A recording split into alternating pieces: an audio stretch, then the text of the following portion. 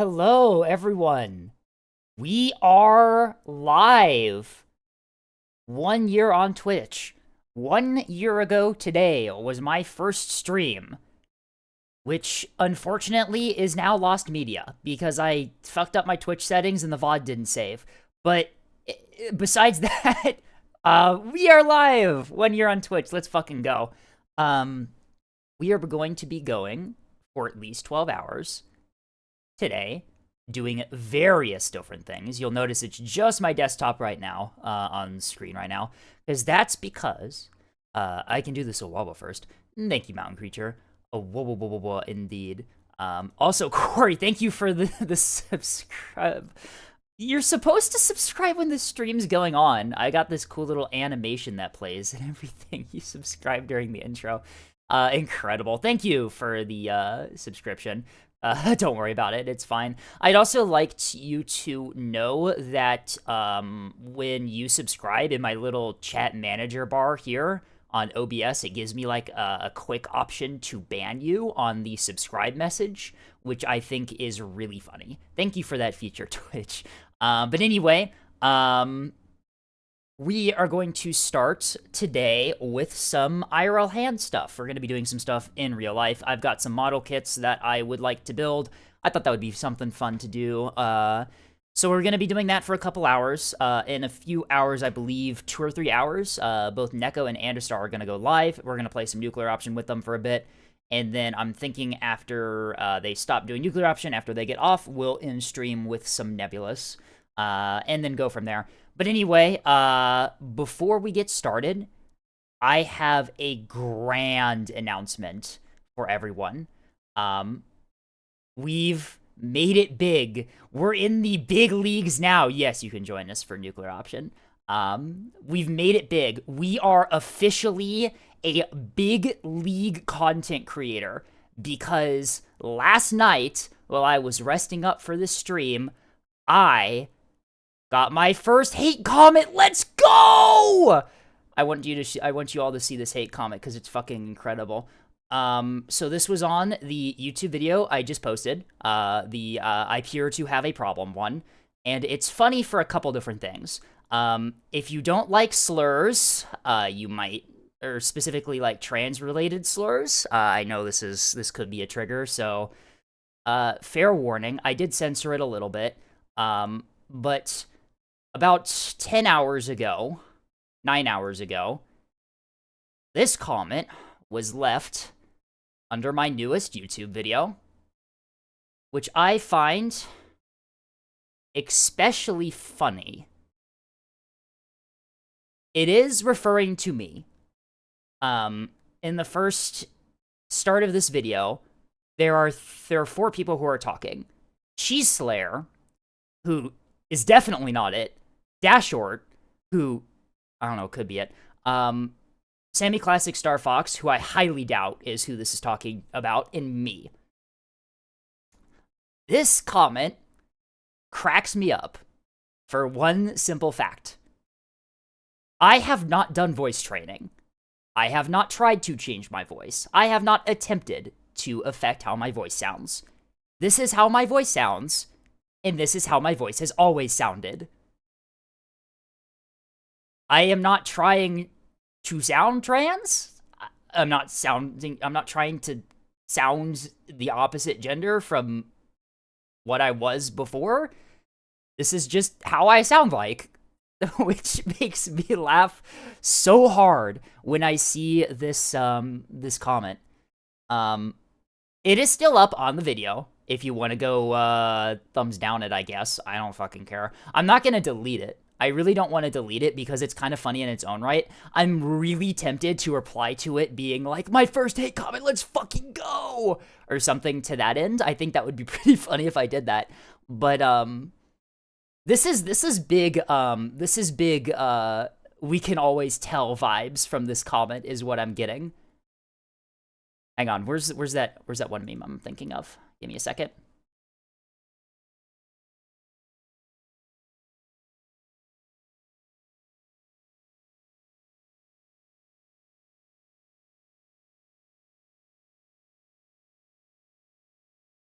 Here.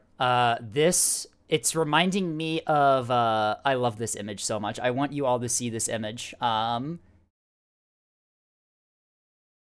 me just get it up on, screen right now. Where did it go? Where did it get saved?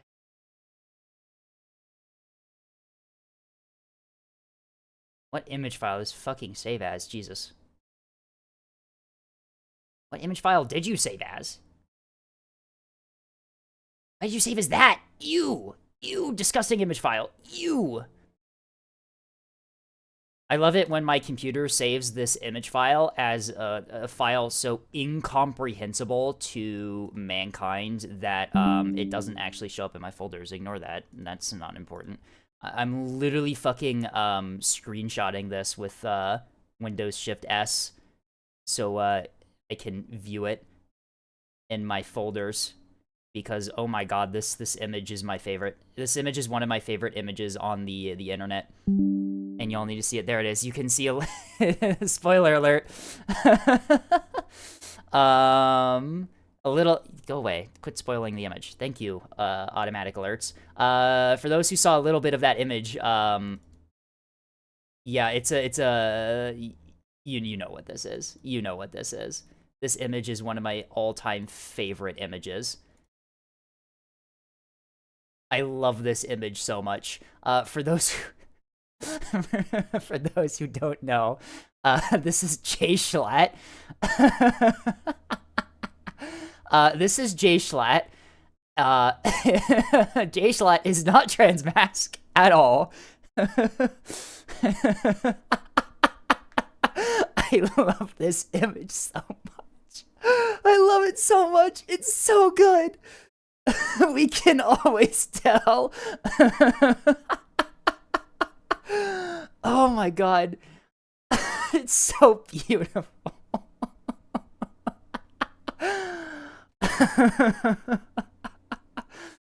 Oh my god. It's so funny. He's just smiling with the milkshake and the flag. Yeah, like he's just chilling. I don't know the context behind this image, but of like why he's holding the trans flag. Is it like edited on? It kind of looks. Do we think that that's edited on? Do we think that this is photoshopped? Because that looks like pretty real. The flag, right? Maybe around here it could be. I wonder if this was one of the meme images where he's holding a pocket knife and the milkshake. And then we've edited, because this, like, handle to the flag, does not look like a handle to the flag. This looks like a pocket knife. Yeah. So I think this is edited, but still, this is, oh my god, this image is so beautiful. I love this image so much. But yeah, that's the vibes I get from this hate comment.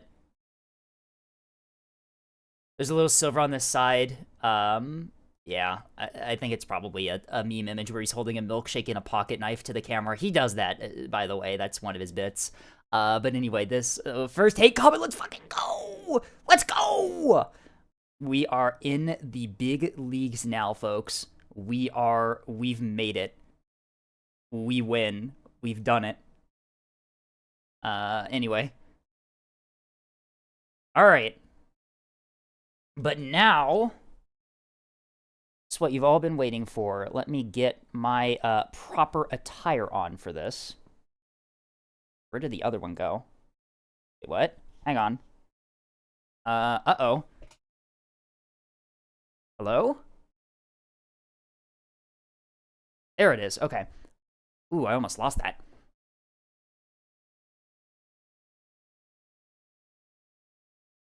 Who the fuck names themselves for Rusty Shackleford? Was that his name? I wasn't even looking at his name. I was just so transfixed by the stupidity of the comment that I didn't even process it. But yeah, first hate comment. Woo! We've made it big. We've made it big. Congratulations! You win!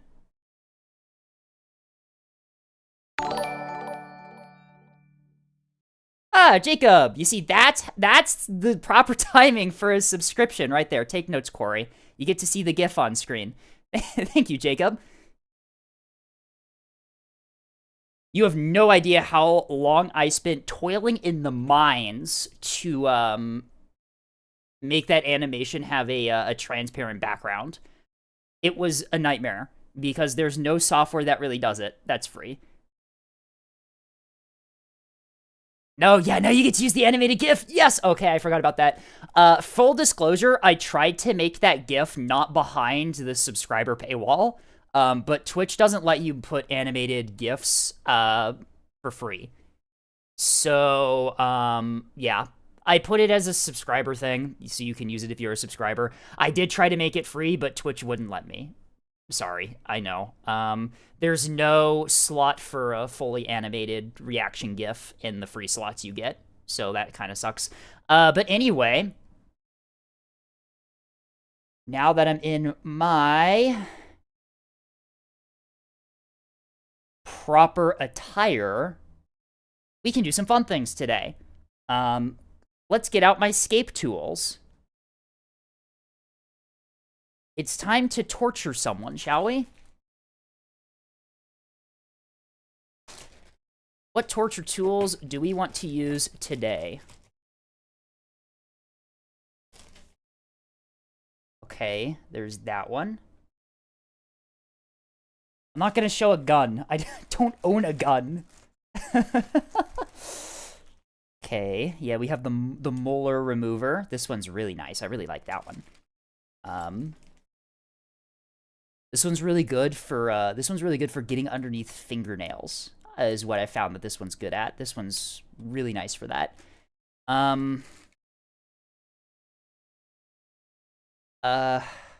Use your imagination on these. Nice little multi-tools we have there.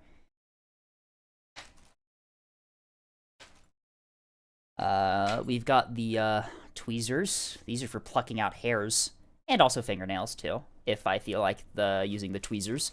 It's for the aura mostly. It's like, what tool do I want to remove people's fingernails? We've got the bar. This one's a little bit incomprehensible, but that's fine. And then I have the eyeball remover. Yeah, these are all fun tools. These are my scape tools. So, we have 3 options.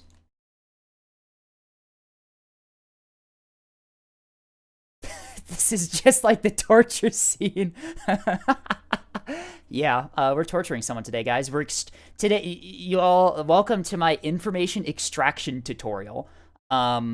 We've got 3 options for what we want to build. The first 2 are both similar and will require full use of the scape tools. We've got an F-14 Metal Earth kit. This one I got at the Air and Space Museum in the Smithsonian Air and Space Museum. That was fun. Went to DC about a year and a half ago. This one I've had for a while. This is the USS Constitution. This one's a bit bigger, a bit larger of a kit, but still looks pretty fun. And then lastly, this arrived very recently. And this one was my little splurge. This one's slightly different. We won't be using the full scape kit, but I still think that this would be pretty fun.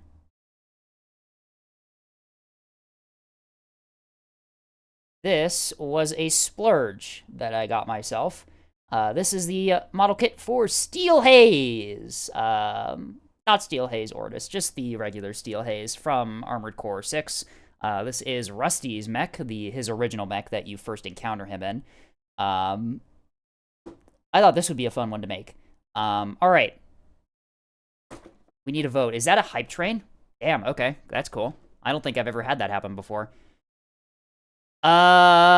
Let's see. We need a poll, don't we? Where's my poll?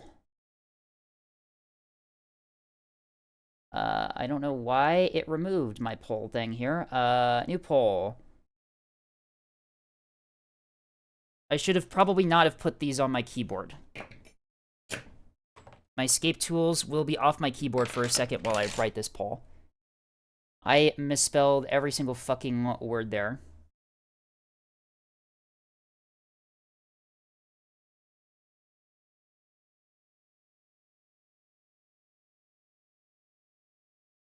Or...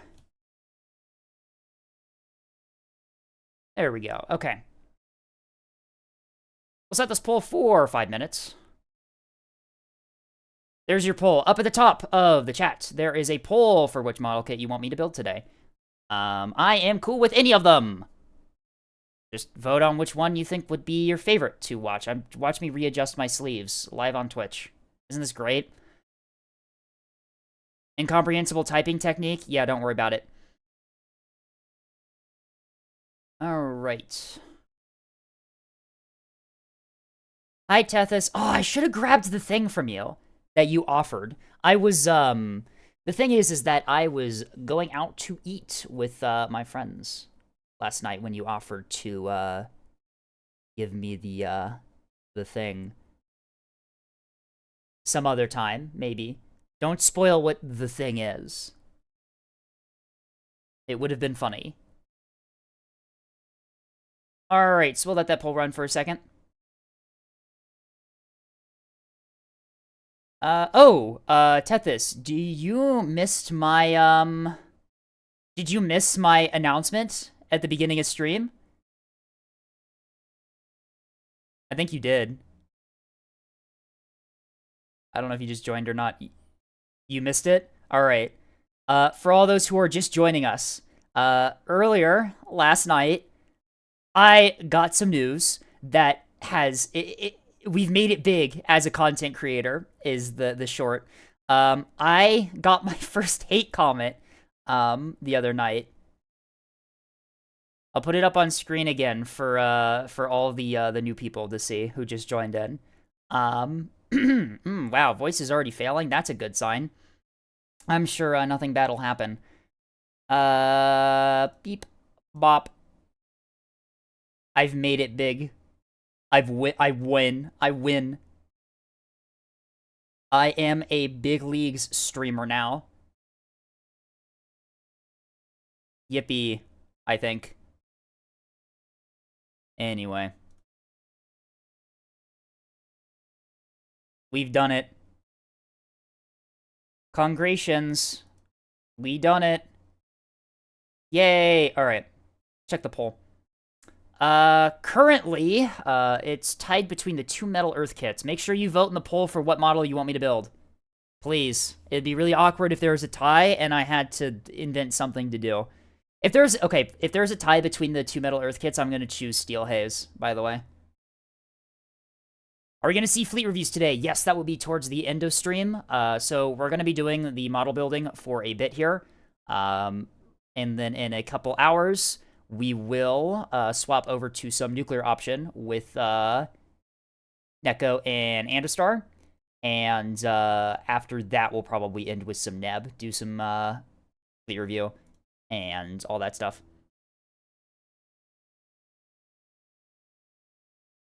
I don't mean to alarm anyone, but the vote is still tied right now. It's a little awkward. It's gonna be fucking very awkward if it ends up being a tie. I'm gonna have to invent something. Yeah, I'll just choose. Oh my fucking god, you're gonna fuck me over, aren't you? Please don't make it a three-way tie. No. No. Oh my god.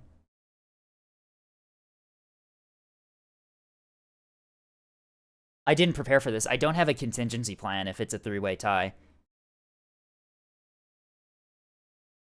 Alright, while we're waiting for the vote to finish up, I'm going to start clearing space to build the model itself.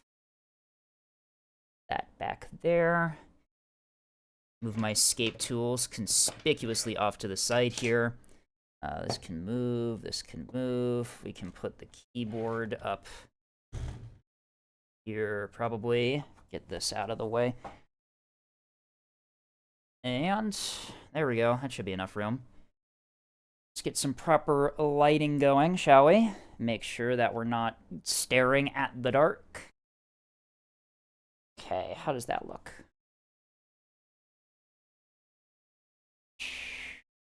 All right, let me adjust this. Hi. Or my hand.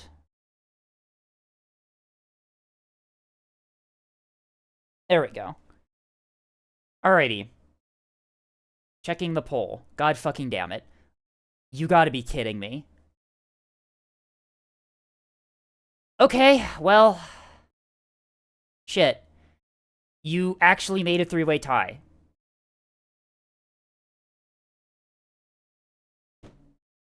I build all of them simultaneously. That's what I do.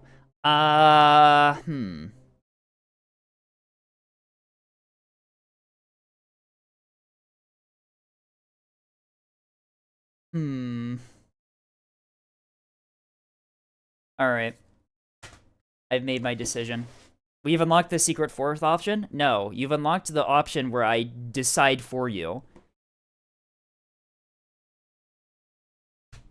I have decided. Bash them? Coin flip 3 times. Oh, yeah, we could do, like, bracket-style elimination. I don't know how that would work. Do I have a coin, is the question. I don't know if I have a coin. I can do a digital coin flip. All right. I know what we're doing. My hands are going to be typing for a second here.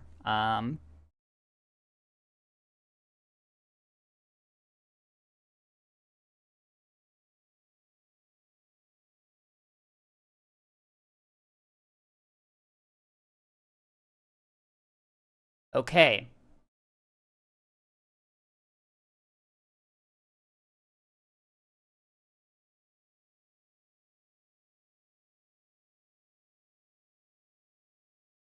And...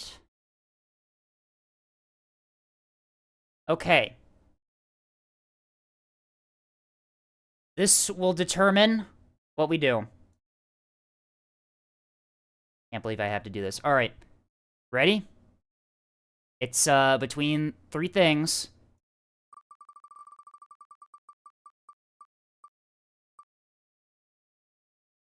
Ooh. Ooh. Ooh. Ooh.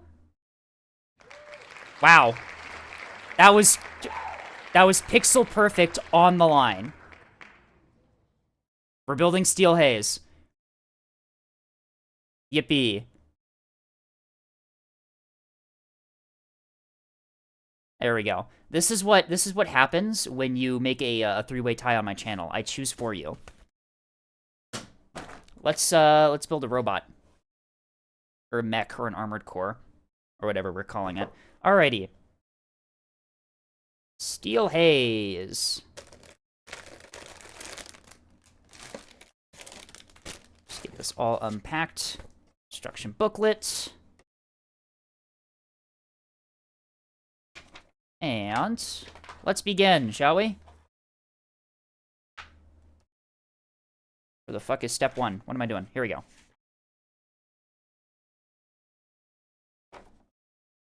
I think this is... Guh. Alright, well, oh, do you assemble it in parts like... I see, okay. You assemble it in parts like you would the actual armored core. Alright, let's start with the body, then. That feels like the most appropriate place to start.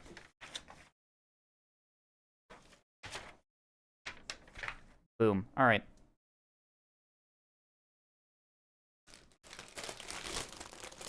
Got our molds here.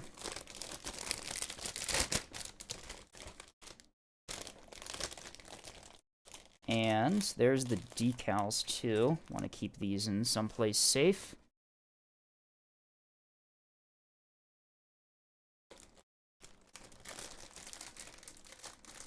I still can't believe you made me do a three-way tie there.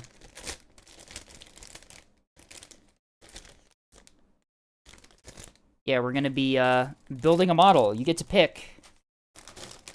And then you vote for the secret fourth option. We try our hardest. Incredible. Maybe I don't have enough desk space. I'll figure it out. That came off the model. Well, this piece is eager to be assembled. Glad I caught that.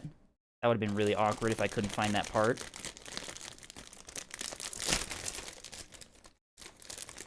Alright.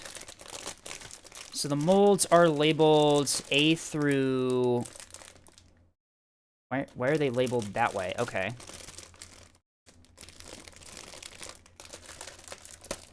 We have A1, B1, and B2. Interesting.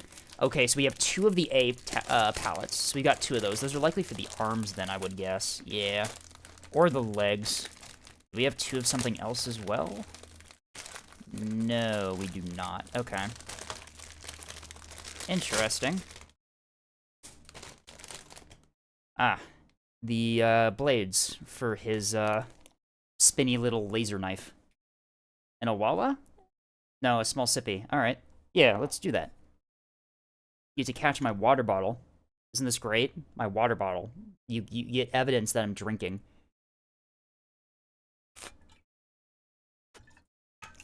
And there's an Awawa. Awawa. Thank you, Squeebles and Corey. Alrighty, let's start. We start with B and D pallets here. We can find those. This is A.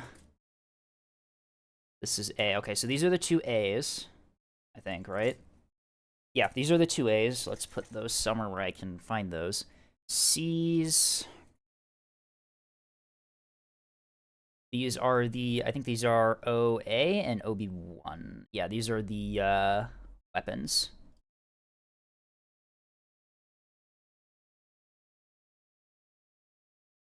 OB2, all right. This is more of his weapons.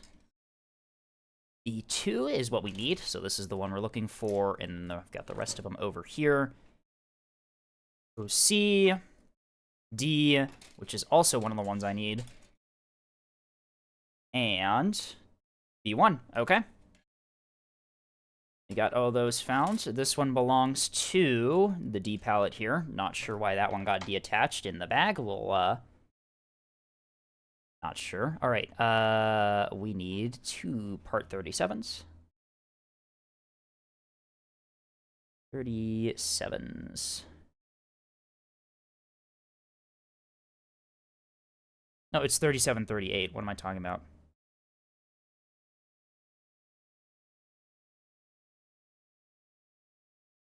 So these look like they're the upper ball joints for the arms, I think is what we're starting with here.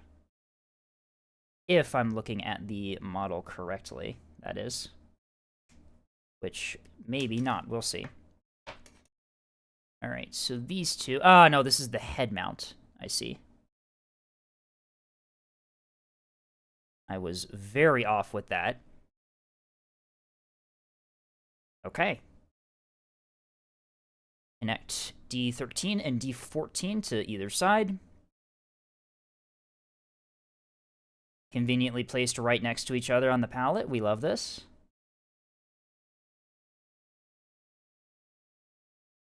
Mold didn't really...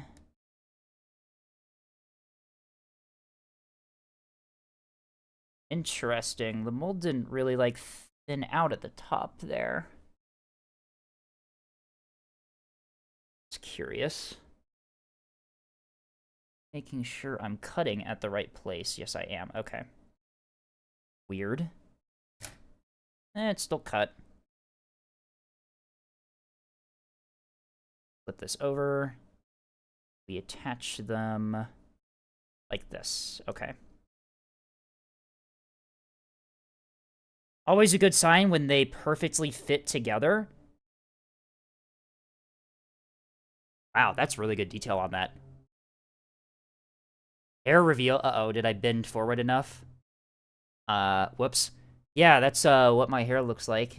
Want to do a hair reveal. Trying to lean forward enough to show my hair. Hey, there's my curly hair. There it is. And a little bit of my headset.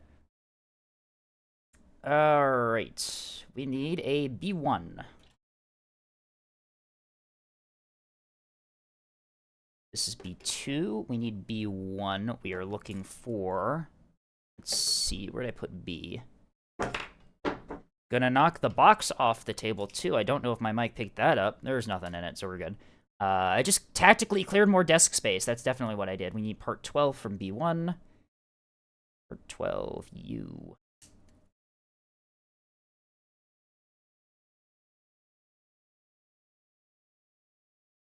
Okay. Part 12 connects to part 35 from B2.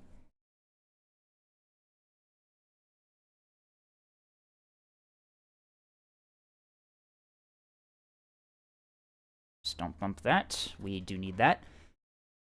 Yes, we are model building in Armored Core right now. We are building Rusty right now. This is Steel Haze, not Steel Haze Ortis. Here's a funny little thing. I was gonna get Steel Haze Ortis because I absolutely love the aesthetics of Steel Haze Ortis. In fact, I use a lot of its parts in my own Armored Core design, the one that I used for my playthrough. The thing is, Steel Haze Ortis, the final mech that Rusty gets in the game. This one was about 40 bucks, Steel Haze. Steel Haze Ortis is about 150 bucks. It is the same modeling method. It is the same plastic quality. It's part of the same line by Bandai Namco. I don't know why it's that much more expensive. I guess it's because it's like his final hurrah. I don't know. Very, very weird that it's that much more expensive. I might actually get it, though, considering how good quality this is so far. Like, this is really nice. And then this slots in like this, I think.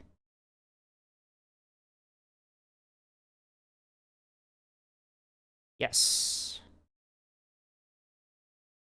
Okay. We need...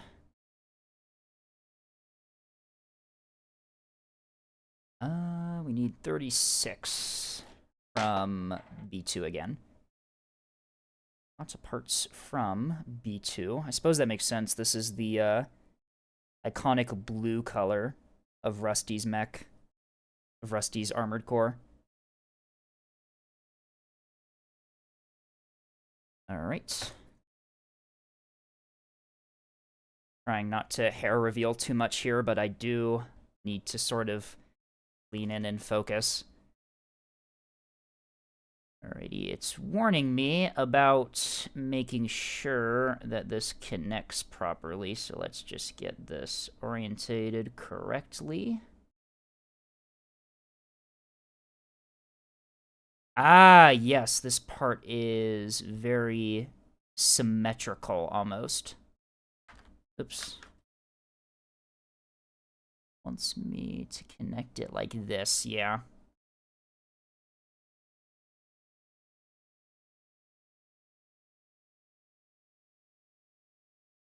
Okay. Now we grab part 8 from B1, which is this one here, and find D1 and D2. Hey, is that a Destiny reference in my stream? That's crazy. Oh my god. I'm gonna fucking lose it. This is C. What am I doing? Where's B?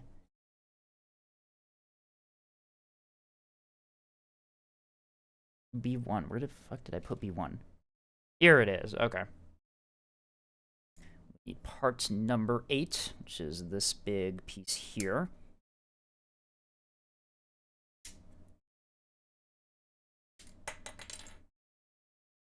And we need D1 and D2. Are these ones.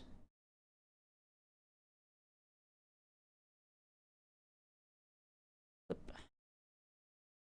Flip. Boop, and boop. Okay. I suppose while I do this, I can talk about my vacation that I was on. As most of you are probably aware, I was on vacation for a good part of my winter break here, and had a pretty nice trip. I went to... This is the wrong way around. Whoops, don't want to... No, this is the right way around. Yeah, like this. Okay. I went to...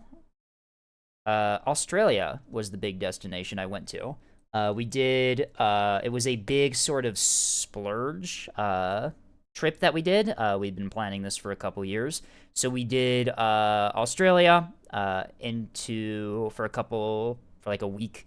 Then we went to New Zealand for another week, and then we came back home to Arizona through Hawaii. We went to Honolulu for a bit, just to sort of get a bit closer to the time schedule, or the time zone that we are in Arizona. Let our bodies acclimate a bit, that sort of thing. We need part 7, which is this one here. Don't want to drop these. That was not optimal. But yeah, the trip was pretty nice. We were kind of... Wait, Americans have vacations? Yeah, somehow we do. I don't know. I'm not a full-time employee yet, and I had a break from college with the whole holiday winter break sort of thing. So yeah, it was pretty fun. I've got photos that I can show as well sometime on stream. We can do that pretty much whenever we have time. Depends on how long this model takes to build. But if we've got time today, I will definitely show off some photos. Do we get to use the part that fell off the mold before I even opened the box? We do! How convenient. That one's already cut for us. And then we need B239. So, in Australia, we started out in Sydney, so we were on the east coast of Australia. And first day we were there, walked around the harbor, Sydney Opera House, climbed the Sydney Bridge, that sort of thing. You know, the classic stuff to do in Sydney, apparently. Next day, I completely forgot what we did the second day. What did we do the second day? Oh my god. Sorry, the vacation was like 2.5 weeks, and this was at the very beginning. I completely fucking forgot what we did. I have photos, so it's not like I've completely forgotten what we did. I'll figure it out. So this attaches. Ooh, I know what this part is. Wow, I am really impressed by this detail. Look at that. That looks fucking sick. I think this is the part where the boosters attach on the back. The Alula boosters that, Rusty's AC uses. Camera's kind of picking it up. Nice, okay. And this just slots on. Slots on over top, actually. No, on the bottom. To this part here. Yeah, I see. Okay, so that's not where the head attaches. That's where the waist attaches on the core here. That just fits in like that. All right. All right, I'm starting to recognize the shape. I think this is a, this was Schneider, right? Does, Steel Haze. I think it's all Schneider. It's Schneider, I think, were some of my favorite parts. I think they're more like lightweight fast, which was my playstyle in Armored Core. I really did enjoy it. Anyway, let's keep going. But anyway, Sydney. What was the fucking second day we did on Sydney? I don't even remember. Oh yeah, I remember. Okay, so we did a guided private tour to the Blue Mountains. I don't know if you've been, for people who have been playing Arc Raiders with me. I might have said it on stream too. I know that Neko's heard it. I keep missaying the name of Blue Gate as Blue Mountains, and this is because that's where I was. I was in the Blue Mountains near Sydney. And that's why I keep calling it Blue Mountains, I think. But anyway, the Blue Mountains, very, very beautiful mountain range in Australia. They're called the Blue Mountains because the eucalyptus trees that make up the major content of the forests there, they emit a blue sort of like mist thing that you can see, and it gives the mountains a very distinct sort of blue haze color, which is pretty neat, actually. But apart from that, the area is also well known for its pretty big mountain range, right? Blue Mountains. This is the mountain range that separates the very sort of more habitable climate, I'll call it that, of the coast from the open desert of central Australia. So this is the barrier. It's actually similar to the mountains we have here in the States, the Rocky Mountains. The Rocky Mountains in California are the reason that we are a desert in Arizona. They block any weather from the ocean, the Pacific Ocean, from coming into Arizona. So big storms are deflected by the mountain range, and it's the same thing in Australia. So the barrier mountains stop big storms from getting into the center of Australia, causing Central Australia to be predominantly a desert, which is pretty cool. Can I ask why you enjoy playing that extraction shooter? I don't actually enjoy playing extraction shooters normally. This is actually the first extraction shooter I've actually had fun playing, which was a little bit surprising. I kept seeing good things about it. It was on Steam sale. And the reason I enjoy it, and the reason that it is, I think, considered a really good game right now, is because the devs put a lot of care into implementing a bunch of sort of quality of life things in the game, which is nice. So there's not... Normally in extraction shooters, I get worried about, like, the monotony of it, right? Drop with good stuff, good guns, and you get killed and you lose it all. But in reality, the game is balanced around some of the easiest weapons to get, the starting ones that you can get for free most of the time, being super good. Which is a really nice sort of balancing thing that the devs implemented. The incentive for better weapons is mostly for PvE, is what I've noticed. Although better weapons do somewhat help you in PvP engagements, they primarily help you the most in PvE, which is where a lot of the game's progression is.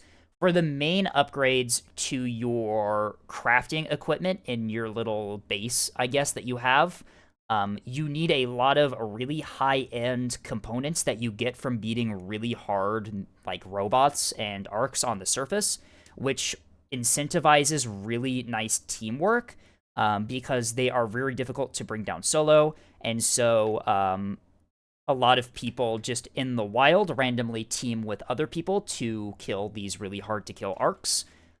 People tend to be friendly, too, at least in the lobbies I am in.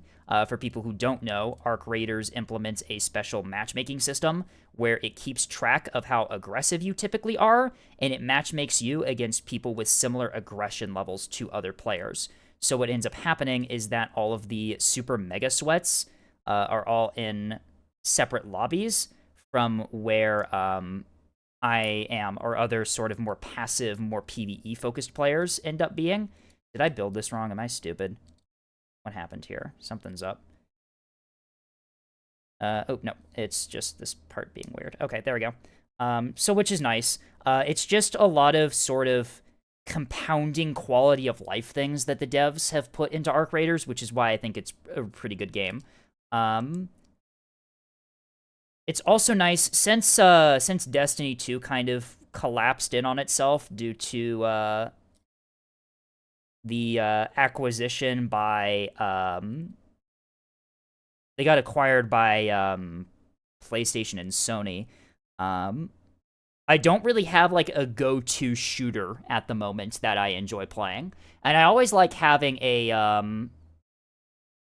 doesn't that mean that there are basically two game modes in Arc Raiders? No. So in Arc Raiders, when you deploy, there are both like AI robot enemies that you have to contend with on the surface in the things, but also other players.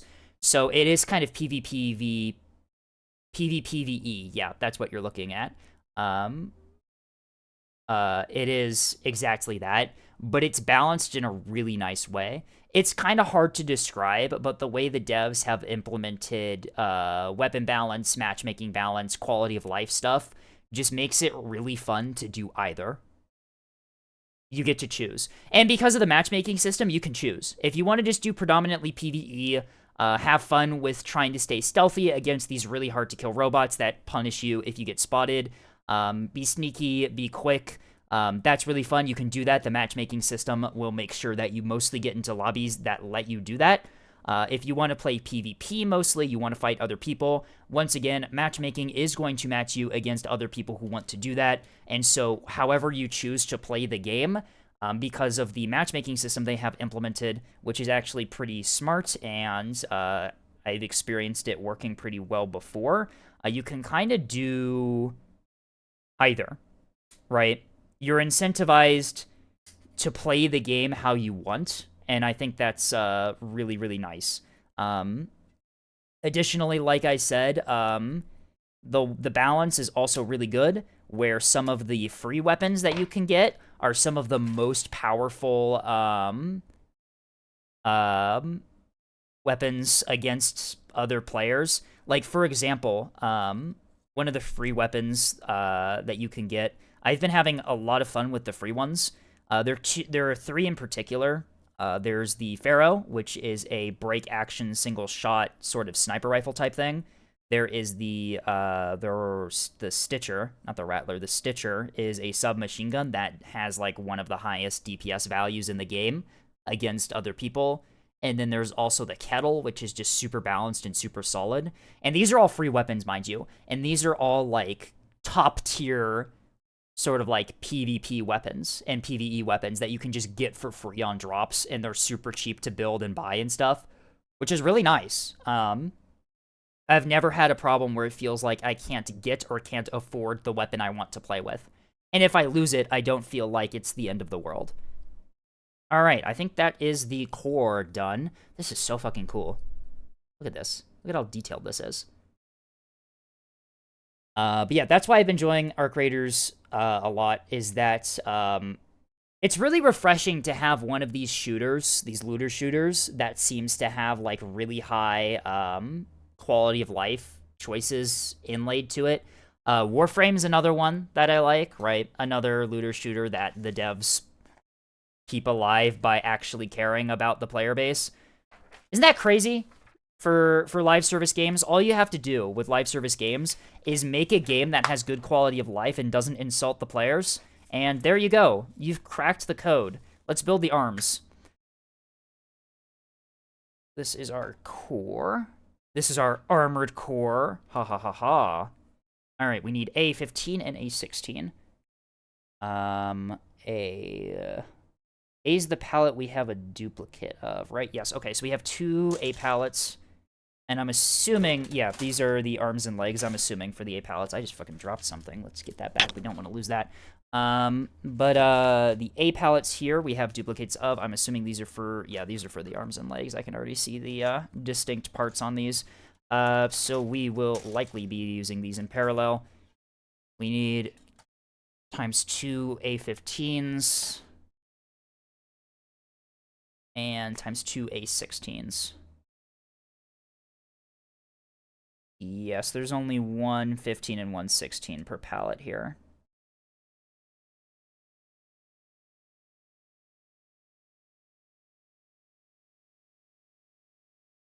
All right.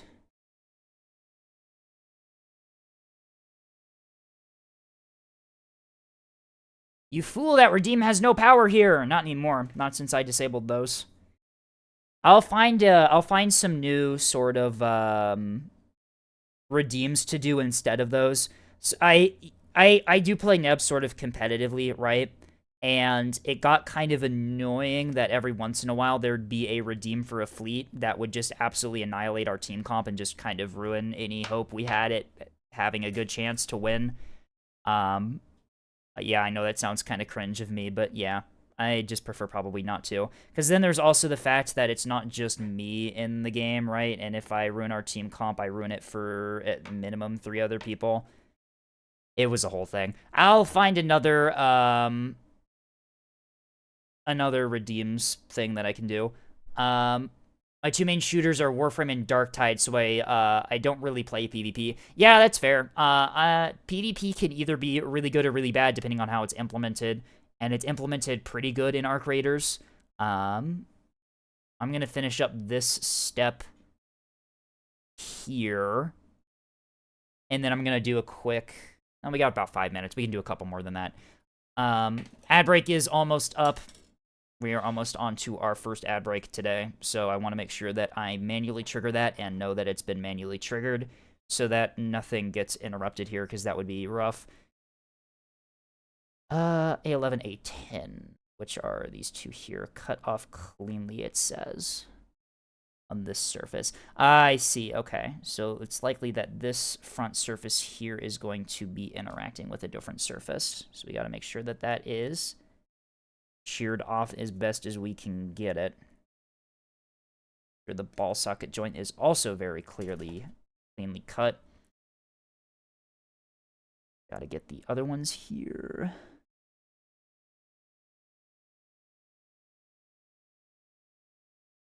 Every single connection I make on this model kit here is making me want to buy the $150 Steel Haze Ortis even more. This is really fun. This is satisfying. This is nice. I'm a nerd. I like building, like, Lego kits and shit. So this is right up my alley. That goes through that hole. Ah, this is a joint. Okay. Let's see. I think, like, that is how we want to do it then, right? Yes, okay. This is one of the arm joints. Alright. That is pretty cool. Ooh.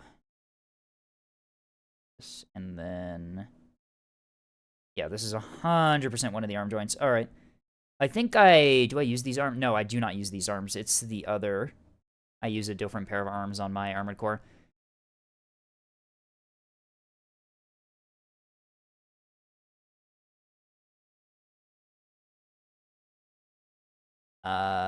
If it was out of Nomura, yeah, but if there was explicitly stated, it'd be funny to figure out fleet combos that can't be worked around.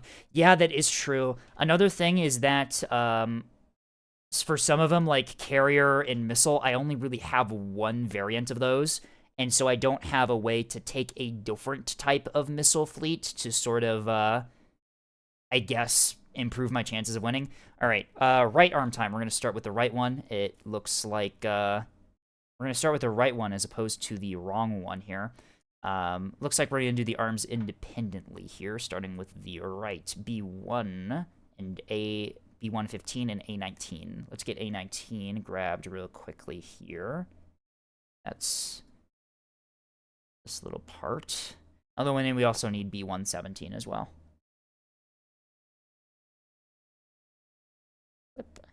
Clip. And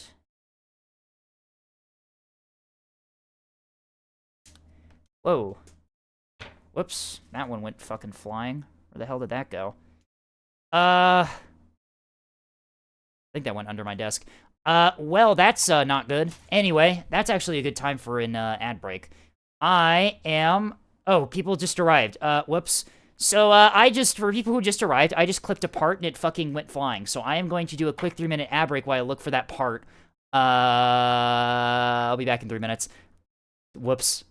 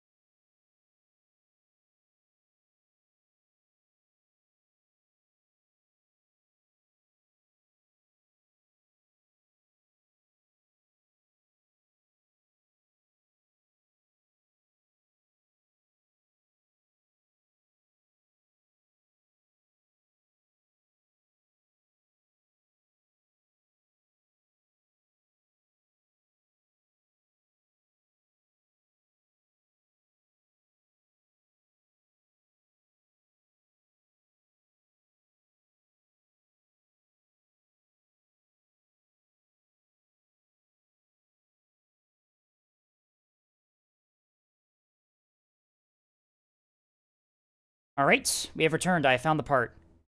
This little asshole decided to jump ship. Might I ask the source of the arm warmers? Fucking Amazon? I don't know. I didn't really go to any special site for them. Anyway, this is a 19. We need B115 and B117 now. I have the B palette somewhere here. Where'd I put it? B1, this one here. Okay. B1. 15 and 17. All right, these ones here.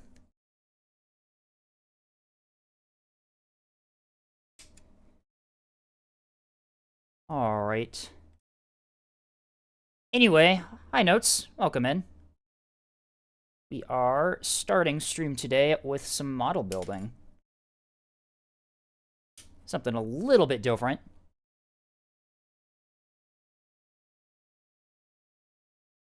To start things off today. Alrighty, there we go. Let's see if we need you to connect like this, I believe. Okay. Once again, a nice smooth fit. Very awesome. Makes me confident that I'm building this the right way. Except for that bit. Are we sure this is the right way to... Oh, I see. Okay, I see how it does it. All right. Sorry, I just saw these like little slits up top on this assembled piece here, and I thought that I got the steps wrong. Alrighty. Next to that, we've got the top little shoulder of the right arm here. Clip that together. A13 and A14. Bring back out the A palette. A13 and 14, these ones here. Oop. Oop. Oop.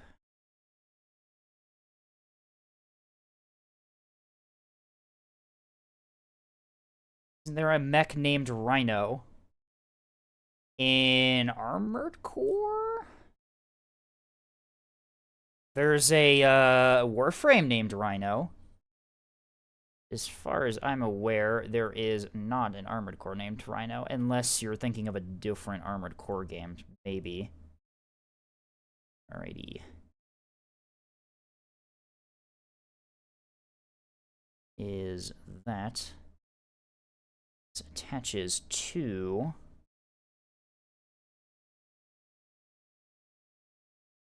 this component like that. And then... the 113. Rhino the Gay Warframe. I was just talking about this the other day. Who was I talking about it with?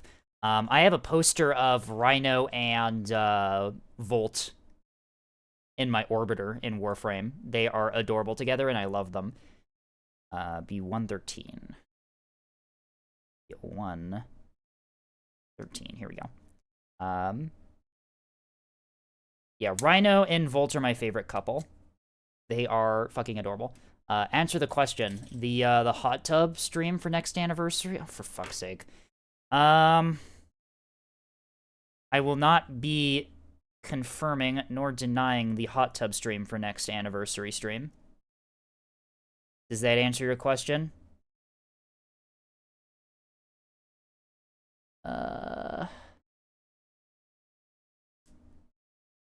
I don't know if I could pull off a bikini is the thing.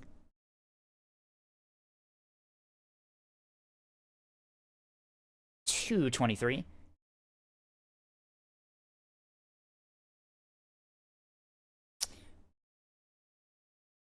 Did I say 13? B223. What am I talking about? 23.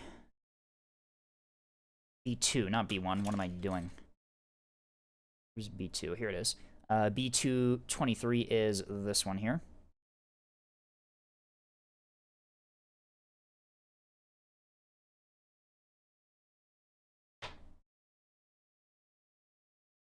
Pulling off the bikini is easy. Put it on is harder. Yeah, that is true. I don't think my body type is the right body type for a bikini.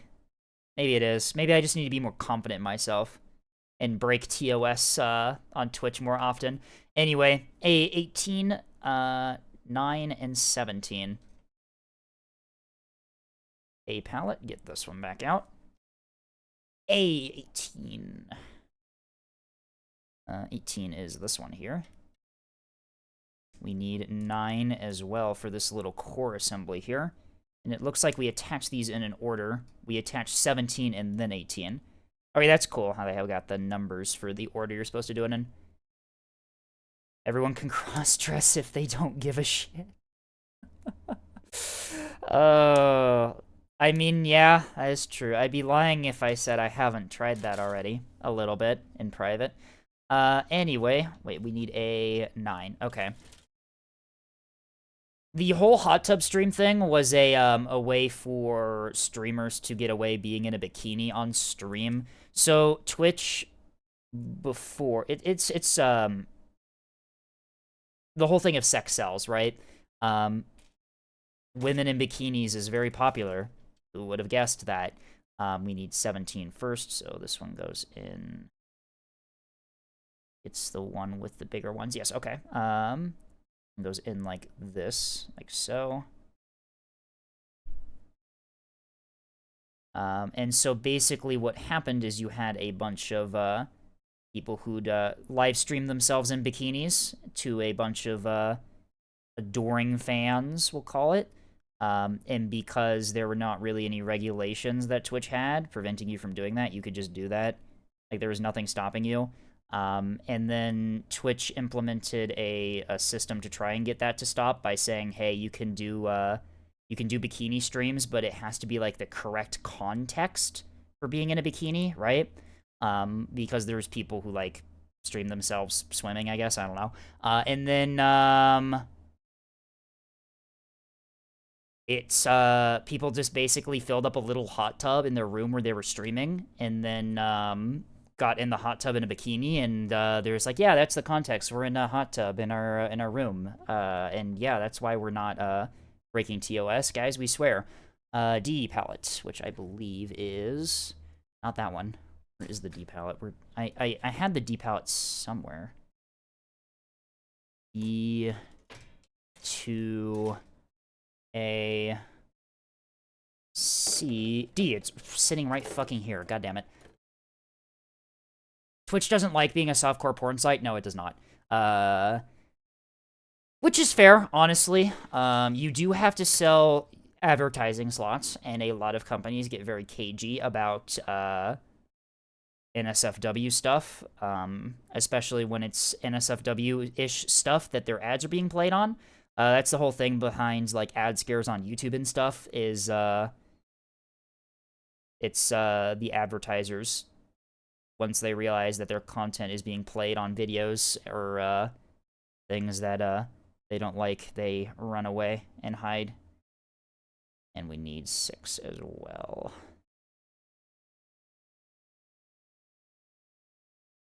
But yeah. That's why Twitch tried to do the whole, hot tub stream thing. I think you can still do, hot tub streams on Twitch. I think you can still get away with it. I don't know. It's not like I'm fucking interested in it, and I don't have too big of an interest to really try doing it. So this is the upper arm. Needs to connect like this. All right.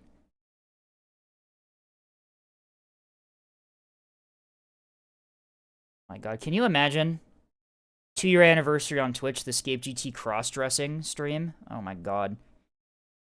I'd get so many followers. I'd be famous. I'd make so much money. And, what urged you to try cross-dressing on stream? Buddy. I am fumbling with this connection. Okay. So it's into there. Ah, I see. Okay. I was being stupid. There we go. We need B14 now.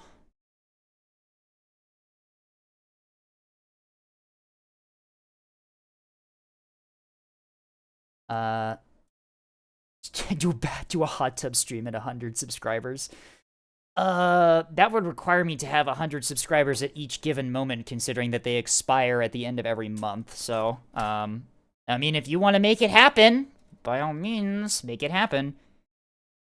I shouldn't have said that. That's like a legally binding contract in internet reality. We just need Tethys to give me the maid dress. You misunderstand. I don't need the maid dress. I have plenty of things I could wear for a cross-dressing stream already. I mean, I've already got the arm warmers on. Like, that should have been red flag number 1. A12 and D4. We got the hands. D4. Wait, what? D4. Oh, there we go. I didn't even notice those. Whoops.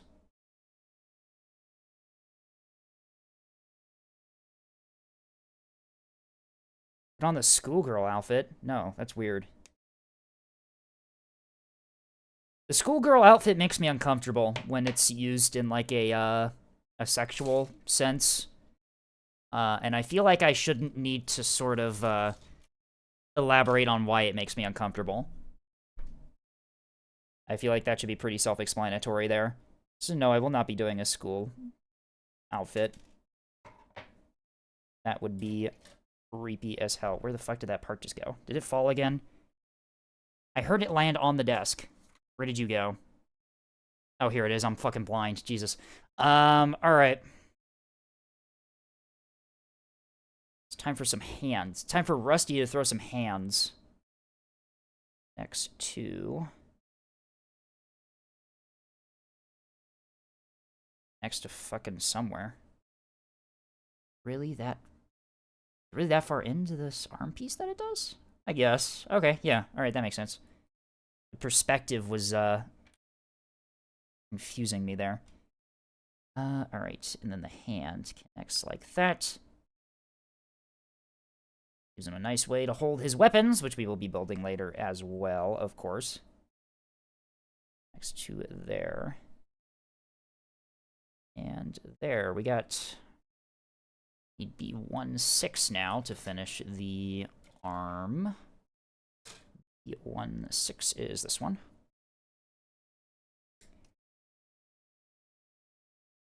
Also, what model are we making? We are building Rusty's original Armored Core that you encounter in Armored Core 6, Steel Haze. This is his Schneider one, before he goes rogue before he betrays, what is it, Arquebus to support the fucking Rebel Alliance. And he gets his very cool, Steel Haze Ortis. Steel Haze Ortis, I think, is more cool than, regular Steel Haze. But, to give you an idea, the reason I didn't get that one is because, A8. Steel Haze, this model is about 30 to 40 bucks. Steel Haze, Ortis is, 150.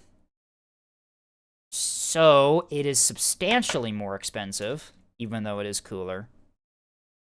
So, I just got his original one. This one's still very iconic, though. B221, A20. Have A out already. We can just find 20 somewhere. This part here is A20.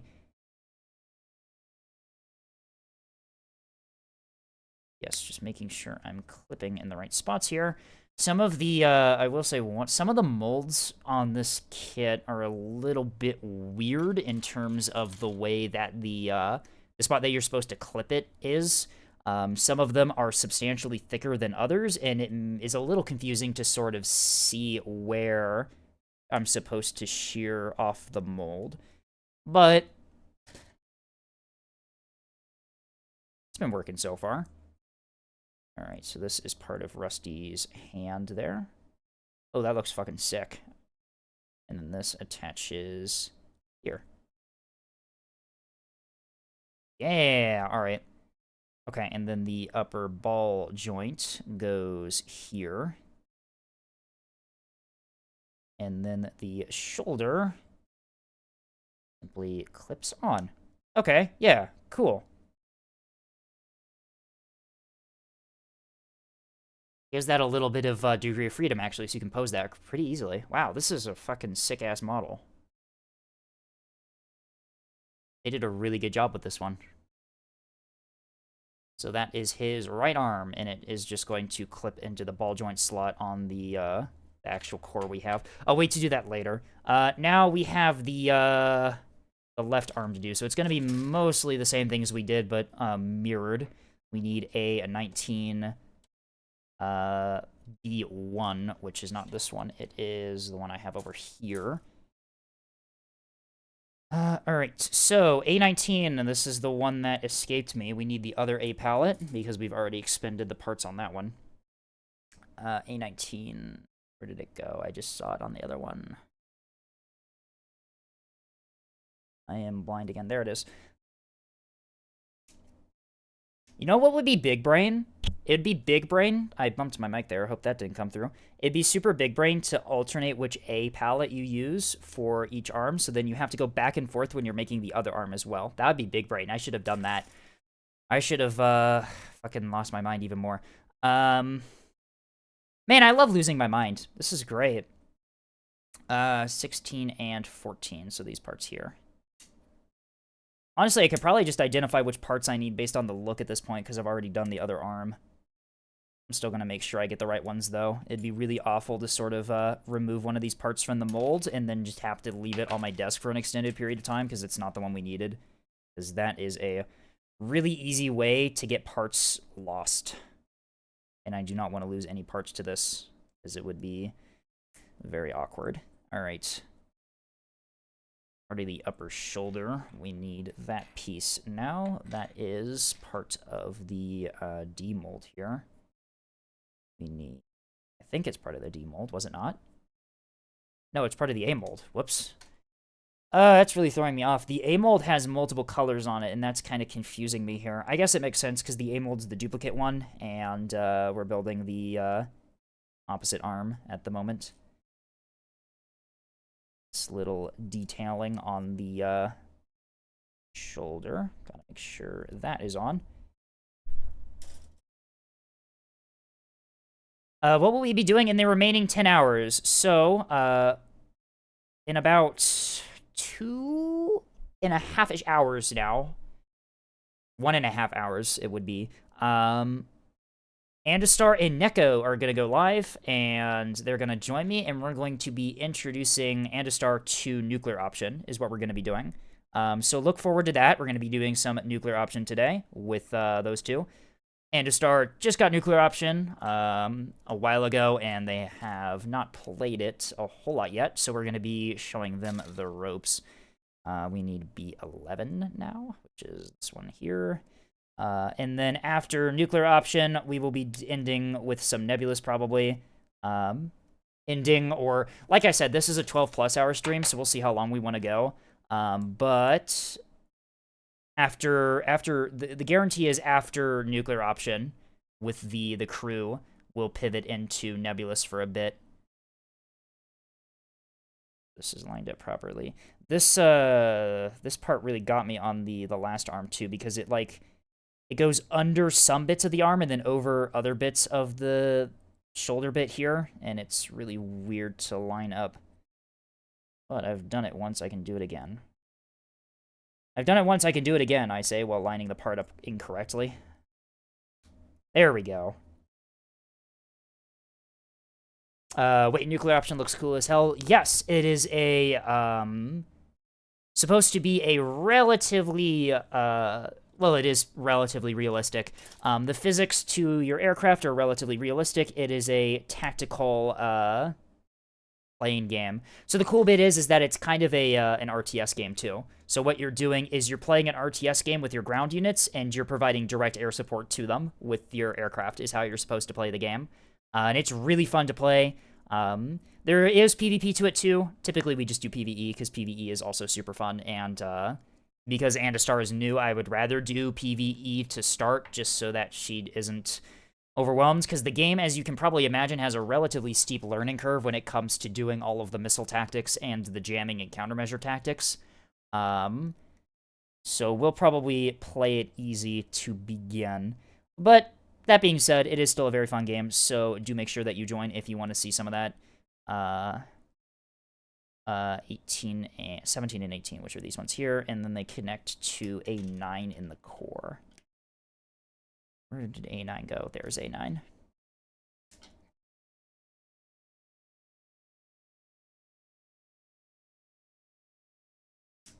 Ignis PvP is Mega Slop. Yeah, Ignis, the Ignis Archipelago is super fun for PvE because it's a big open ocean map. But for PvP, it's just, I fire radar missile at you. I fire radar missile at you. I fire radar missile at you. I fire radar missile at you. And then you get to choose how long you want your suffering. Do you rage quit, or do you jam out and notch the 20,000th fucking radar missile that gets fired at you?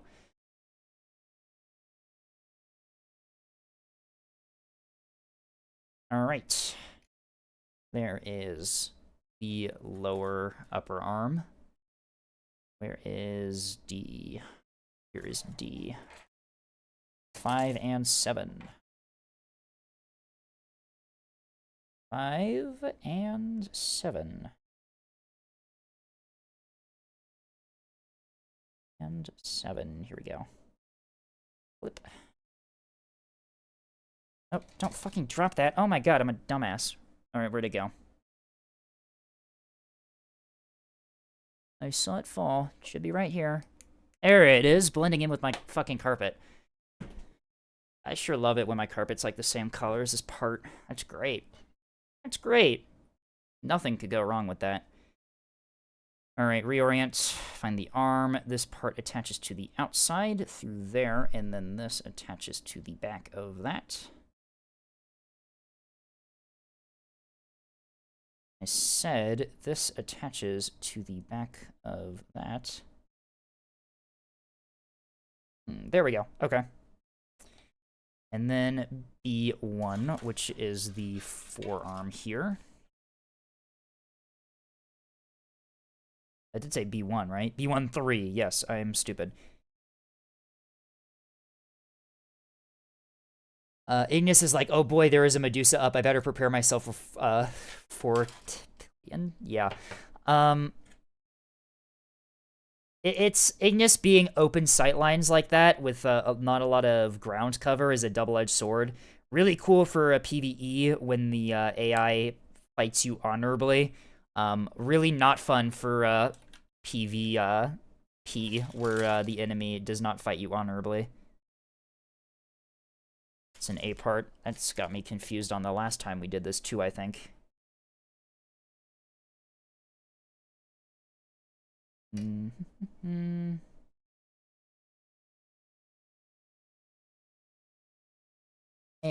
then give Rusty his hands here, so we can throw up hands against the corporations that are ruining Rubicon.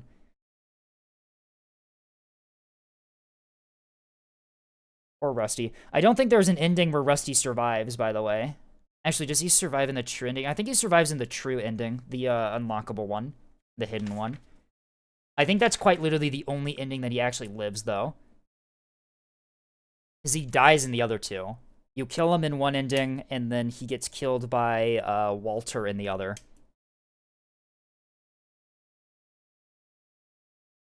There is a thing in the DMs now? Uh-oh.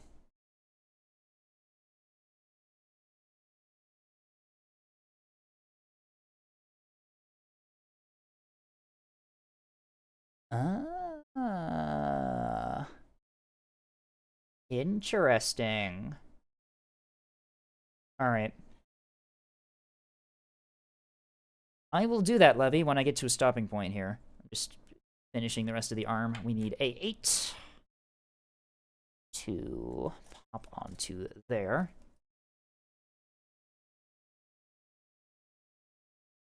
This one here. So, and also, those who haven't seen me play Nuclear Option in a little bit, there was a pretty major update. They added a new aircraft. It's basically a big cricket. It's a turboprop-powered A-10 clone. Looks very weird. It's got a big gun on it like the A10.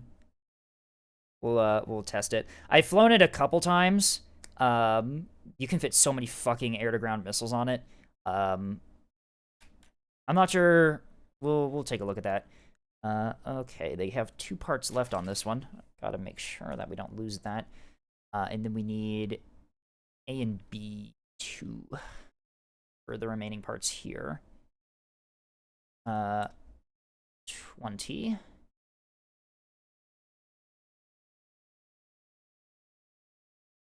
No, not 20. That's 21. Oh, I see. Okay. So, for this arm here, so this is his left arm. So, in Armored Core, your melee weapons are actually locked to your left arms.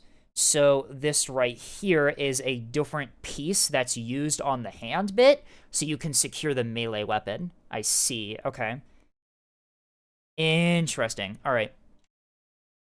That shouldn't affect things too much. It threw me off, though, because there is an optional part in the palette, it looks like, where you can put the regular hand on if you want him to grab, like, I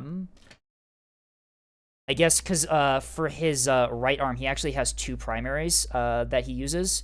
He uses the twin burst pistol. Just drop the whole fucking arm. Great.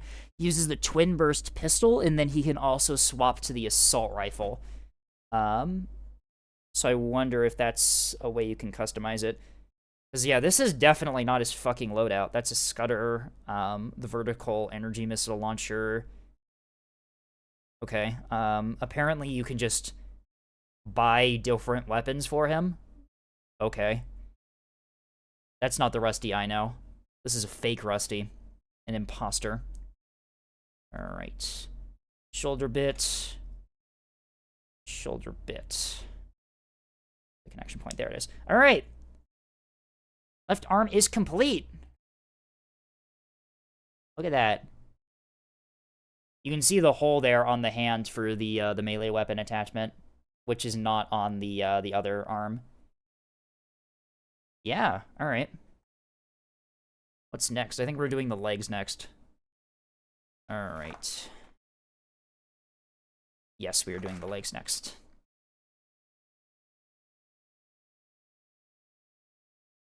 Alrighty, starting with C. Where was the C palette? I think the C palette's... What the fuck just fell? What the hell was that? Okay, it's nothing. I fucking bumped my keyboard armrest off my desk. I don't need that, that's fine.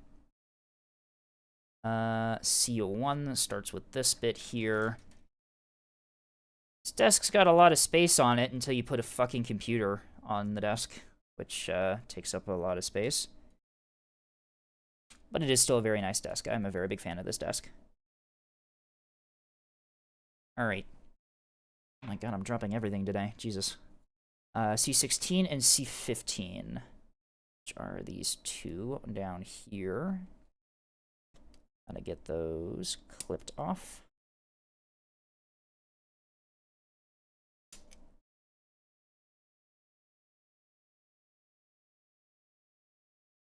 Alrighty. So this pelvis piece connects like so.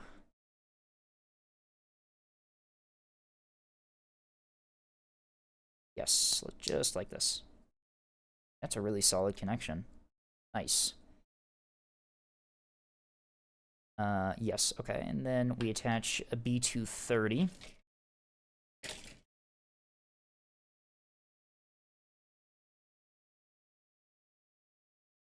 Wait, Scape has hands? No. No, I do not. I do not have hands, Worston. I'm still handless. I haven't unlocked the hand DLC yet. Okay, how does this part connect? What am I doing? Like this. No, like this. Ah, there we go. I had it backward. I'm stupid. Maybe should have looked at the instructions or something. Maybe should have opened my eyes. B229 and C8. C8 is this one here. And B229.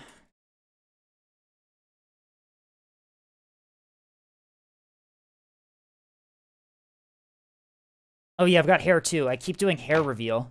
You like my my curly locks? Real gamers might have even caught a glasses reveal. I think I've mentioned that I wear glasses before. Still not gonna do a face reveal, not yet. But yes, I do wear glasses and I do have curly hair. You've that part's been revealed. Okay. I'm really glad that they put the detail into the little penis piece on the fucking armored core.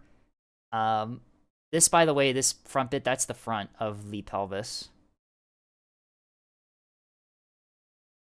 It's incredible. A literal cockpit. Yeah. The standard Gen Z hairdo? No, I do not have broccoli hair. My hair is long and curly and flows back. I do not do broccoli hair. I do not vibe with broccoli hair. We need A4, D12, and A5. Let's get 4 and 5 off the A palette real quick. You're starting with the right leg here. There's that. And clip, clip. There is that. Now we need D12. I had the D palette somewhere here. Here it is. D12. There we go. Ooh, another weird mold connection thing. Gotta be careful on this one. Make sure I'm clipping the right ones. Connected this tiny ass piece with so many fucking connectors. Jesus. Alright. Alrighty, let's see. These connect like this. No, they connect like this.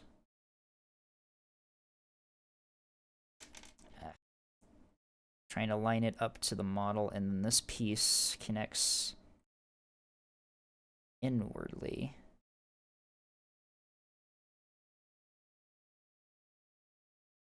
Ah, it connects below like that. Interesting. All right.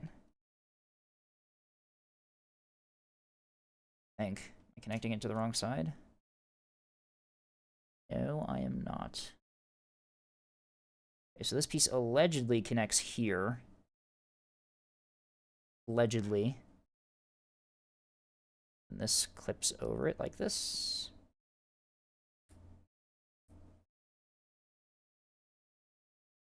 Okay, I see it. I see it. I wasn't familiar with your game, Bandai Namco model kit department. You can see the broccoli hair. Once again, it's not broccoli hair. Fuck you.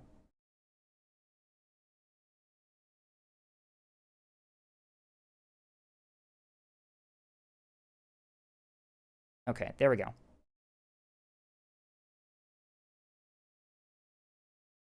Interesting. All right. I was not familiar with Bandai Namco's game there. That was a very interesting piece to connect. Anyway. A7 and 6. These two here. And make sure I'm clipping in the right spots on this one. There we go. And then we need 6. This is this one here.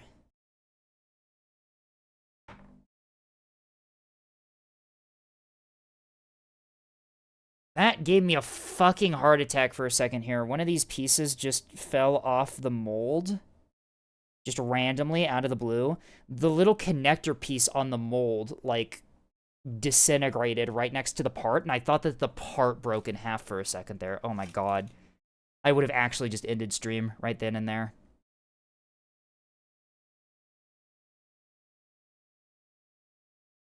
No, that was part of the mold.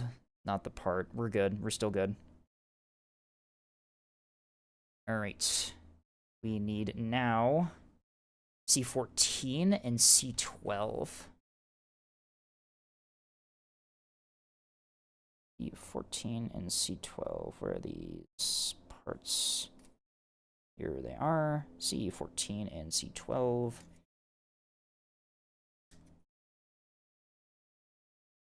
Let us gamble over the answer. It's all the rage. What do we... we will now bully you on doing a face reveal to disprove the broccoli hair. Oh, God damn it. I can post a censored version of my face with only the hair showing. I did that with Levy. Levy already knew what my hair looked like.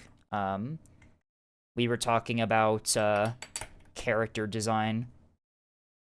What I wanted my character to look like, and I was talking about how, wait, what the fuck is that piece? Oh, that's this. I am stupid. This connects first into here, I think. Yes, okay. And then C12 connects over. There we go. Yep, that is certainly a component. Don't do it. Don't give in to peer pressure. Yeah, I'm not going to do it. Maybe sometime in the future, maybe I'll do a face reveal, but not now. I got other things. I gotta get a job, right? I gotta get a job in the aerospace industry, and if they find my my Twitch account and then see that it's me, it's gonna be really awkward. And yeah, that's definitely the only reason. Definitely the only reason. E3. That one's a really tiny piece. Where the fuck is A3? Hello? That is A3, right? Yeah, that is A3. Oh, what? It's fucking hidden. Okay. I just thought this was part of the model, or part of the mold. Jeez. Small ass component. Alright, you go. Connect this way. Okay, with a little clip there to make sure that you're facing the right way, and then this clips on to... I said this clips on to this. There we go. A tight-fitting piece there. Alright. C5, B232. C5.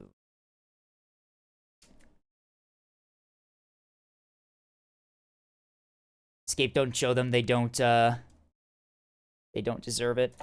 What the fuck just fell? Something just fell. The hell? Oh god, more of the fucking... I swear, this is another... What was that connected to? Where was this? There? This is another piece of the frame that just...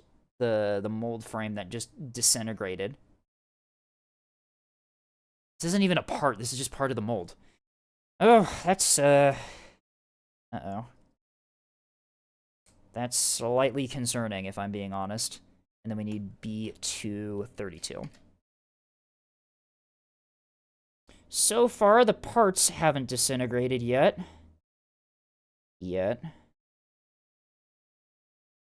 Camera autofocus strikes again. It should autofocus. It was autofocusing pretty well when I was testing this before. And then all of a sudden it decides not to. That'd be just my luck, right, for my camera to just not operate in the way that I set it up to operate during stream. That would be great, wouldn't it? And then we need A. What am I looking for? I'm looking in the wrong fucking direction for the A mold here. A was this 28? Yes. 28. Here is the lower sort of leg strut that Rusty's AC uses. Next, like that. Okay, yeah, you see, yeah, the legs coming together. You can start seeing the shape of it. I have a sinking feeling that the model won't survive a small drop. Honestly, like, the connections have been pretty tight so far, so I'm pretty confident that it will. I'm not going to drop it, though. I'm not testing that. The A palette again for 27. Give it up for A27. Woo! This one here. We also need B234. B234U.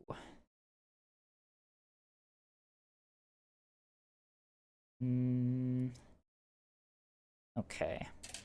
So this one Slides onto the knee here. I think.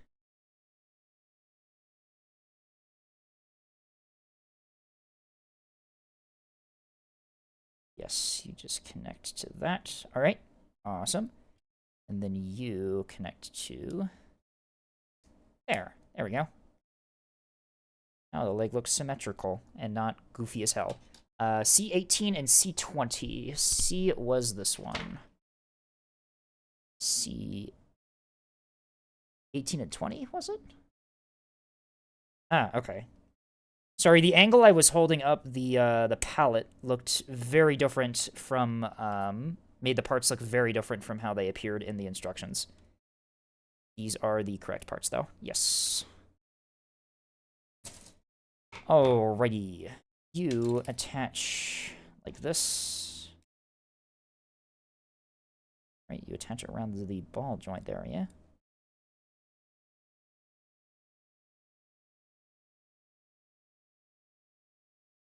Like some Jesus, keep dropping things.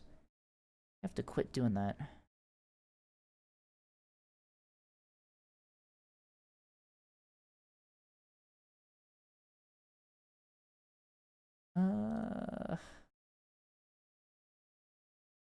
This is C18, right? Am I not lining it up right? Not lining it up right, am I? No, I am lining it up right. Aren't you not? Do I have to connect to this one first, and then that one connects? No, I have them backward. I'm stupid. Never mind. There we go. That fixes it. I might be stupid, guys. Oh, no. This is, You get to see the, You get to see me use my complex critical thinking skills in real time, and it is not looking good. I'm really the real Boeing engineer. Keep dropping things and breaking others. I'm not breaking anything. Nothing's broken yet. C10 and C3. Mark of a true engineer. You'd think I have better, like, hand-eye coordination because I do, like, video games and shit, but you'd be surprised how much I just randomly drop things. It's crazy. And then C3. Yes, you. Don't damage the parts. There we go. Alright. You are the weird little fin that attaches to the back of the leg. Attach like this, right? Yes, you do. Okay. And then this just connects to that bit there. Yeah, look at that.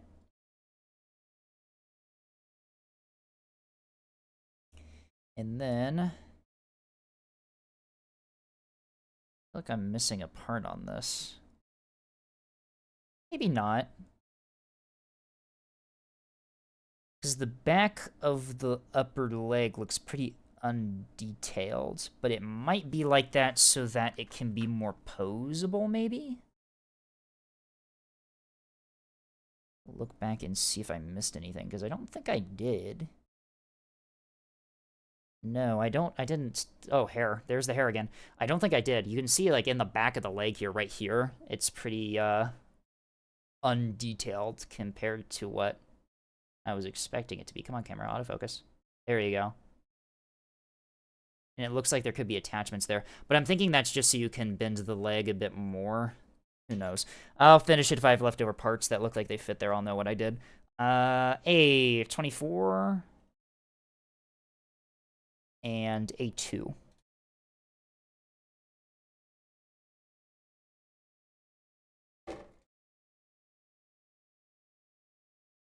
No, I wouldn't be using this one.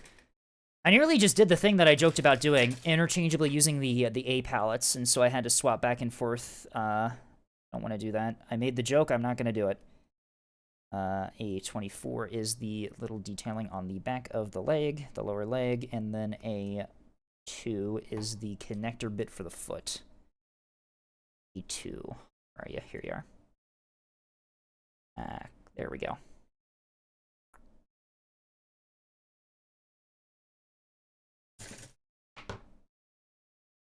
Me being clumsy is the mark of a true engineer. Sounds like you're joking, but it's actually true. You know, I guess. Oh, wait, no, this is step 2. Whoops. I, once again, not reading the instructions properly. Nearly just connected that in the wrong order. Once again, mark of the true engineer, I completely ignored the instructions that were given to me right in front of me for how to build this thing. And just did things on my own. Yeah, glad I did that in the correct order, because that would have not worked in the order I did it in. Alright. And then we just connect A1 is the, what there? Oh, we have redeems. Whoops, I wasn't even fucking looking. Big sippy, small sippy, small sippy. Alright, chug of water. I'm gonna do that real quick. Once again, get the camera in frame. And another small sippy. Alright.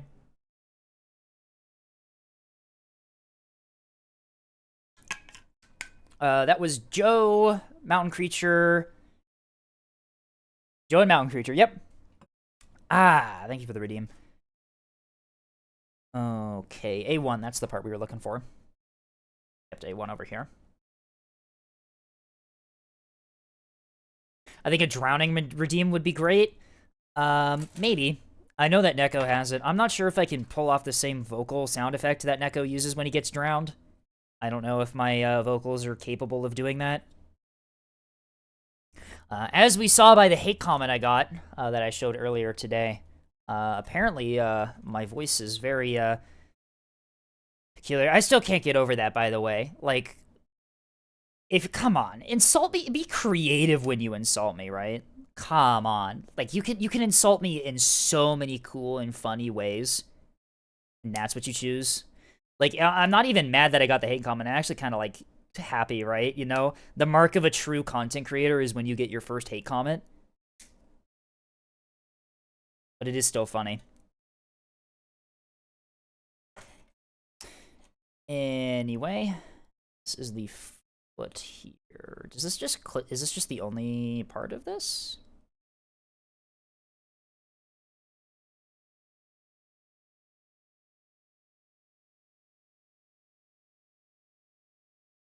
One and two. Okay, so this one goes on first. Just clips to that.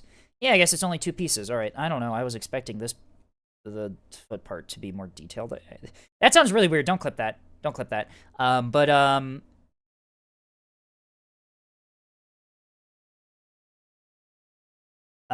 Yeah, so, my first hate comment, for people who missed it, the comment, it was on my most recent, Neb video.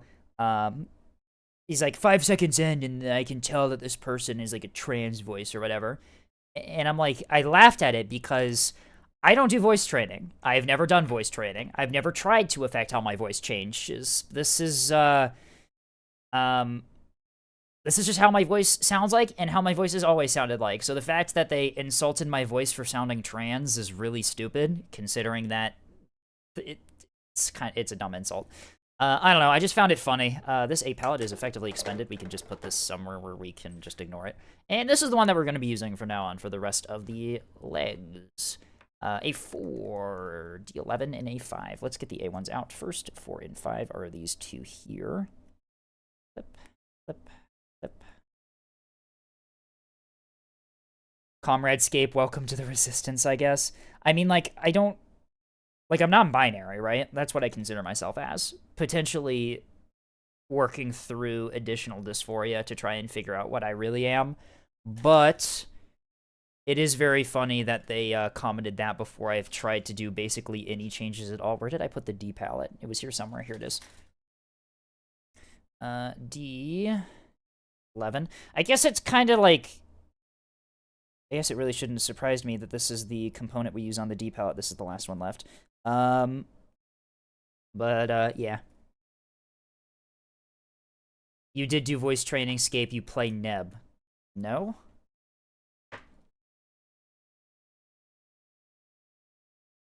But yeah, no, like, legitimately, I have not done anything to try to affect how my voice sounds.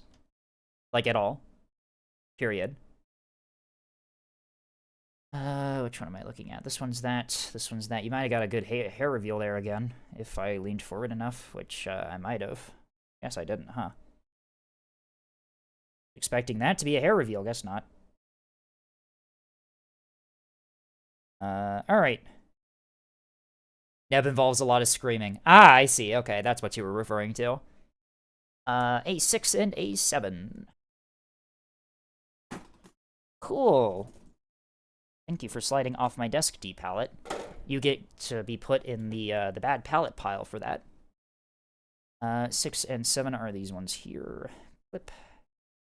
Flip. I think these are the knee components, or like the knee frame, I guess. Oh my god, the fucking thing disintegrated again! I think this is the same place it disintegrated on the other one, too.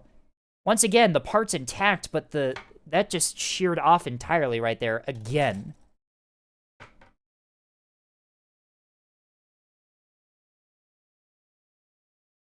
I know that Tasty was asking about which part of my hand probably tasted better.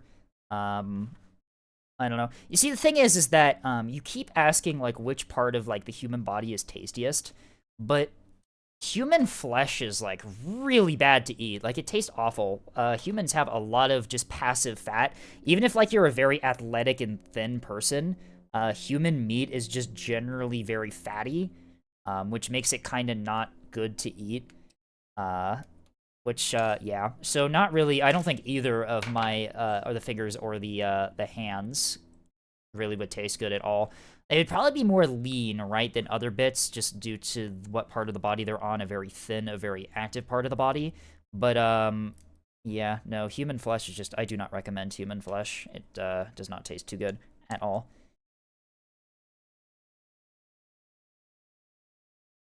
All right. There we go. That is now connected. The Bluetooth device has been connected. C6 and A3.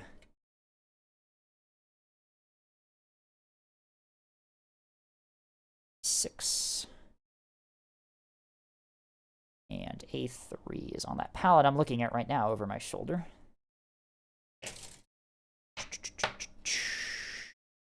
C6 attaches to... Wait, what? Did I do this wrong? Oh, I missed a part. I might be stupid.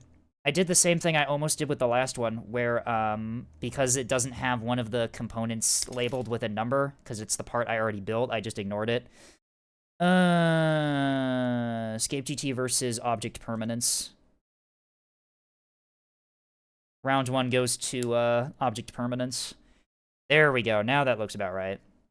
I was wondering, it looked a bit different than the other arm or the other leg that I did, and I was very confused.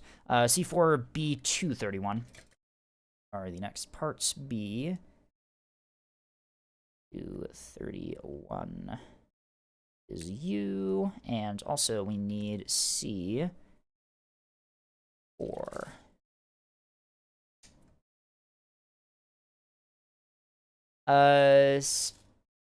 Escape, what did you do to that raider we downed?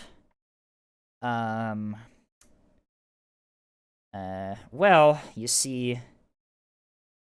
First, I insulted him for having 2 weapons that were at, like, 0% durability. And then I ate him. I mean, well, you see, you can't prove anything in a court of law. You can't. I am actually immune to the law. I am immune to the law, I say on Twitch. Jesus.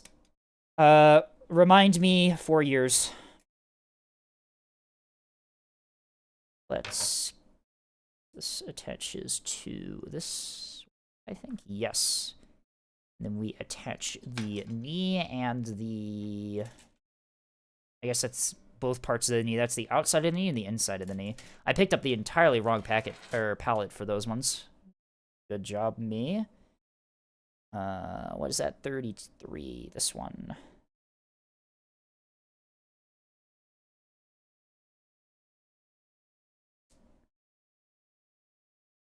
I looked away for 5 seconds and the stream is bore now. Uh-oh. No. Definitely not. I mean, like, what even is Vor? Like, what is that? I don't know what that is. It's a weird thing. I've never heard of that one before. Is that like a new band or something? Good job, me. I really deflected that one. I'm a genius.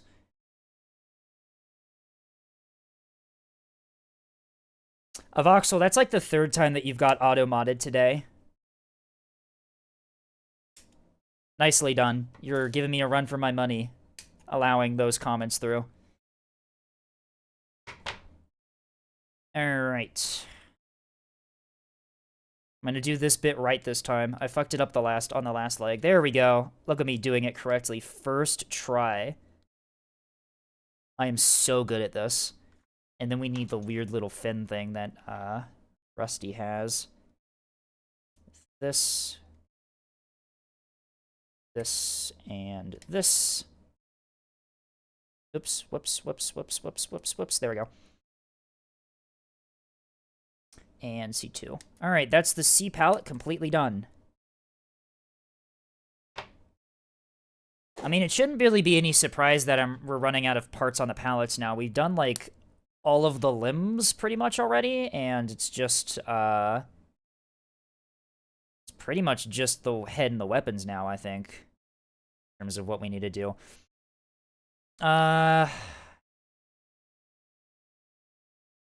Sorry, Anthervia. That capitalization pattern of that is not allowed. I'll allow it. Big Sippy. All right. I love the pop-up message at the top of my screen right now. Anal sex has been added to permitted list. Big Sippy from Spy Eye and Small Sippy from Joe. Thank you both. Alrighty. Once again, completely pivoting from what was happening there, let's do the rest of the leg here in the correct order this time instead of the order I invented the first time we went around and did this. Need to clip off those two. We need this one here.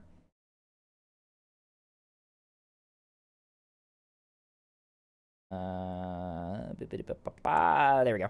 What time is it, by the way? It's not even 12 yet. Jesus. Okay, we're still good. We will have time to spare before we join Neko and Andestar. Yeah, there's a little Arizona time zone jump scare right now. The current time is almost 12 o'clock.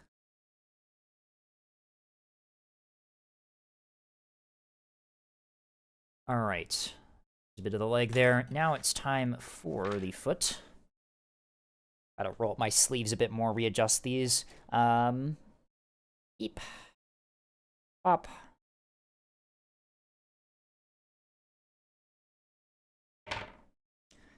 And do that onto the front. Said do that onto the front. And then we need the two foot components. And that is the legs done.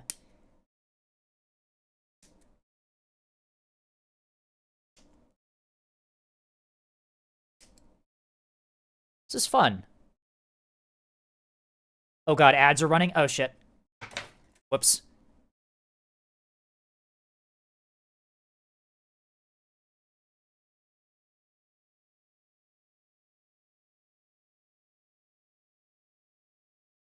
Anyway, ad break is auto running. I wasn't looking. Be back in a bit.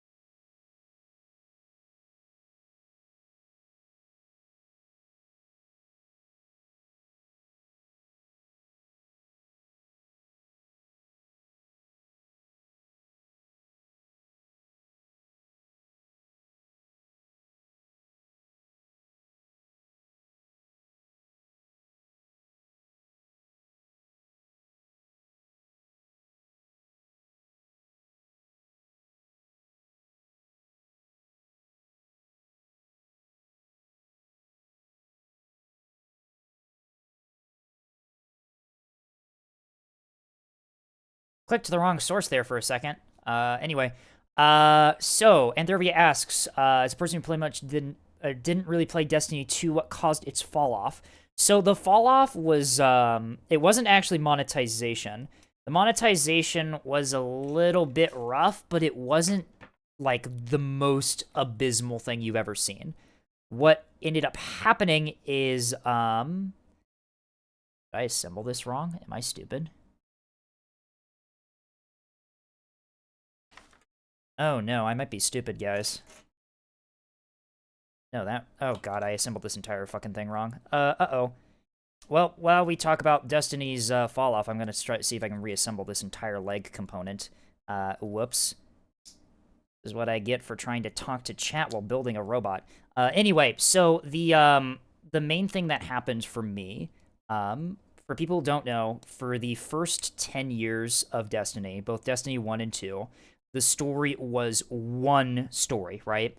There was a big build-up to one big thing that happened, and we basically had 10 years of build-up for the story, different things being put in the game, questions that weren't answered and we were speculating on, and then in the expansion final shape, all of these things were pretty much answered, and all of these questions about the story, lore things, everything was answered in a really cool way. And we have this big final send-off moment, and everything was sort of, I guess, wrapped up. And then we got to the point where after this big final wrap-up, we're all like, okay, now what, right?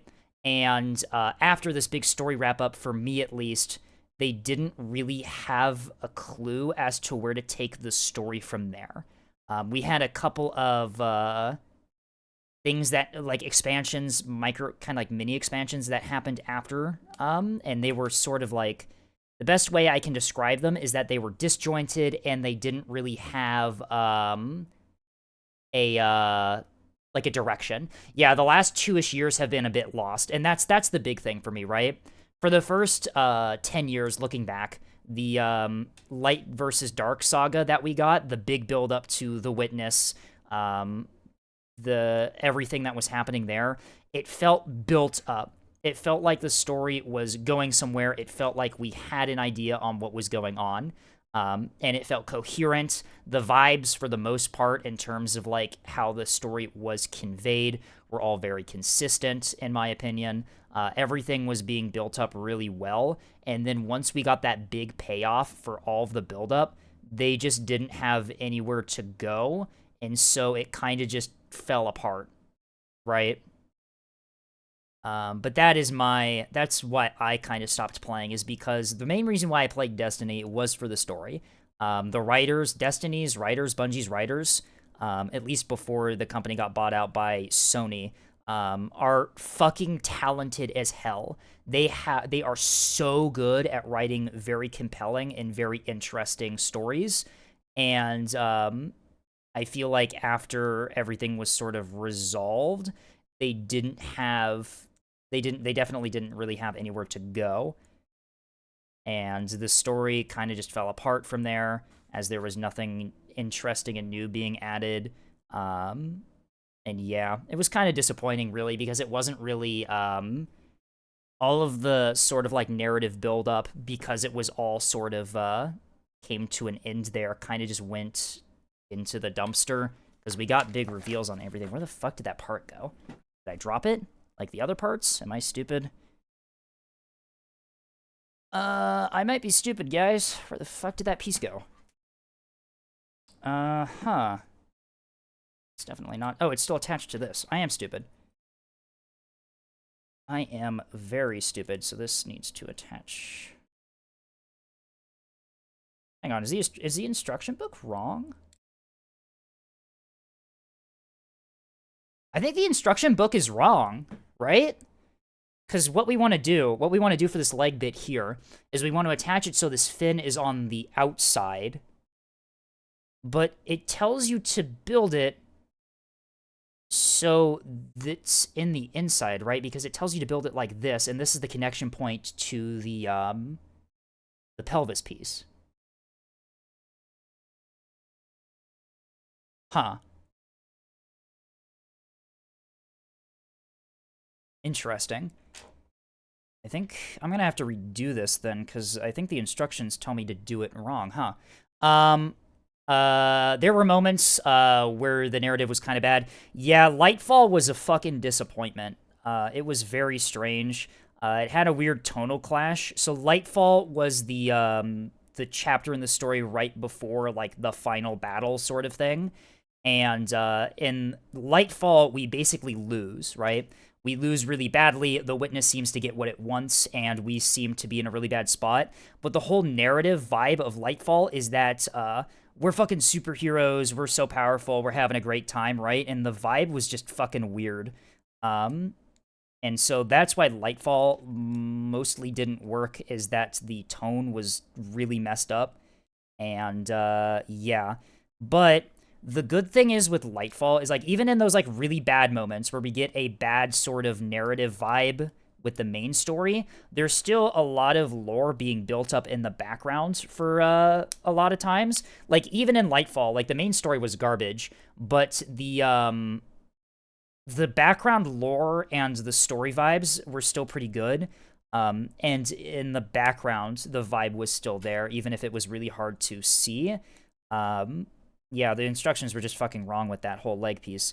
That's great. Well, it's assembled correctly now. But after, yeah, after Final Shape, they just didn't really have a, there was just no narrative tension anymore, right? The big baddie was supposedly defeated, right? We saved the world, everything's done, and they were trying to add, like, more narrative twists and stuff to sort of, improve the story. We just kind of fell flat because we'd already sort of, like, done it all. There we go. Now the leg's built correctly. And I feel like that's the main reason for me why I stopped playing Destiny. Any, like, narrative hype kind of went away. There, look at this. That is fucking sick, actually. All right, so there's the legs completely assembled. Assembled correctly, mind you. The instruction booklet was just wrong with how I was supposed to put these together. Bungie keeps making new plot lines and keeps dropping old ones into a hole. Yeah, and that's the other thing, too, is that for some reason, the narrative stuff that they've been trying to add just don't go anywhere. Small sippy from Firebird, a Wawa from Ox, or Doki. I keep pronouncing it Ox. It's Doki. Whoops.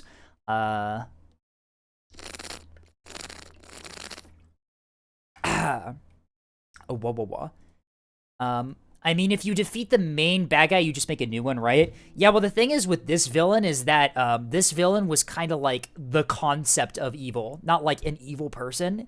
He was literally the concept of evil. So it's kind of hard to go from. I guess there is still the winnower, right? Remember when the Dreaming City was crucial to defeating the darkness? Yeah, they did sort of drop that one too. But, yeah. I guess there is still the winnower, right? Because to give you a little bit of a brief lore recap on what was happening in Destiny, there was a, there's the Light and the Dark, right? Very, very, creative names, and they've been enemies since the dawn of time, where apparently we get a bit of lore from presumably the god who helped create the universe. There were two godlike entities at the beginning of the of reality that were trying to create the universe. One of them represented light, which represents chaos and spontaneity, and the other is darkness, which represents control and proper form. And what happened is when they were simulating life and deciding what the universe would look like when they were still building it, just dropped that entire thing. Life kept being simulated in a pattern where simplistic life that was meant to hunt other life would continuously basically win the simulations. It was simple, it was brutal, it was effective, and it didn't leave any room for complex life to form. The entity that represents light got mad that everything fell into this specific pattern of optimizing efficiency and wanted there to be complexity and spontaneity and something new. And then The Winnower, who represents darkness, didn't really like that. There was a fight, and the universe was built in the fight, in an incomplete form where both these forces were contesting each other. The main villain we fight in Lightfall is the Witness, who is the sum total of an entire civilization that believes the Winnower is right, that order is much better than complexity. Order and simplicity is much better than complexity, and has been hunting us ever since. But there is still the Winnower. There is still one of the gods that, it's hinted that the self-replicating pattern is the Vex. Yeah, the Vex were created in the fight, I think. Trying to get this in a good light. The Vex were created in the fight between the Gardener and the Winnower, but that's a whole other thing. Come on, autofocus. What are you doing? Come on. Come on, buddy. I know you can autofocus on this. Come on. Come on. Hello, camera. You want to autofocus on the cool little detail I just added? There you go. So these are the Alula boosters on the back of the Armored Core. So they can make a villain that is not a god. Technically, yes. I mean, like, there's a lot of villains that call themselves gods or godlike in Destiny. But I don't know. The main thing with the Winnower being a villain is that the Winnower's not like a malicious entity. He's just a representation of one of the core concepts of the universe. And so fighting him is a little weird. It's like fighting... You can't just, like, kill him, right? Because if you kill him, the entire concept of a specific aspect of life is just removed from the universe, which, you know, seems pretty bad. Where's the head? Did I ever make the head? Did I miss that part? Did I miss a step? Where's the fucking head? Hello? Oh, it's here. I completely missed it. It's just 3 fucking steps. I'm stupid. Anyway, B1, 2, and B2, 27. Is this palette used up? Yeah, it's used up.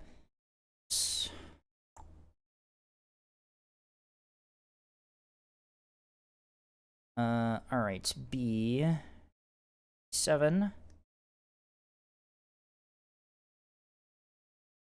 But yeah. No, Destiny lore is... The reason Destiny lore is super complex and really weird. It's like fighting physics. Yes, Firebird is pretty much correct with that. Fighting the Winnower and making the Winnower a villain character would basically be like going to war with physics, a core concept of the universe, right?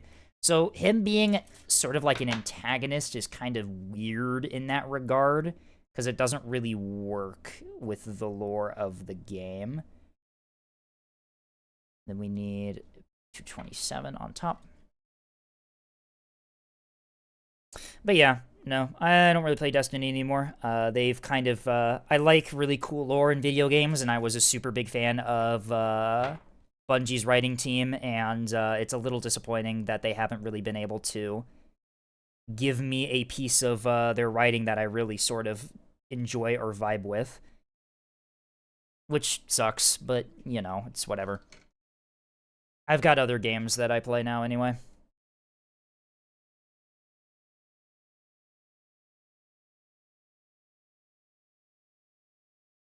The stream has now turned into a Firebird and Escape ramble about Destiny lore. Yeah, that is true.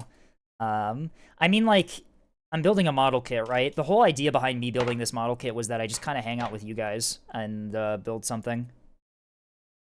Like, we can ramble all we want. That part has to be extending that way.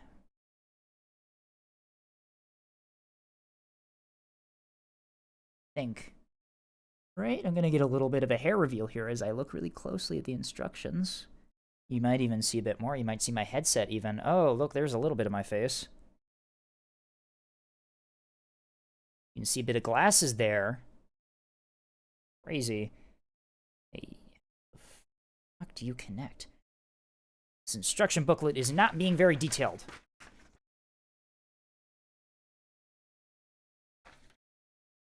Look like this, right?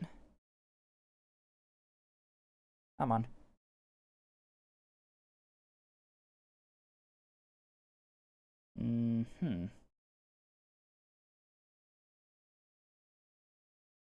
Come on. Gotta connect. There we go. Okay.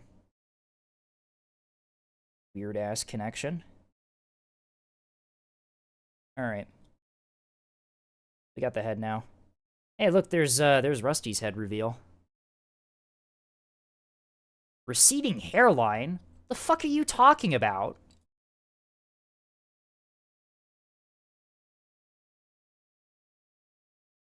Oh my god. I've revealed my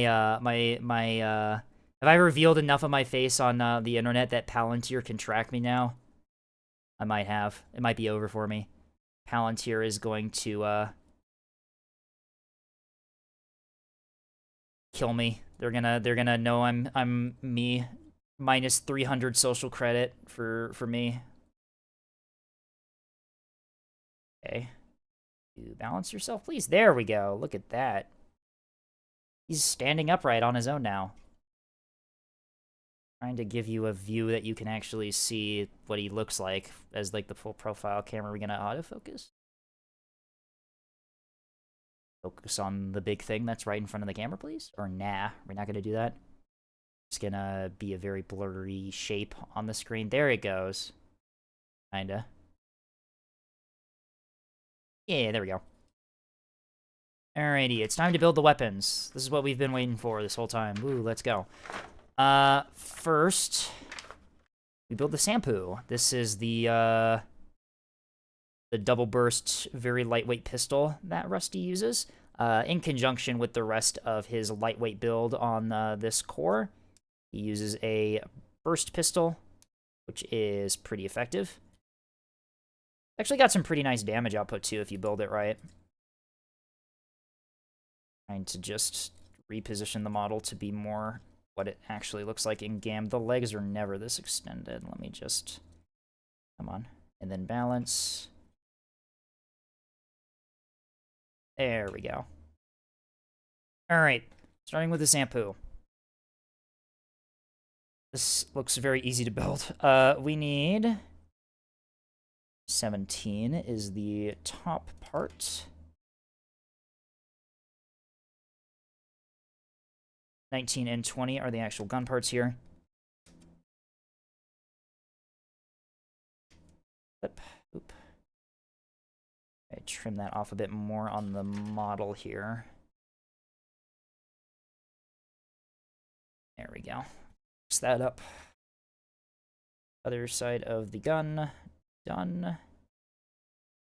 And there it is. Whoops, drop everything again. Woo, that seems to be the theme of this stream. Escape GT just kind of like throws things around.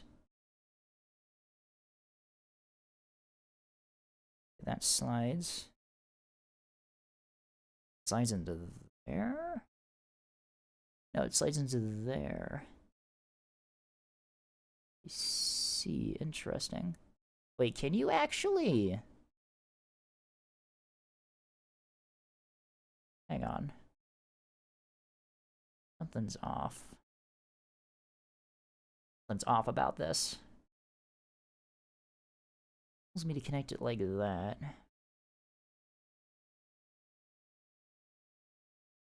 Okay, alright, I see. I think I get it.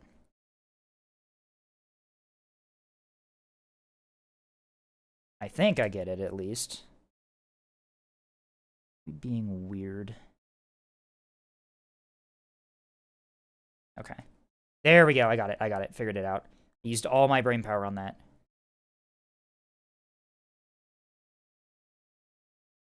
What am I wearing on my hand? The Femboy arm warmers? You know, for the aesthetics?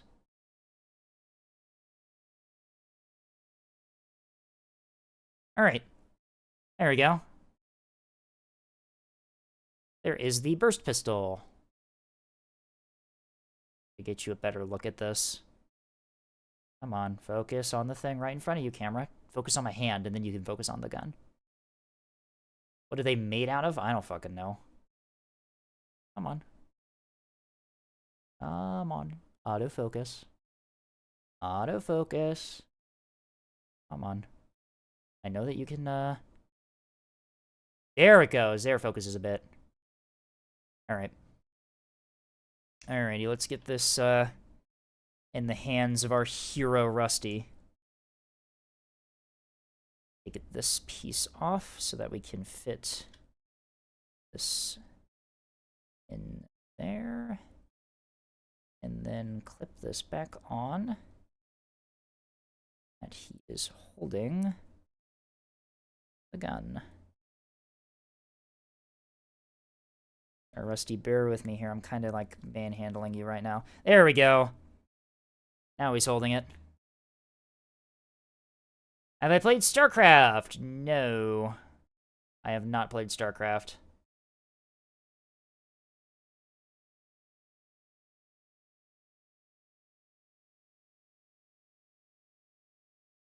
Okay. Up next, 774LS. LS stands for laser sword, I think. This is his cool little spin attack laser weapon that he has.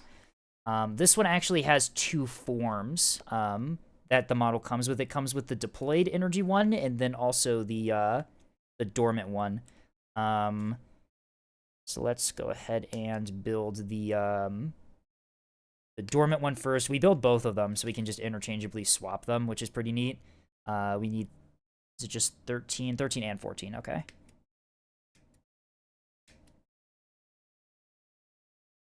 I consider doing a Wings of Liberty campaign on stream, the free one. I have only heard... Oh, Wings of Liberty.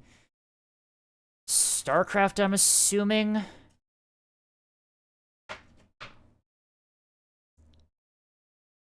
I don't know. I'm not really, like... I know that Tethys is super into StarCraft and has played it a lot, but I really have not.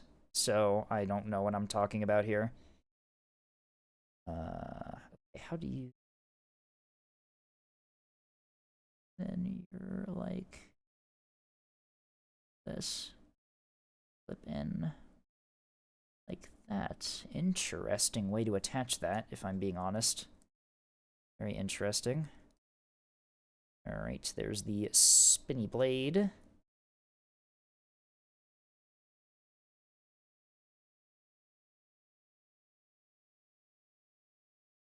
says it wants that connected near the top then.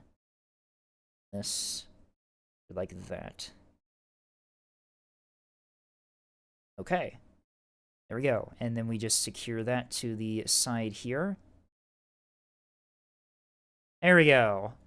Dormant state of the, spin sword. It is the, part of, StarCraft, I see. Alright.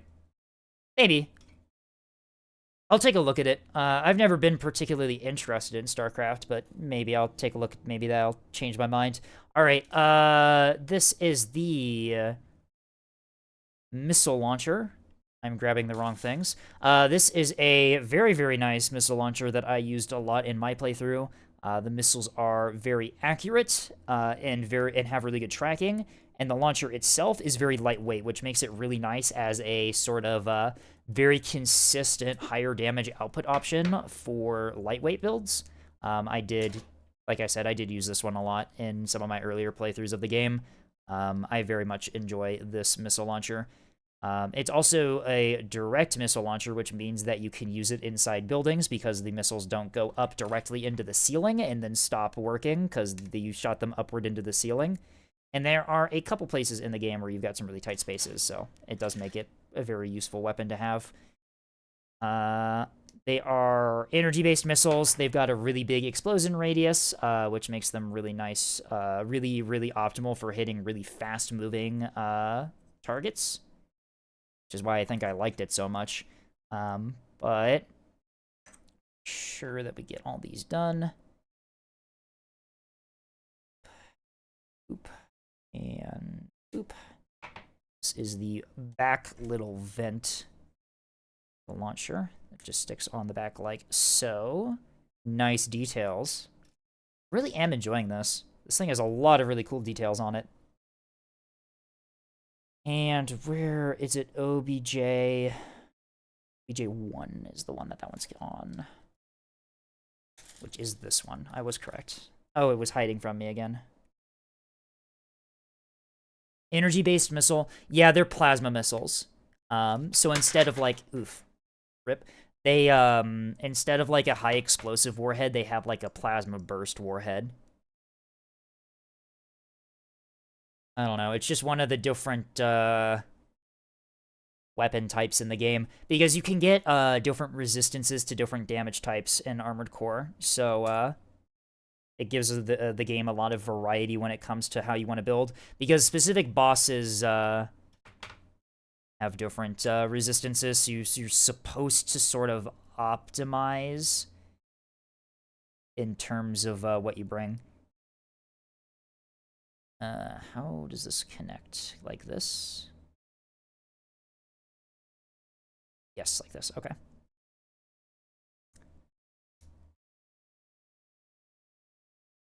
Yeah. And you connect. You connect. Wait, what?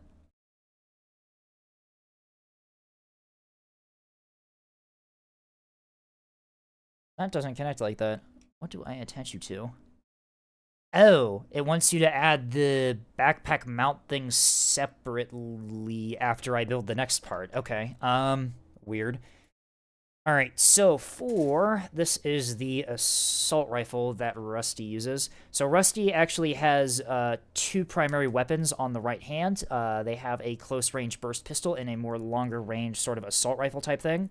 Gives them some nice versatility. Rusty does use the tactic where you carry multiple primaries. It replaces one of your back launcher slots with the second primary. Gives you a bit more versatility. Kind of nice. But this, I believe the lore of this weapon is actually it's manufactured by the rebels that are currently fighting the corporations, which is a nice little bit of lore and sort of foreshadows what Rusty ends up fighting for in the end, I think. Which is pretty neat. Oh, come on. That is another thing with Armored Core, is that it does those sort of environmental storytelling details really well. If you know what you're looking for, you can kind of like notice little things about what's going to happen in the future based on like the design of certain characters' armored cores. It's pretty neat. This is just the Mecha AK-47. Yes, it's just the Mecha AK-47. It's a really cool weapon design too. Don't get me wrong. Like the weapon designs in Armored Core are like really cool, at least in 6. Yeah. There it is. It's not done yet. I've got a couple more detailing things to add to it, but that's the general shape. From OA, we need 3, 4, and 5.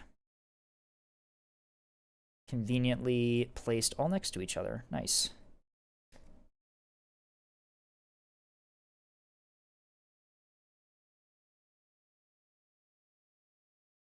How convenient. It's almost just like they did that on purpose or something.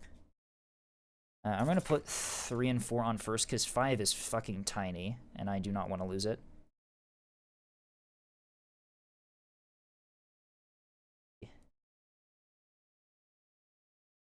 I'm very impressed by the level of detail that they got into this model kit, by the way. Like, this is pretty cool. And then we attach part 5 to the bottom. Come on.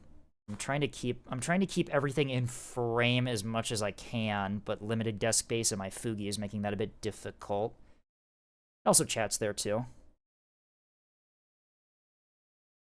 The banana mag to end all banana mags. Are you aware of Tumblr mecha posting, by the way? Yes, I think I know what type of post you're talking about. I think.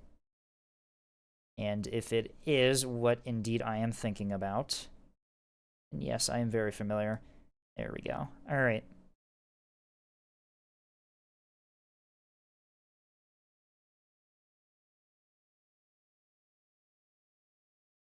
Every single time I see a banana mag, I think of the Rattler now. The Rattler is the most cursed weapon to ever use a banana mag. Fucking shotgun reload assault rifle. Fascinating weapon design from our creators.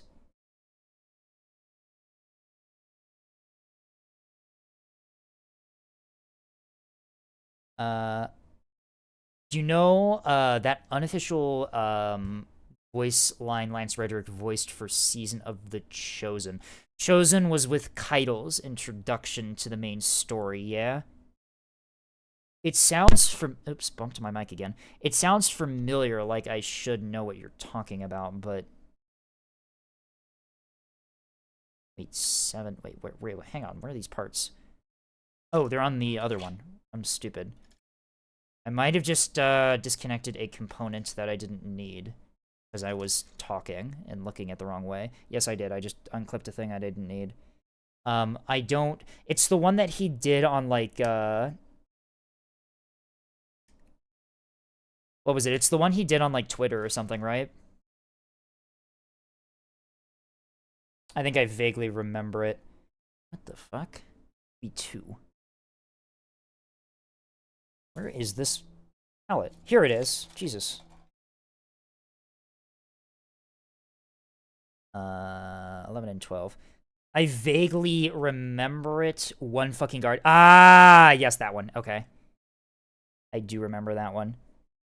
That was a while ago. Chosen. Remember when Season of the Chosen happened? That season was actually... That season was pretty good. Chosen was pretty nice. It certainly beats Season of the Worthy. That season was a major skull react from me. Once again, dropping everything, as I do. I am so good at this whole model kit building thing. An OA7. This one over here, I think. Yes. Clip. All right.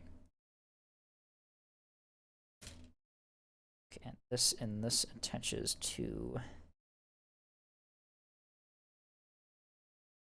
Attaches like that, right?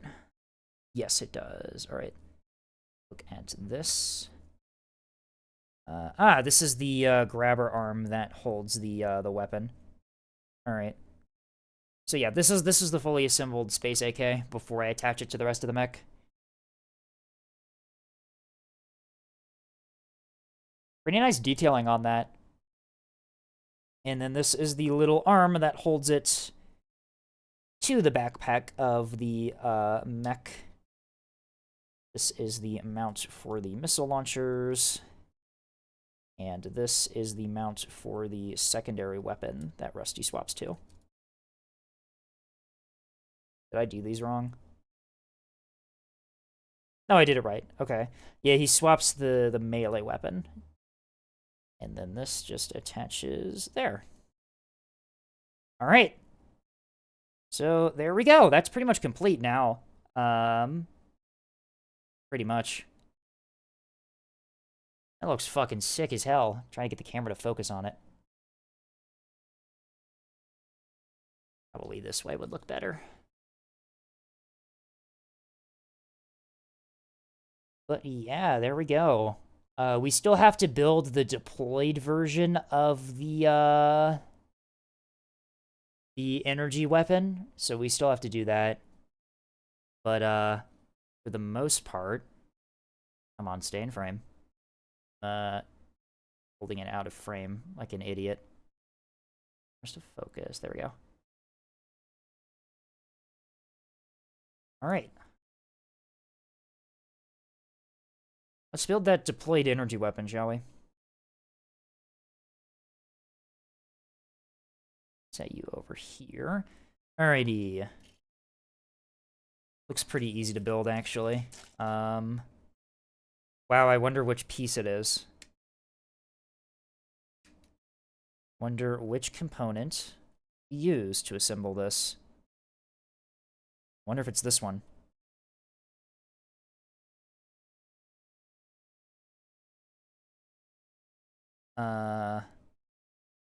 No, it is correct. Okay.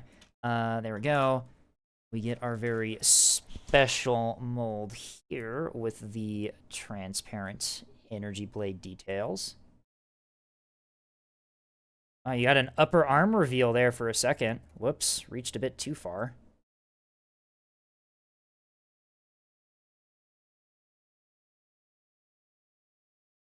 Alright, there we go. There is that. This attaches like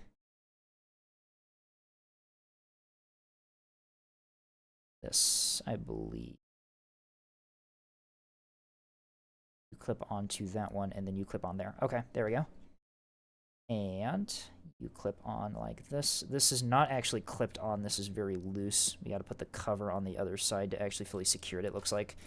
OBJ19 and OBJ29. These ones, right? Yes, this one here.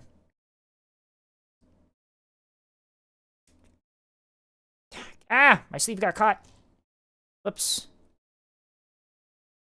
Almost a disaster there. And they got trapped by all this junk plastic.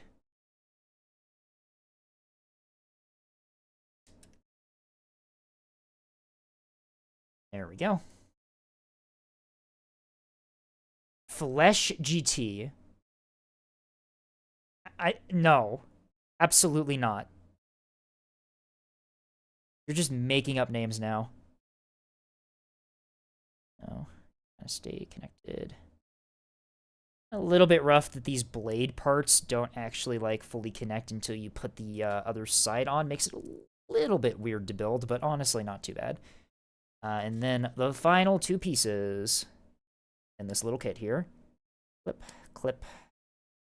Once again, I swear, there's like 3 places right now where the mold holder is like disintegrating. I'm glad it's not like on the actual pieces I need for the build, but it's still like really weird and concerning that it would like fall apart like that. I don't think it's a problem, but you know, I don't know if I got like a defective one or if all of them are like that for some reason.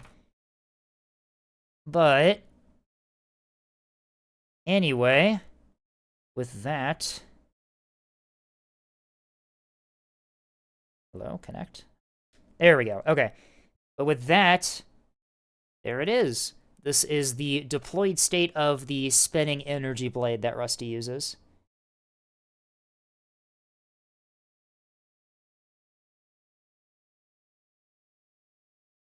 Pretty neat, huh?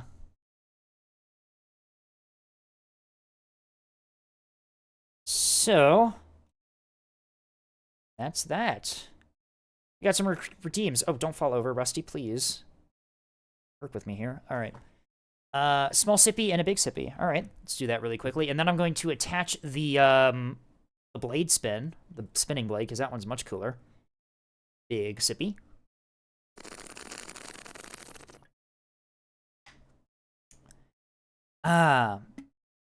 And a small sippy from Fire too. Don't want to forget that. Thank you, Joe and Fire, for those. All right, so let us replace this with the cool one. This detaches, and this, I believe, no, it does not. Okay, interesting. So, it's a weird way to do it, actually. Oh, no, I see it. I just did it wrong. Okay, I am missing a piece somewhere that I didn't put on. I lied. There's one last piece. Yes, it's this one. So the actual mount for the spinny sword has like a rail on it on the actual mech itself, and it allows you to like slide the blade back and forth. Just dropped that one on the floor. Give it up for, what is this, part number 3 I've just dropped randomly on the floor. Great, okay. I'm so good at this model building thing. There we go. That's how it's supposed to connect.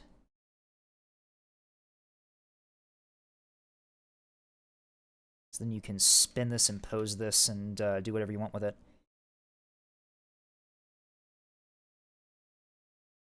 All right, and it spins this way.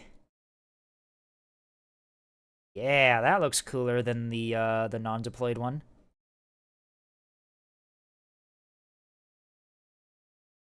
Previous bottle was black. Yes, I was wondering if anyone was going to notice that. So the black one has my energy drink stuff in it, and then the blue one is just plain water. I am taking a little bit of an energy drink right now just to get me in the mood to go. You'll probably see as the stream goes on and we get a bit later, I'll swap to the black bottle again. Probably after like an ad break or something when I swap back to some energy drink to keep me going for this long stream. But yeah, that's what it is. It's just I use 2 bottles for it. I use a really old bottle for the energy drink stuff because the energy drink stuff fucking...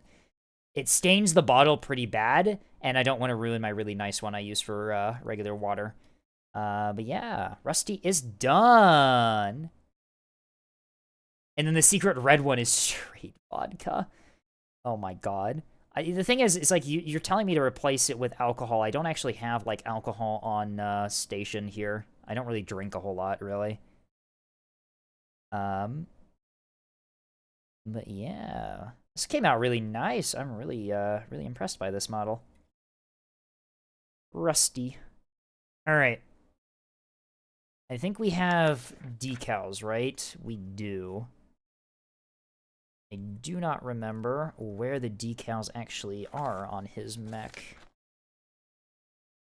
Let me look and see if I can find where the decals go. It's really silly of me to not remember where he keeps his decals.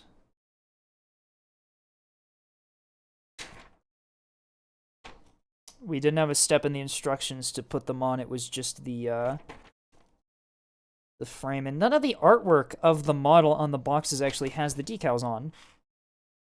Do I have to boot? Do I have to boot up Armored Core and find out where he actually has these things? I really hope not, because Armored Core is no longer installed on my computer because I needed the space, because Armored Core is a massive fucking file.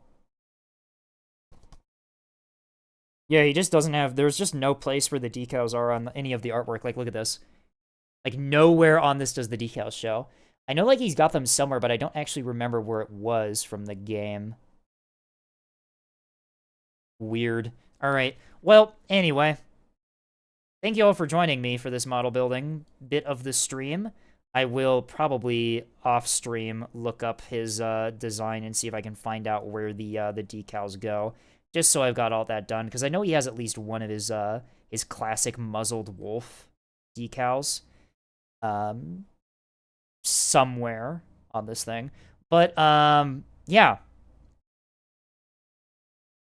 The muzzled wolf is a metaphor for the fact that he is secretly fighting for the bad guys, right? He's, when you first meet him, he's a member of the corporations, and he's like an elite fighter, apparently, for one of the big mega corporations, but in reality, he's secretly fighting for the rebels. And when he gets his upgraded Steel Haze Ortis mech, the wolf is no longer muzzled on the little decals he has on the mech, and his emblem changes, respectively, which is a cool little detail. If you're paying attention to his emblem, and you see that it's a muzzled wolf, you get a little bit of a spoiler that he is, feels like he's trapped fighting on the wrong side, sort of thing, right? But anyway... The muscled wolf. No, it's a muzzled wolf. Here, let me show it to the camera. Hope that autofocus is right. Come on. The emblems in AC are neat. Yeah, so if you actually pay attention to the emblems in Armored Core, each emblem is unique for each of the characters that you encounter, and each of them tells basically the whole story about that character and their personality, which is it's a really neat attention to detail sort of thing, where if you know what each character's emblem represents, you know that character and what they are and what they represent, which is a really neat attention to detail thing that I really enjoy from the Armored Core game. AC6. Let me just pivot over really quickly. We've still got a little bit of time before Neko and Andy, I think, we're going to go live. So let me just get things readjusted here, and I'm going to swap over to something else. Probably going to do... we can go over some of the photos from my vacation real quick, actually, and then we can pivot into the stream with everyone else. Let me just Let me just, did I time that right? Probably not. Who knows if I timed that right or not. Let us flip some of the photos from the trip real quick then. Give me 1 second here. Sorry, just trying to clear my desk out of all of the model building stuff, so I've actually got room to play video games today. Playing video games, believe it or not, was actually part of the plan for what we were doing today. Funnily enough. Let me just... Sorry, I haven't moved these photos from my phone to my computer yet, so it's a little awkward right now. Let me just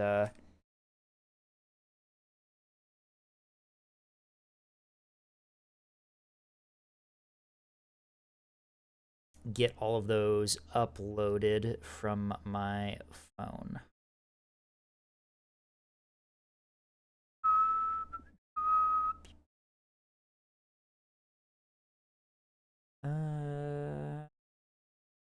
Do do do stand by, stand by. We're getting the photos uploaded. Boop boop boop. Do.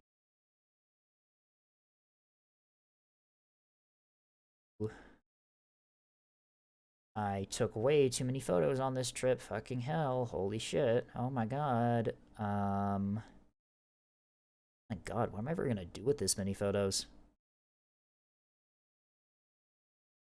The hell knows.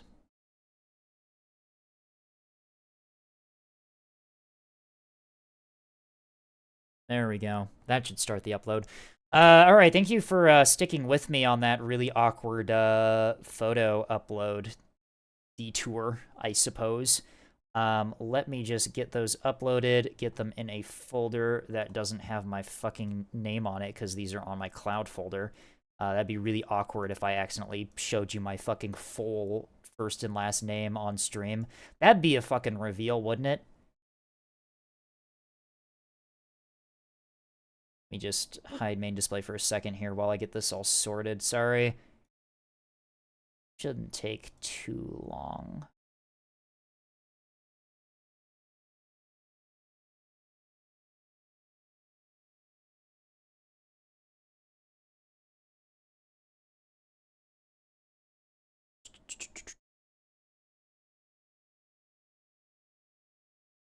It's still fucking uploading them. Ugh. Come on. My internet's better than this.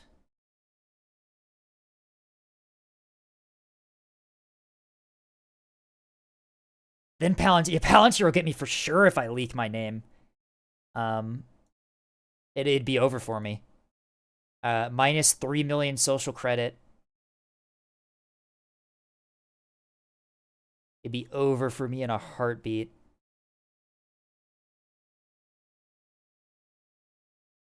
Come on. Upload, please. Why are you taking forever to fucking load? Jesus. Okay, maybe I should have done this beforehand because, oh my god, this is taking forever. I might not be able to do this, in time for nuclear option. We might have to do this later. Whoops. It takes so fucking long to upload these images. Yeah, we're gonna have to do this, after, nuclear option, I think. Don't worry, we'll still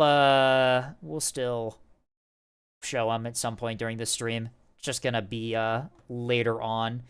You'll get raided by ICE and get deported to whatever planet Avali come from. I believe it's Avalon is, the Avali homeworld.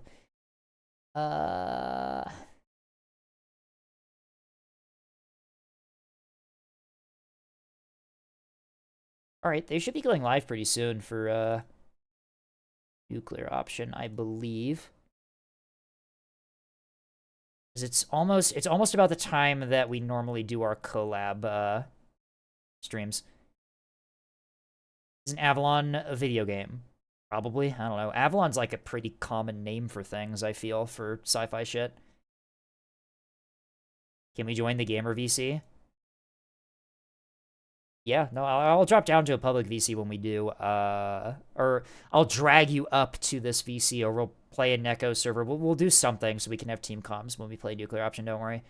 Come on. We're halfway there. We're halfway there on the uploads.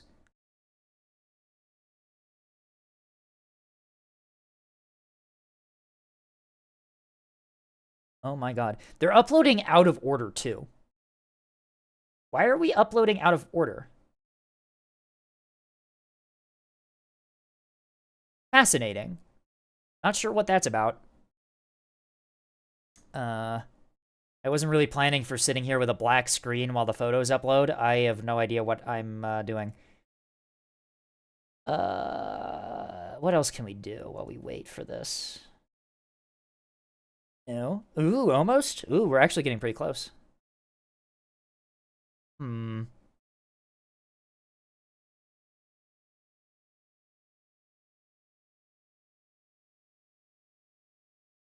Oh yeah, hang on. I know what can. I'll keep chat occupied with something. There we go. Pay attention. Pay attention. Ding ding ding ding ding ding ding ding ding ding ding ding. Pay attention. Pay attention to screen. Pay attention. Don't leave. Don't leave. Don't leave.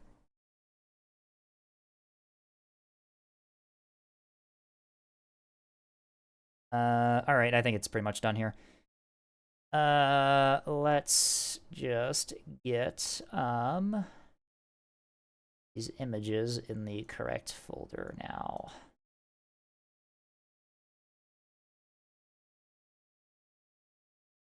All right, now we gotta wait another 10 minutes as it moves them to the proper folder.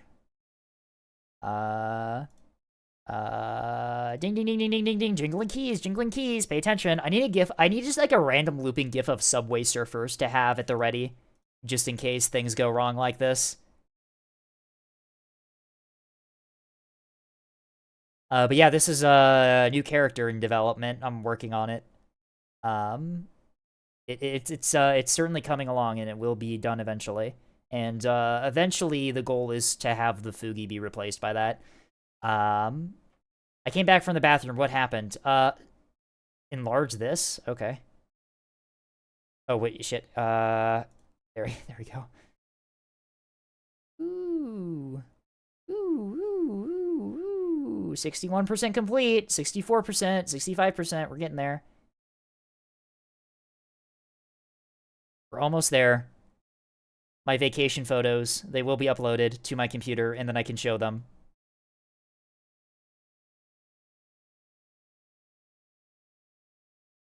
Come on. We're at 90%. We're almost there. 95, 97. Yay, we're done. Okay, perfect. What a calming void. The abyss. Does the abyss stare back at you?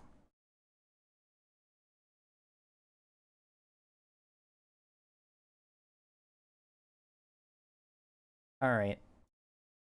This should be good enough. There we go. Alright. So, this is the first image I took on the trip. This is of the Sydney Harbor Bridge. If you look at where we are right now, we are standing on the harbor.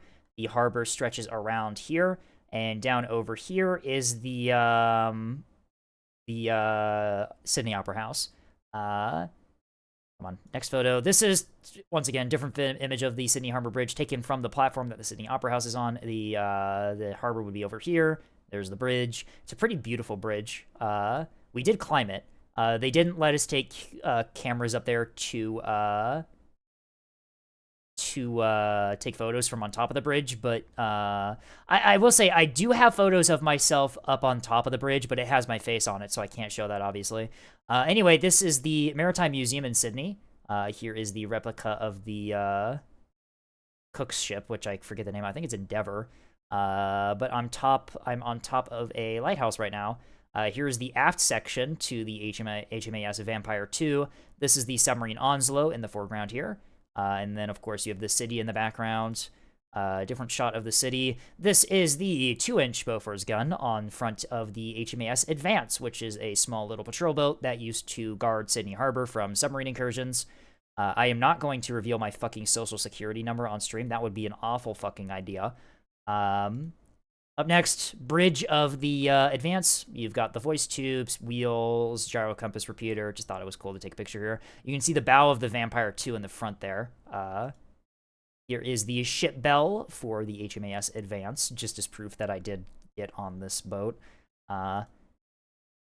Anyway, this is the 40mm mount for the Bofors gun. This is the original certification stamp that went onto the gun. And now we're on the Vampire. This is the aft twin 4.5-inch gun turret. Obviously dual purpose.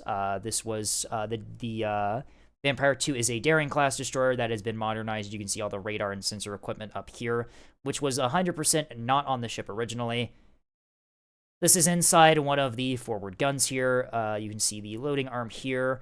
This is the shell hoist for the shells. This one here is the cartridge hoist for the explosive powder that you put behind the shell, obviously.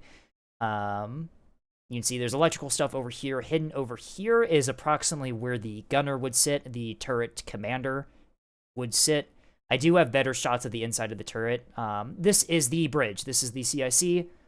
This is a shot looking at the middle here. Captain sits here. Radar displays. This is your positioning, sensors, and movement information. Some more voice tubes here.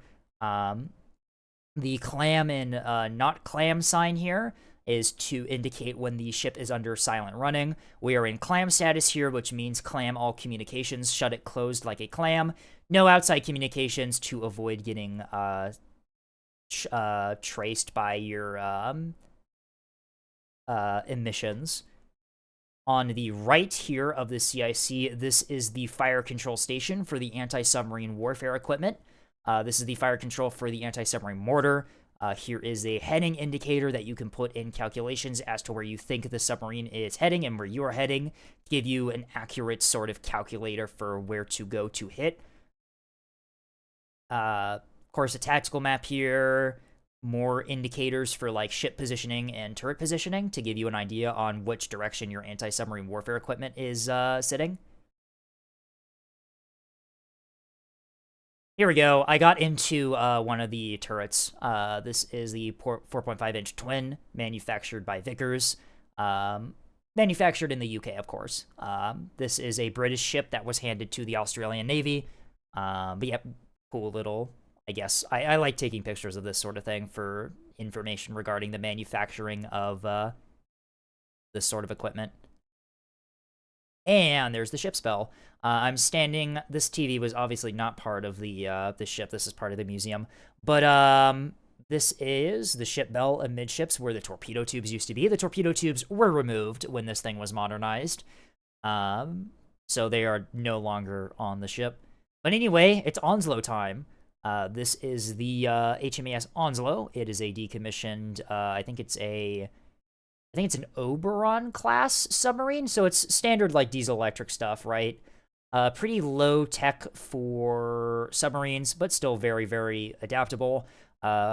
They've modernized it, and they used it during the Cold War as sort of like a stealth sensor gathering ship.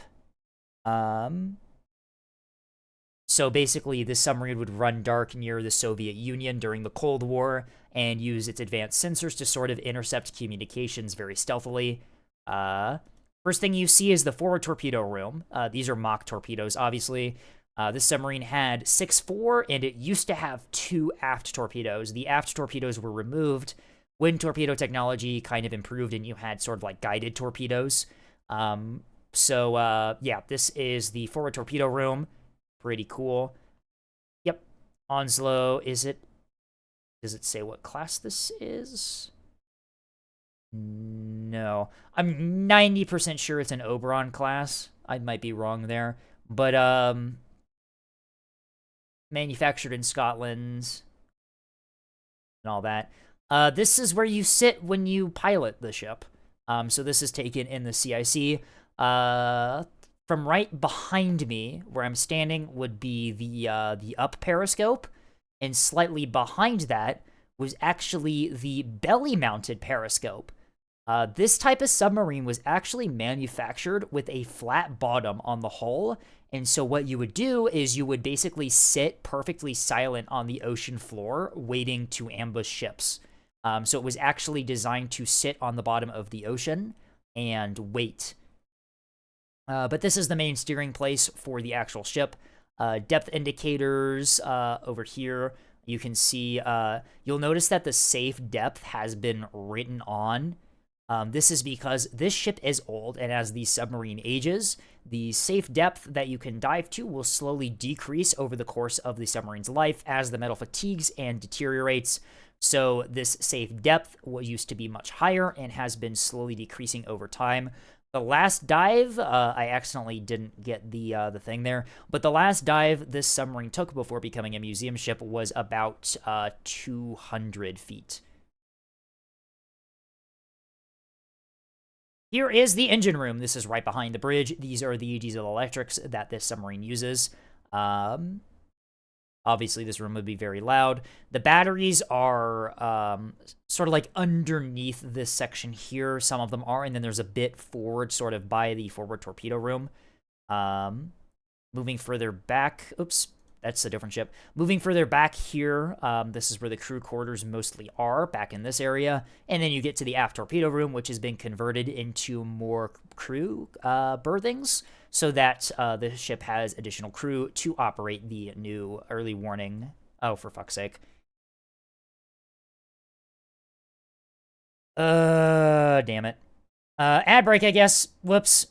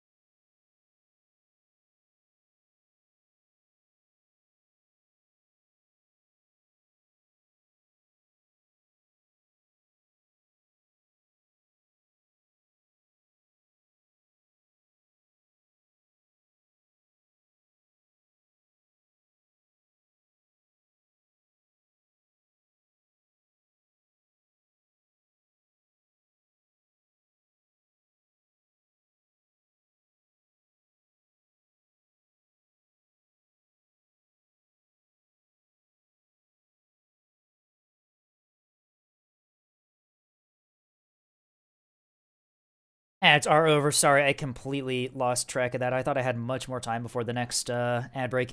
Anyway, a couple of questions in chat that I noticed while I was on ad break. Have I ever been to a nuclear reactor or inside one? No, I have not. I've been very close to one, though. In Arizona, we have the Palo Verde nuclear power plant. It's one of the U.S.'s last remaining large nuclear power plants, and I've driven past it before. Wish the USS Enterprise was maintained as a museum ship. It is very disappointing that it wasn't, yes. Considering how important of a role that ship played in the Second World War. My friend's university has a reactor on campus. That probably a small scale one. I mean, like, I've handled, like, uranium before. One of my high school professors brought in a chunk of uranium. It was very depleted uranium, right? It wasn't at the mass where it was like big critical radiation stuff, but I was actually handling like nuclear materials before. I have done that. Anyway, small sippy from Joe. Alrighty, small sippy time. Thank you. Maybe we should, like, build more reactors. Yeah, that'd be the smart thing to do. But unfortunately, we as a country are not smart anymore. Anyway, welcome back to the tour. Like I was saying, these are the diesel electric engines of the submarine. Back there is the crew quarters and also the aft torpedo room. It used to be a double torpedo launcher room, but it is no longer that. It was converted into things for more crew things. Diesel-powered battleship. We love the Defiant class so much. Oh my god. Anyway, from there, this is a shot of the Endeavor. I think this is called the Endeavor. Damn it, I don't, like, remember the exact name. I'm 90% sure it's the Endeavor. It is a replica of Captain Cook's ship. It is fully rigged, and they do sailing in it. And it is basically an exact replica of the Endeavor. But anyway, enough of the Naval Museum. Let's go to the Blue Mountains, shall we? So this is what the Blue Mountains look like, and this is what I mean by massive cliffs. So this is about, if I'm standing on the observation platform, this is to the right of me, this is the middle, and this is the left, and you can see the Three Sisters outcropping right here. I've got some better images of the Three Sisters outcropping that we can see later, but looking back towards the middle, you can see how extensive and, like, steep these cliffs are. It's very, very beautiful.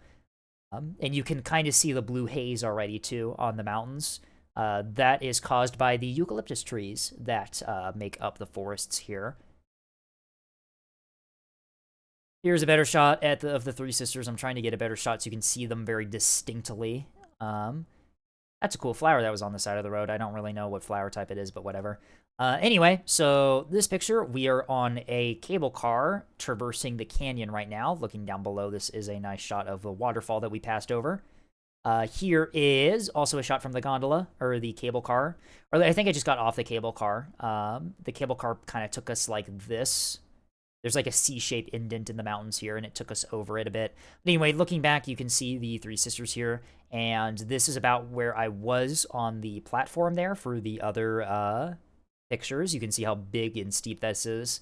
Continuing on, we actually got to go down into the forest itself, and you'll notice here that this part of the forest isn't actually too dense. The forest is very dense. Normally, you can't look up and see things. This is an area of the little walk pathway during the forest, because this area is very well protected, right, in terms of the environment. And so you walk over this, like, wooden bridge platform over the forest. Anyway, one of the nights a couple years back, there was a rock slide that happened. And the people who run this park, this national park, came back. It's not really a national park. I'll explain that later. But anyway, they came back, and there was a massive fucking boulder that had completely annihilated a section of the pathway overnight. It had basically destroyed this entire area of trees, and so they had to build a new platform around the big boulder that absolutely dismantled part of the walkway. It was at night, though, so no one got hurt, fortunately, but yeah, rock slides are very common in this area. Here is looking out into the valley here from the platform. We had a little bit of an opening here that you could see through. And this is us basically going back up from the canyon here, and you can once again see the valley here. Another view of the Three Sisters here. You can see more of the cliffs there. This is in a different part of the Blue Mountains. We went a little bit, I believe, it was more west. We are looking out over the fields here. These are farms that are actually here. You can see in the valley here. And then these mountains back here, past these mountains in the back, is the Australian outback. Past those mountains is just open desert. This is looking back towards the Three Sisters. The Three Sisters are approximately here off camera. This is just us looking back. You can see where a rock slide happened here very recently. Once again, looking back towards where we were, Three Sisters are, I think, about here behind this cliff. And we're back! Ignore the old couple in the foreground there. Sydney Opera House, once again, thought we should get some pretty good photos of it. This is an absolutely gorgeous building, by the way. I've never, I guess I've never, appreciated it from the photos, but this building is absolutely stunning. Here is a close-up shot of basically this side pointing towards the harbor, the open water. A couple other shots here. And this, hey, Levy, you'll recognize this photo. I snapped this photo because you were trying to text me at a really weird moment when I was traveling between Sydney and Cairns. So Cairns, Cairns or however you pronounce it, it's very weird. We were there for only a day. I did not get any good photos because we were actually scuba diving the Great Barrier Reef for a moment. Sorry, my throat was deteriorating. So we went to Cairns. I did not get, like I said, any photos. This is the only photo I got from Cairns. This is on our boat heading out towards the Great Barrier Reef. It was about a 2-hour boat ride out to the reef where we did some scuba diving, and very obviously I couldn't get any photos of that because that is fucking underwater and my camera would fucking explode. But anyway, from Cairns, we went to Uluru. So from a very coastal and sort of beachy place, we went to the middle of the desert. When the things in my server started happening and I had to put the slow mode on, this is where I was. I was in the middle of the fucking middle of nowhere outback with no connection. So that was great timing on that. Thankfully, that seems to be resolved and we can put that all behind us. But here is, what is this called? Uluru. What's the rock called? I completely forgot what this rock formation is called. It's just called Uluru? No, Uluru's the... Ayers Rock. There it is. It was on the tip of my tongue.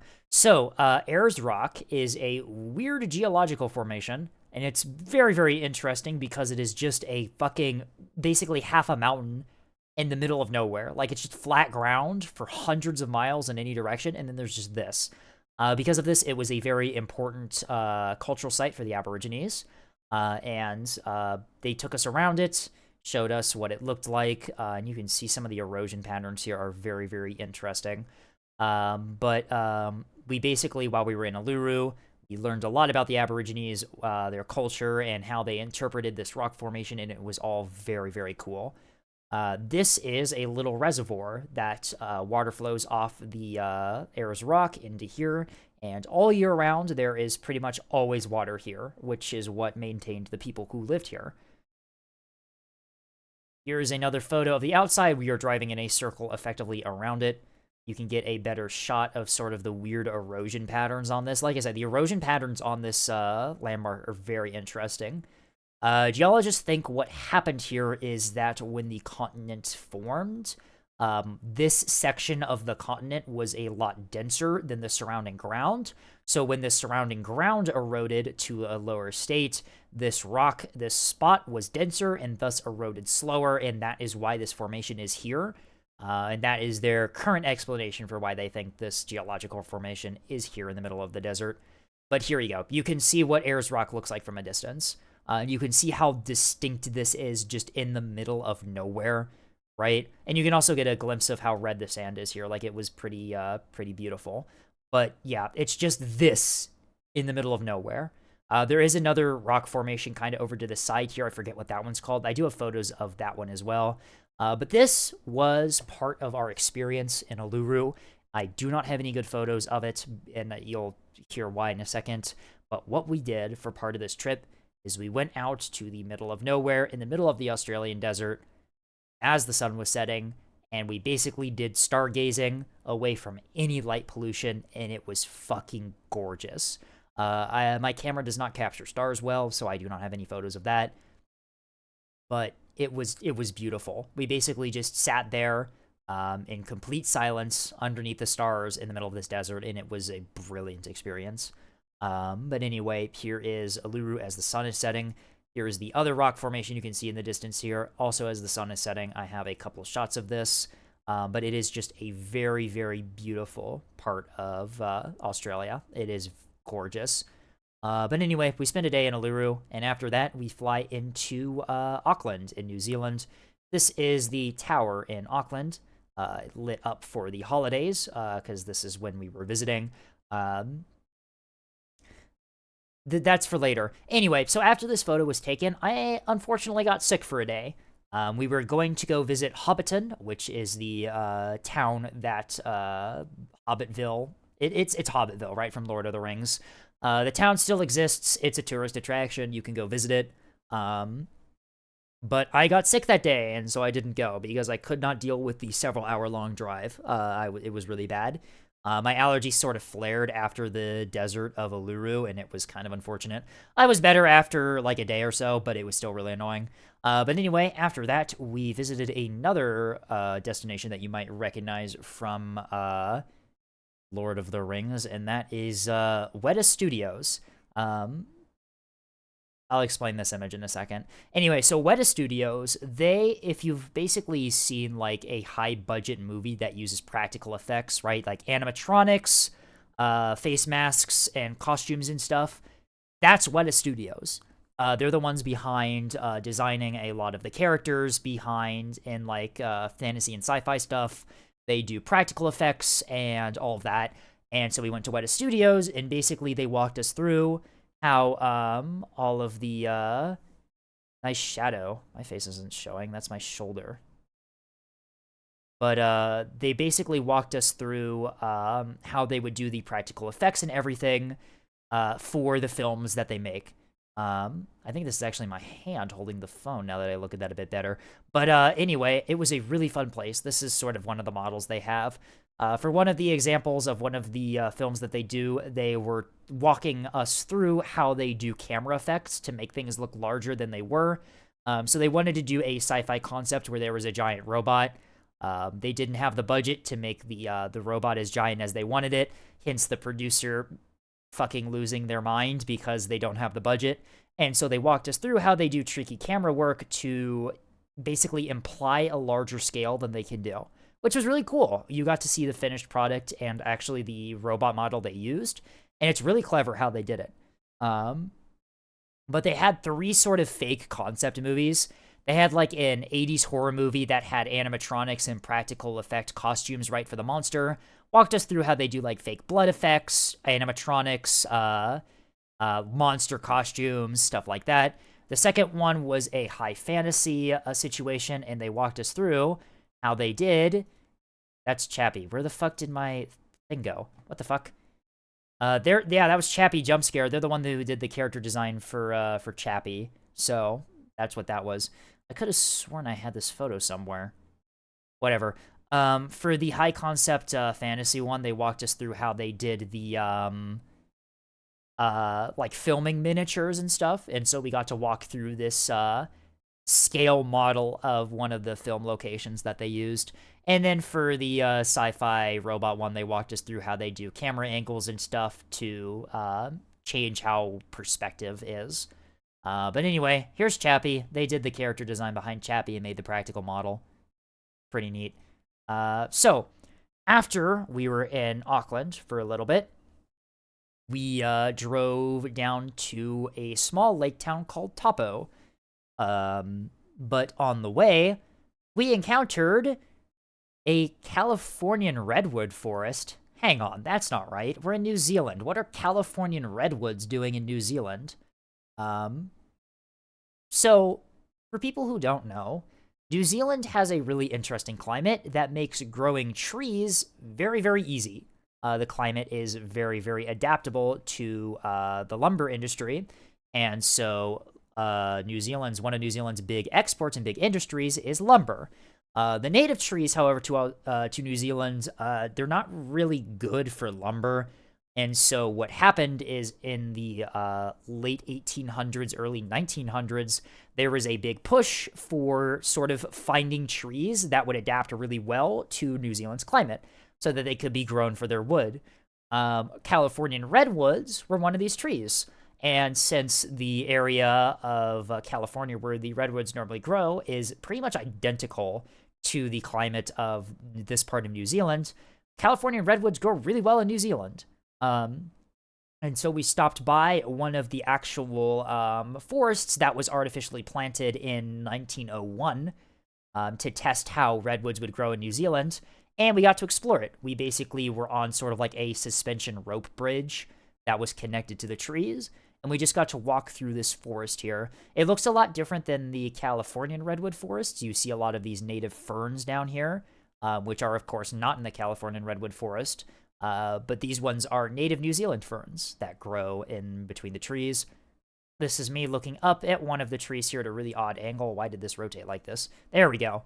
On top of the rope bridge. But yeah, these trees are obviously not as old as the actual Californian redwoods. Californian redwoods, whoops, that's a tongue twister almost.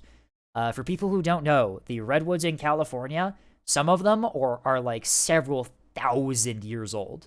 They are ancient trees, and the ones in New Zealand obviously were planted at the earliest in 1901, so they are nowhere near the size that you get in California, but they are well on their way to do it. Because New Zealand actually gets more rain than this section of California does, they actually grow faster in New Zealand, which is really interesting.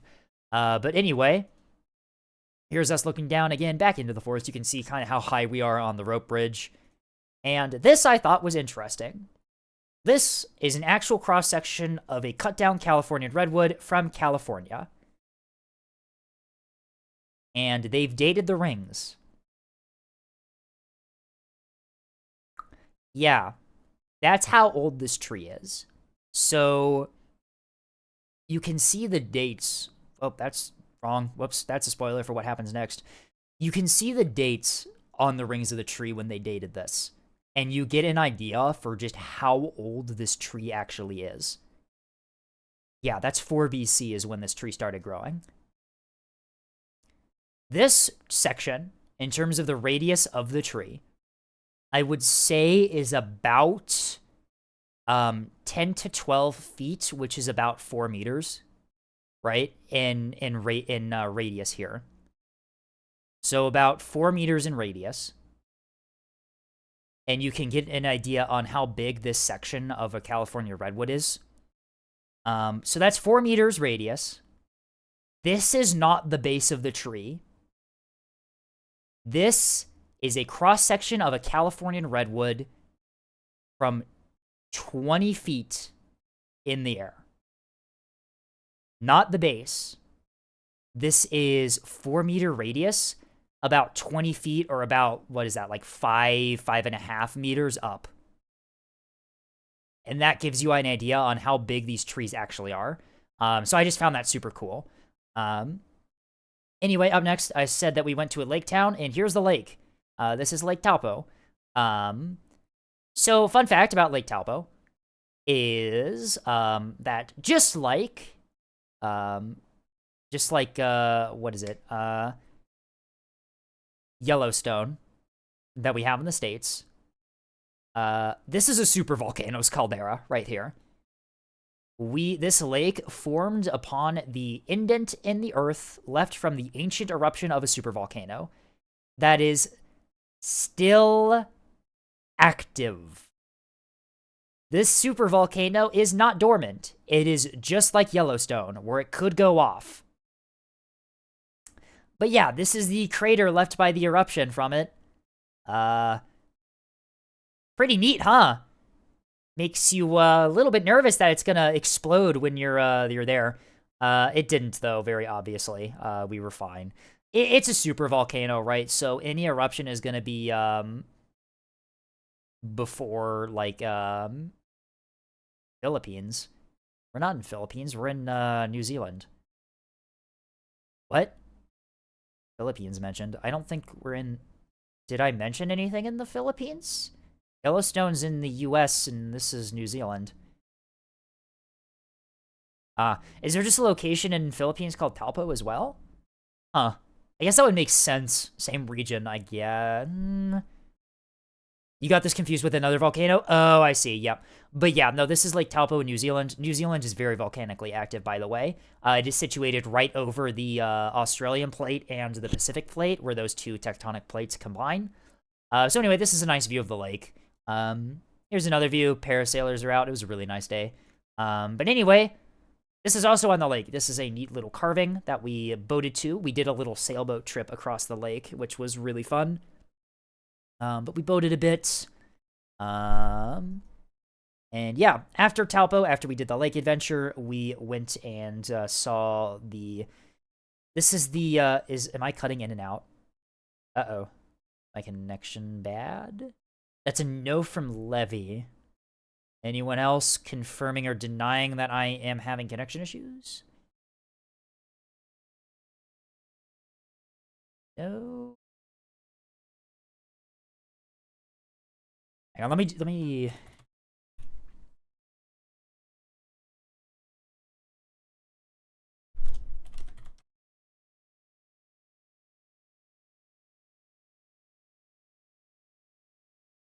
Alright. Let me do that, and then also get back to where we were. Okay, I probably just Twitch's end then, huh?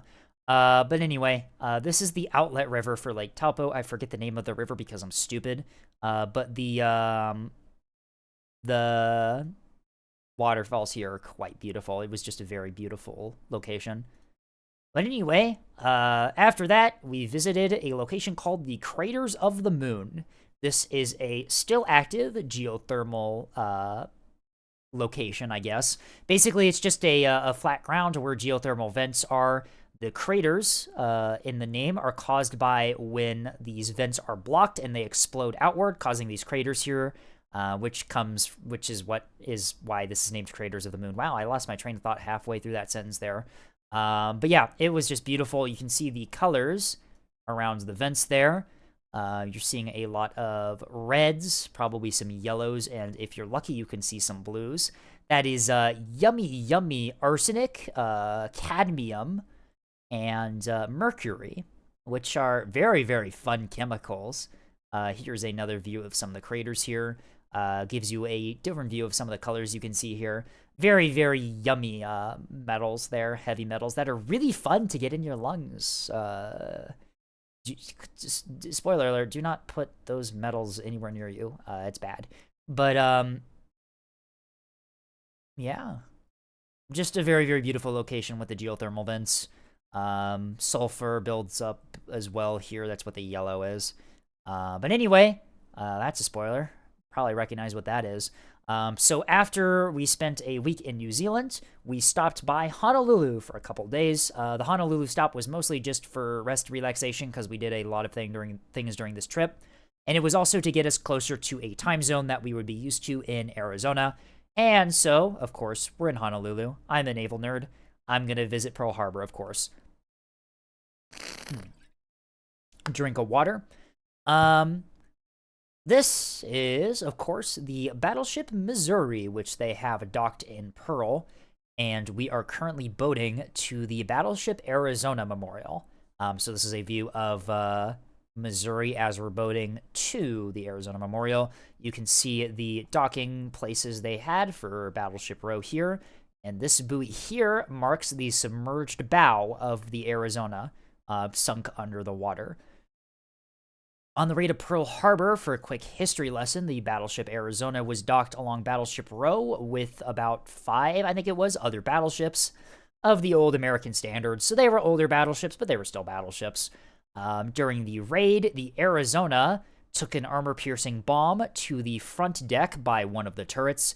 The armor-piercing bomb went through several decks, went through the magazine, and detonated within the Arizona's forward magazine. causing a chain reaction that detonated the stored ammunition within the Arizona. This explosion, very obviously, was catastrophic for the ship. It actually split the bow clean off the ship. The ship is in two pieces on the floor of the harbor here. Yeah, it was the only ship sunk at Pearl that was unable to be recovered, or at least the only battleship that was sunk at Pearl Harbor that was unable to be refloated. Ships like the Oklahoma and the, I think was it the New Mexico or was it the Nevada? I think it was the Nevada, were actually able to be refloated and brought back into service. The Arizona was not, and it was deemed, it was decided that the Arizona would be sealed up, all holes in the ship sealed up completely, anything above water cut down, and the ship was turned into a graveyard for the crew that died. The bodies of over 800 servicemen who died aboard the Arizona are still inside the ship, underwater. It was a very somber moment. The way they've done this museum here is that, for people who do not know, the Missouri was the last battleship ever constructed by the United States and was the ship where the Japanese surrender took place in Tokyo Harbor. The idea behind this memorial here is that the first battleship lost in the war, the first ship lost in the war, is bow to bow with the ship where the war ended, which I thought was a very, very nice way to do this memorial. I did not take any photos on board the Arizona Memorial. I thought that it was kind of in poor taste. But from there, we went to the Missouri. The Missouri is docked on a place called Ford Island, which has an airfield on it and where all the battleships were docked. It's also where the housing for a lot of the servicemen and women that serve in the ships docked at this harbor live. What about the Alaska? The Alaska was not a battleship. It was a large cruiser. The Alaska was not a full battleship. But anyway, here is the side profile of the Missouri here. The Missouri is very obviously one of the Iowas that was modernized for modern combat applications. And you can see here stuff like the Phalanx close-in weapon system and the Tomahawk cruise missile launchers and the anti-ship missile launchers here were very obviously not part of the ship when it was built. The Missouri was reactivated in the 80s, yes. So this is in its modernized state. In its original state, it had 5 of these twin secondary guns in the back. One of them was approximately here. One of them was here. They have been removed during the modernization program to fit the missile launchers and advanced missile countermeasures. Alaska was a large cruiser. That's what the U.S. classified it as. The U.S. classified it as a large cruiser, not a battleship, not a battlecruiser, not a fast battleship. It was none of those, and I choose to respect the U.S. Navy's designation for the ship as a large cruiser. Hello, Andestar. We are just doing some vacation photos really quickly, and then I'll join you in the VC. I think that Neko is still having some IRL stuff that's going on, and so we'll join in a moment.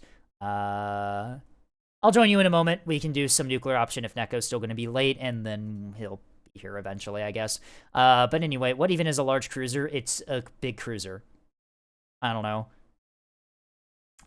Here's a fun fact. The Japanese would have surrendered on the North Carolina, but Harry Truman was from Missouri. Yes, that was covered in the tour.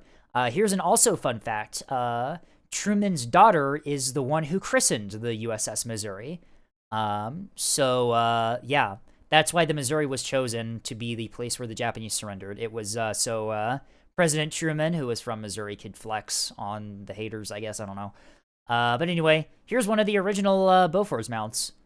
So this is the U.S. Quad Bofors mount that we used extensively during the Second World War on our large ships. Here is a view from the little, I guess, bridge to get on board the ship. Once again, you can see the close-in weapon system, some of the upgraded communications equipment that was added over the course of the ship's history. Sensors, radars. This is the main fire control radar up here for the main guns. Here is the fire control radar for the AA and secondary guns on the side. So this radar set was linked to all of the AA guns on each side. There's one on the other side, one in the front, and one in the back, which links the AA guns into a single unified system. And you can see in the front here, this is the rangefinder on the forward, one of the forward guns, the super firing triple. And here's the side of the turret. Here's the place where the Japanese surrendered. On this part of the deck here, this very exact spot, the Japanese surrendered in 1945, ending the Second World War in Tokyo Bay. Here's that was a really blurry photo. Anyway, Pearl Harbor is still a very active naval base, and so this is the row of Ollie Burke spam that the U.S. Navy has still docked at the harbor. This is a cruiser. I forget what this type of cruiser's called, what the class is, but yeah. So this is Ollie Burke spam is the U.S. Navy's current strategy, and you can see that here. We have one cruiser and like 20 destroyers. Here's a view up at sort of like the sensors on the Iowa. Here is the aft main battery fire control radar. This is the secondary fire control radar here. We've got more Tomahawk cruise missile launchers here as well. And of course, the big radar that was installed during its modernization program. Here is a Vulcan machine gun, a rotary cannon from one of the Sea Whiz guns that the Missouri had. These were the modern missile defense stuff that it was retrofitted with during the 80s when it was reactivated for the Gulf War. Here's an image of it doing shore bombardment during the Gulf War. So, a battleship like the Missouri is effectively a mobile city. So, inside the ship, you have tons and tons of office space where the officers basically run the ship. Hey, that's a cool calculator. So, of course, this is the office space as it would look in the 80s when it was modernized. Of course, you can see some Honeywell old computers here. But anyway, here's a model of what the ship looked like before its modernization. So you saw the side of it, what it looked like during the modernization. This is what it looked like originally during the Second World War.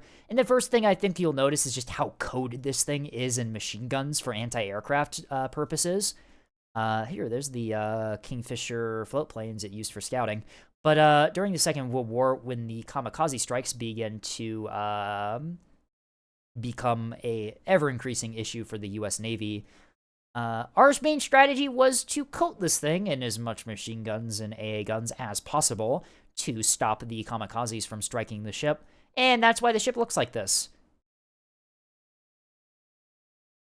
Here's the original Missouri. This is BB-11. This is obviously very old. This is the Missouri that served in the Great White Fleet of the U.S. Navy, where we sailed our beautifully painted white and gold ships around the world on a global tour to basically show the world that the U.S. was actually a naval power now and we could do things.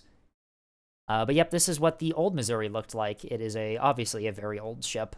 You can see all the casemate guns here, the mixed caliber guns. So this was a pre-dreadnought ship that did not have these uniform main battery guns and was a smattering of different caliber guns everywhere. Here's a view of the turrets. This is from the bow of the ship, as close to the bow as I can get, looking back on the forward-facing twin turrets, or the forward-facing turrets of the two forward-facing turrets. These are 16-inch triples, 50 caliber rifles.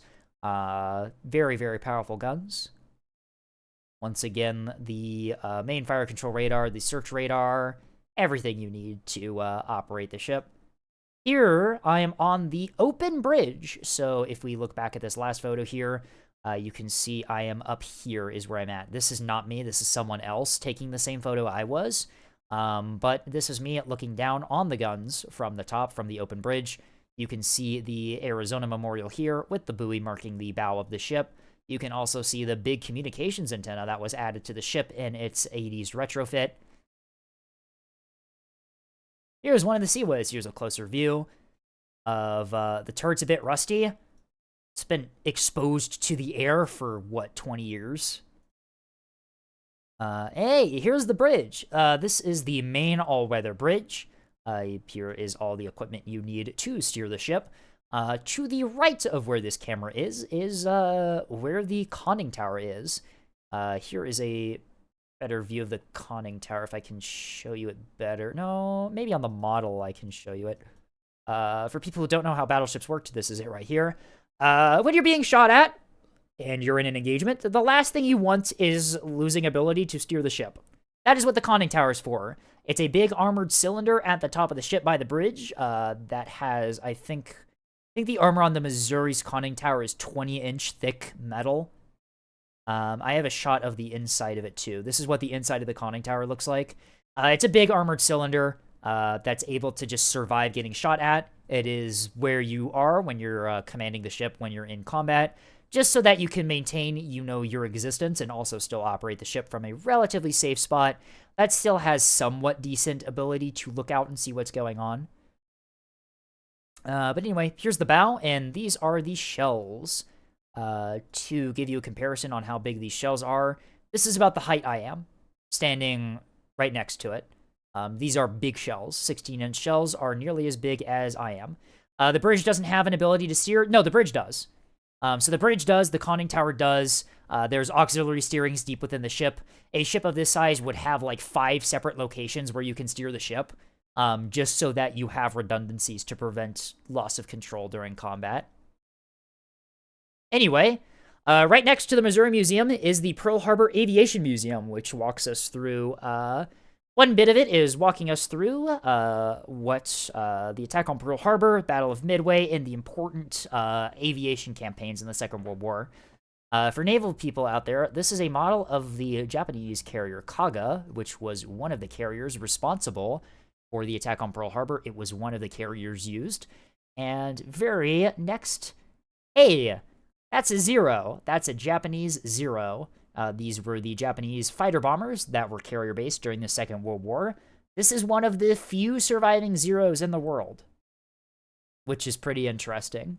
It is painted in the livery that these aircraft were painted during the Pearl Harbor attack. This is a bad view. I'm not even going to describe that. Anyway, here's a twin engine. I think this would be, was it 25? No, 25 is way too... Was it fighter bomber or was it just fighter? Because I thought it was a fighter bomber, right? It could carry light payloads of bombs. It was definitely a fighter. I could have sworn it was a fighter bomber. Was it just a fighter? Huh. Because they had the Kates and... the Kates were the torpedo bombers. The D-3A was the fighter bomber. Okay. That's what it is. Anyway, yeah, B-25, twin engine. I've been aboard one of these before. This little exhibit here is talking about the Doolittle raid, where, oh, thank you, Andastar, for the Twitch Prime resubscription. Why is the animation different for this one? What? I'll have to look into why that's different. Anyway, thank you, though. But yeah, this part of the museum is dedicated to the Doolittle raid, where early in the war, after Pearl Harbor, we stripped out a bunch of B-25s of all their valuable components, anything that added weight, put a bunch of them on the USS Hornet, a aircraft carrier, sent it to Japan, and bombed mainland Japan really early on in the war. It was it was a one-way trip. The bombers landed in the Soviet Union, and it was effectively sort of like an ego thing. We were basically, bombed mainland Japan to basically show them that they were not immune to being struck back, even if they were on the opposite side of the Pacific Ocean. Here's a different view of it. This is on the back, and you'll notice the Air Force roundel of the U.S. looks a little bit different than you might remember. So before the Second World War broke out in the Pacific, this is what the U.S. Air Force roundel looked like. You'll notice the red circle in the middle of the star that is no longer there. This is because the Japanese roundel, if you know, is just a red circle. So early in the war, we had a couple friendly fire incidents where ground-based anti-aircraft gunners saw the red circle, it being very distinct, and thought it was a Japanese aircraft because these roundels are painted very, very large on the undersides of the wings. We changed it. We basically just removed the red circle. That's it. Hey, it's a Dauntless dive bomber. And that looks like Battle of Midway happening in the background. That's a burning Japanese carrier. Looks like, actually, I think that's the Kaga based on how the front of it looks. But anyway, this part of the museum was talking about the Battle of Midway. where the U.S. carrier force, the U.S. Navy, was able to break Japanese signal intelligence, was able to figure out that the Japanese were planning an ambush for our carriers. Basically, what they were going to do is they were going to strike the island of Midway, which was very close to Pearl Harbor, bait out the U.S. Navy in response to an attack so close to our territory, strike the carriers, and destroy the U.S. Navy's carrier operations. However, the U.S. Navy was able to intercept plans for the Midway operation, and we positioned our own carriers in an ambush location, and we ambushed the Japanese carriers that were thinking they were conducting an ambush. Whole thing with Nagumo's dilemma, where he had the wrong munitions loaded and then had the munitions improperly stored on the carriers, and then the loss of the Devastator squadron from Enterprise let the the torpedo bomber squadron from Enterprise let the dive bomber sneak up, yada, yada, yada. Yeah. Battle of Midway was kind of the turning point of the war, where the Japanese lost a significant portion of their carriers, and the U.S. was able to maintain most of theirs, turning the tide on how many carriers each nation had, and allowing the U.S. to go onto the offensive a bit more aggressively than they were before. Here we have, you can see a model of a Devastator torpedo bomber here. These things got kind of annihilated by the fighter-based patrols around the carriers. They didn't really get through. But anyway, here's a Wildcat. This was our carrier-based fighter at the start of the war. Not as good as a Zero. In fact, the Zeros were very infamously effective fighters at the start of the war. The U.S. Air crews were not prepared for fighting them. Skilled pilots held their own very well in this aircraft, despite it being very outdated compared to the Zero we were fighting. But yeah, it's a bit smaller than the other bombers that I showed you. Anyway, here's a Warhawk. This is a P-40 Warhawk. Yeah, the Zero is an interesting plane. Did you know that the Zero, it's so maneuverable at low speed because it has no hydraulic systems? All of its flaps and control surfaces are controlled manually through cables by the pilot. They're connected directly to the flight controls, and they're controlled directly through cables. That's why it's so maneuverable at low speed, because it saves so much weight doing that. The U.S. Navy recovered an intact Zero and found that out, and then we began designing our aircraft to be very maneuverable at high speed, things like the Corsair and the Hellcat. And basically, to counter the Zeros, we would force them to engage in high-speed dogfights where our advanced hydraulic systems on our aircraft were able to outperform the physical cables of the Zero, and that's how we turned the tide on the Zeros. But anyway, this is a P-40 Warhawk. This is specifically painted in the livery that the Volunteer Air Force in China was using. So before the U.S. entered the war against Japan, Japan was obviously invading most of mainland Asia, including China. And a lot of people in the U.S. wanted to help China fight off the Japanese invasion.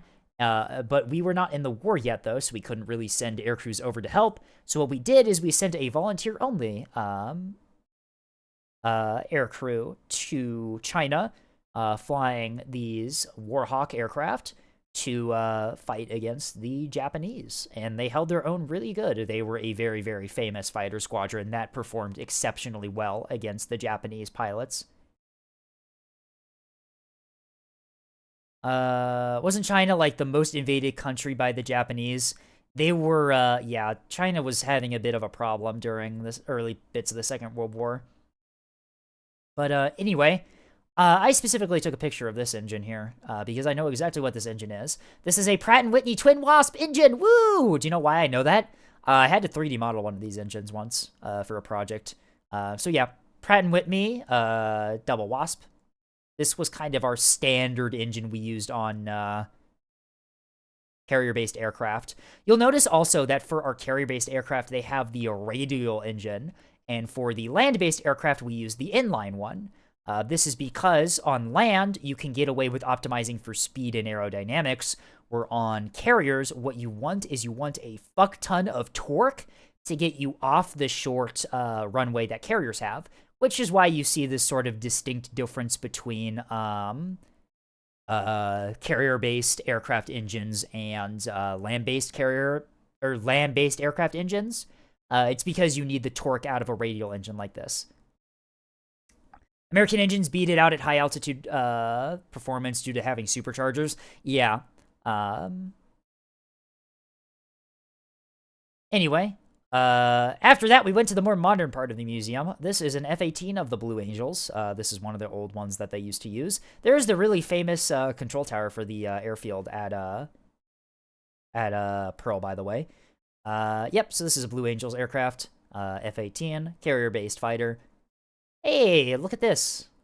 We got some more modern ones. I'd like everyone to know that this area of the display for the aircraft was called the Raytheon Pavilion, because Raytheon, woo, we love military contractors so much. Anyway, hey, it's a Delta Dagger. The Sly Mongoose is what this one's called. But yeah, these are early Cold War jets. This one, you might notice, this is the what was the number? It's the Thunder Chief. I forget the number. F-something. Anyway, this was used extensively in the Vietnam War, most famously for Wild Weasel missions. If you want more information on this, there is a YouTuber I highly recommend who just put out a video like this called, I think they're called Black Box Files, is what the YouTuber's called, who did a documentary of the Thunder Chief's Wild Weasel role during the Vietnam War. But what these aircraft would do is they would, Wild Weasel, basically what that sort of operation is effectively they would deliberately get themselves tracked by missile fire control radars, fire an ARAD missile at the radar, neutralize the radar for missile fire control, opening up the way for big heavy bombers to get through. And that is the role the Thunder Chief mostly played in the war, or its most famous role. You can see here by the tail on the Delta Dagger, the aircraft on display here were all mostly stationed in on the Hawaiian airfield, right? In this on this Ford Island runway. This is not. This is was in Vietnam. You can see it still has the paint scheme from the Vietnam War. Anyway, well, if you know anything about the Vietnam War, you'll recognize this one. This is the Phantom. This is pretty much our, probably I'd say the most iconic aircraft from the Vietnam War. Yeah, just a very iconic twin-engine fighter. Very high performance, very effective. Anyway, here's inside the hangar. This is an F-15. Ooh, once again, you can see that this served on the Ford Island airfield.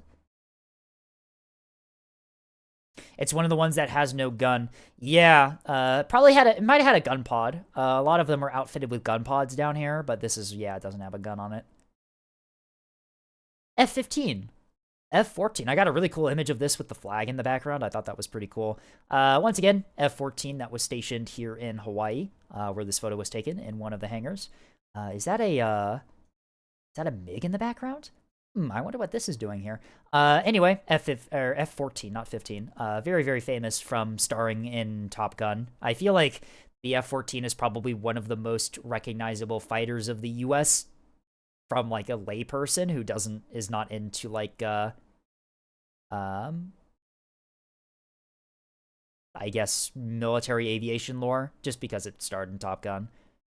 Anyway, hey, it's a Sabre. Aren't these things cute? These were one of our first jet fighters, when jet fighters were, just becoming a thing. Yeah, the next photo is of the MiG-15. I hyped it up, right? This is the MiG-15 they have here. The MiG-15 with the nickname that you can kind of see there that I cannot say on Twitch or else I get banned. Although I am allowed to say that word. I am allowed to say that word, but I am not allowed to say it on Twitch. But anyway, yep, we have a little MiG-15 here. Whoa. Republic of Korea Air Force. I actually don't know the story of how this fucking got here, by the way. This is, oh, what fucking was this? We love the NATO name for that MiG, yeah. But I'm not actually sure how the Republic of Korea aircraft got here, but whatever. Hey, is that an F-104 in the background I'm seeing? Is that an F-104 back there? I don't actually have a photo of the F-104 by itself because it is under maintenance and being restored at the moment. Anyway, hey, I wonder what nation this aircraft served in. I wonder who operated this aircraft. It could be anyone. It could be anyone. This is in Aardvark, I believe. I'm pretty sure this one's outfitted with like surveillance equipment. It looks like, and this makes me think that this is like electronic warfare gathering stuff. Anyway, you could go into the cockpit of this one. It was pretty fun. I squeezed in. Hey, it's an F-16. You can see the this is the tail of a Super Saber back there, and also the back of the F-14. This is the inside of the Aardvark's cockpit here. It is a tandem seat bomber, or fighter bomber. This one I think's been outfitted with like a surveillance package. Or this could just be like a television guidance camera for TV-guided missiles. I'm not actually sure. EW-111, probably. Like, I'm 90% sure this is an electronic warfare kit on this, but who knows. Anyway, here's the saddest part of the pavilion. The helicopters that they've left out to sort of deteriorate in the Hawaiian weather. Once again, these were all part of the airfield at Hawaii. Search and rescue, marine transport, logistics. It's a Sky Raider. You might also recognize this aircraft if you've watched Top Gun. This is the one that they trained against in the training section, I guess. And also, if you've watched Top Gun, you'll also recognize this one, which is the MiGs, but they just took this aircraft, painted it black, put a red star on it, and called it a MiG. Pretty funny, huh? Goofy helicopters. Hey, it's a Black Hawk. Interesting. Hey, it's another MiG. Interesting. And then this is another Saber they have out here. Once again, this was definitely the saddest bit of the museum because you can see how badly these aircraft have deteriorated, just being left out in the open, which is a little sad. You know, I've been to a lot of the like inside aviation museums we have in the States and how well maintained those are, and then just, I don't know, seeing them outside just kind of deteriorating like this is really sad. But here's the inside of the transport helicopter. But yeah. Anyway, after that, the last thing we did is we went on a adventure, I guess. We went to a botanical garden in Hawaii. Did you know that they filmed some of the Jurassic Park and Jurassic World movies here? Probably, you can probably see it. But anyway, this is a botanical garden with fauna from basically the entire world. There was a waterfall that you could swim out down here. We had basically a traditional sort of cultural, I guess, lunch here. It was pretty nice. But anyway, so the Honolulu International Airport is fascinating. This is the last photo I have, by the way, before we do something else. The Hawaiian International Airport is very interestingly designed. And by interestingly designed, I mean, like, between the terminals, you walk between the terminals, is just open air. Like, I'm not on the tarmac right now. I'm in the terminal building, but it's just open air. It's fascinatingly designed. Anyway, that's about it for my tour. That's the big recap there. Anyway, is it nuclear option time? Where the fuck is Neko? Is Neko still indisposed? Yes, Neko is still indisposed, it looks like. Well, I'm gonna join that VC in a second here. I am going to do a quick 3-minute ad break right now. Neko is still having IRL problems. Yeah, we'll see what's up with that. I am getting a little bit hungry. I probably should grab a snack before doing some nuclear option. So I am going to do a quick 3-minute ad break right now, grab a quick bite to eat, and then join the VC with Andy, Levy, and Star, and everyone. And then we'll play some nuclear option for a bit. But yeah, until then, I will see you in 3 minutes. This is the first ad break today that I actually caught on time. Crazy! Anyway, bye. I'm going to hide this first before we do it. Bye!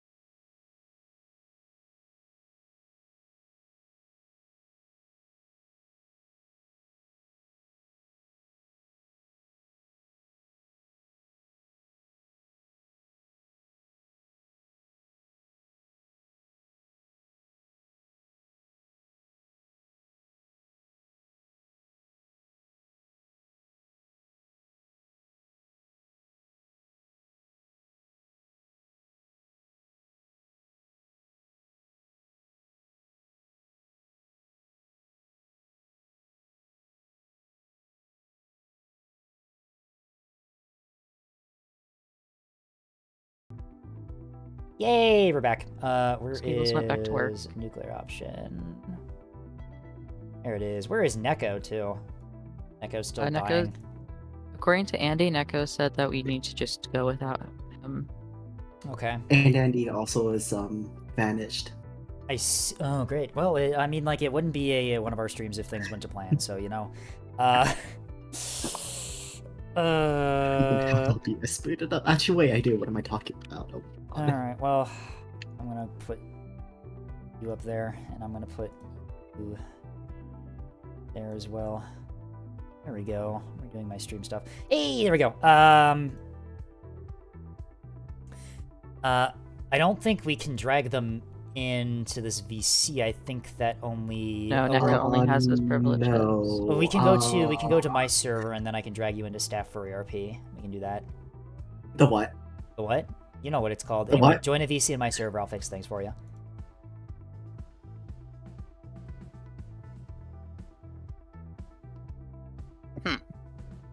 Hello. Hello. User Oh my god, it's actually called. Did you? I've Yes, made it this is. joke before. I- This bit is not new. You've been in the staff for ERP before. I have? Yeah? Yes. Hello? Why the fuck is? Oh my god. I have? Yeah, you have. Yes. What do you mean? What do you mean? Oh, what do you mean? No, you're trying to gaslight me. You're trying to gaslight me right now. It will not work. All right. Oh wait, I probably should mute the stream. That way, I'm not hearing everything twice. That might. Yeah, that's a good idea. That might help. Anyway, do Actually- we unmute Three Cats? Yes, we No. unmute Three Cats. No. All right. Is Andy coming? Time to be very bad. Three at this game, Cats 'cause I is haven't played it currently yet. unmuted. Wait, I've been unmuted. Oh, I'm no. free. Oh no! What did you do, Why did you Skate? give them freedom quickly? What have fix you it. They done? can't have freedom. That's illegal. Okay, I'm fixing my Fugi. It's awful. What game mode are we thinking?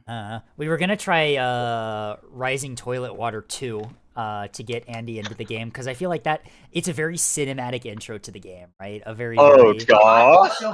I literally just bought it today because everybody plays it. And I'm like, I might as well get it. I have a couple extra dollars. Oh, it's perfect. Rising Toilet Water 2 will be a great introduction to. What about Ice to- Road also- Truckers? How good does the game work with HOTAS? Because I do have a HOTAS. It's not The- designed for it, but you can make it work. Damn. That The sounds game like play a on lot of Steam extra Deck? work, I'm gonna be honest. No, the game just doesn't really. It will recognize a decent amount of HOTAS, but if it doesn't recognize yours, then it just won't let you. I mean, Use I it. have a feeling it'll recognize a Logitech HOTAS, given Logitech is like, Yeah, you know, it the will. most well-known brand. Hmm. Ah, fuck, I had to clean off my desk so that I actually have room for my HOTAS. Fuck. Host the server. I love eating Server's cheese. not up yet. Sorry, I'm too busy eating cheese to host the server right now. Sorry. Cheese. Oh, Kayatan is being said in General 1, by the way. Drag him Why up. is the VC inverted? I- Why is everyone on the top bar? Because that's the one place in this fucking game when there's non-critical information and I can put it there. Yeah, that's a bit silly. I, but Fair also, enough. I mean, like, I'm it's not really upside critical down. information, so like, I don't even need to be on the We're all screen. in Australia now. Delicious cheese. This cheese is really good, actually. Okay, Like, what cheese keyboard, is it? you're gonna need to move. do Um, I have enough aged room cheddar? to move you out of the way? This isn't cursed Ye- at all. Don't worry about it. I Uh, can't see your setup. I Scape- have most likely a more cursed setup. Hang on, I'm trying to download Yeah. Rising Toilet Water 2. Okay, fair enough. Oh, Can you are drag we not gonna do Bus Kayatan Gully up Trucking because- Simulator? Sorry, what's happening? Bus Gully Trucking Sim is a single player mission only. It's still the best starting mission, though. All right, there's another one. Oh, on it PC. sucks. Kayatan. Hmm. Gotta make sure I have the Escape anime skin. Also, what we can play is fucking Mario Kart. Oh, What? The race across What do you mean Ignis. There's Mario Kart in the fucking plane game. It's Rising Toilet Water Plane 2. cart. It's Rising Toilet Water No, 2. it Is it 3? no the Mario Kart mission. There are a few missions where you get like an ibis and it rips off your rotor straight, and you just have to drive across Ignis or something. shrimp on sale at Field Spar. I'm downloading that immediately. Shrimp on sale? Of course, there's still no colorblind node. Fuck this It's game. Operation Rising Toilet Water 3. We have to do Yeah. number 3. We've done. We have to do number 4. It was always the OG was always number 3. It just got a random number. For no That reason. is fucking peak, actually. Is there Operation Toilet Water 4? No, they're No, it's not called Toilet Water 4. I put it in the side chat. Yeah, I saw it in on SideChat Neko Jovies. server, and I was trying to find it myself on the workshop, and I couldn't. Andy's in. Andy needs dragged up here. I think they're in Neko's server. They were in Neko's server, and then they just immediately DC'd as soon as I went there to take a look. If they pop up in one of the other VCs in the server, let me know. Okay, computer. Are you happy with this USB port? Because I know that you're angry. Computer, about USB analyze. ports sometimes. Computer. Computer, Computer. analyze USB port. Where's Uh, my mouse? Well, I mean, it Okay, wouldn't be one of our streams if things went septic tank Escape, is it busters. downloaded? I'm trying to find I it. need to turn off fucking That is the one. Discord overlay so that I can see. The workshop is so goated. It's so good. Good. Making fun of me because of my bad ping. Can't believe this. Discriminating against the if you disabled. just look up Operation Rising Toilet Water and then press the creator, you see Septic Tank Busters 4. yeah. It's very All right, yeah, I got it. Okay. We got Ranger, we it. barely even know. Where is Andy? Join a. Oh yeah. Join a random VC in my.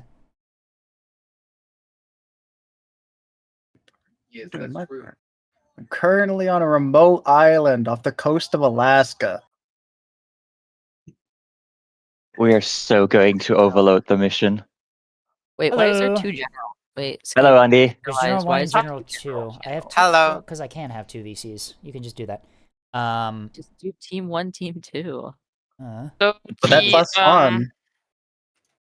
the issue seems to Okay. be provider side, Okay. What?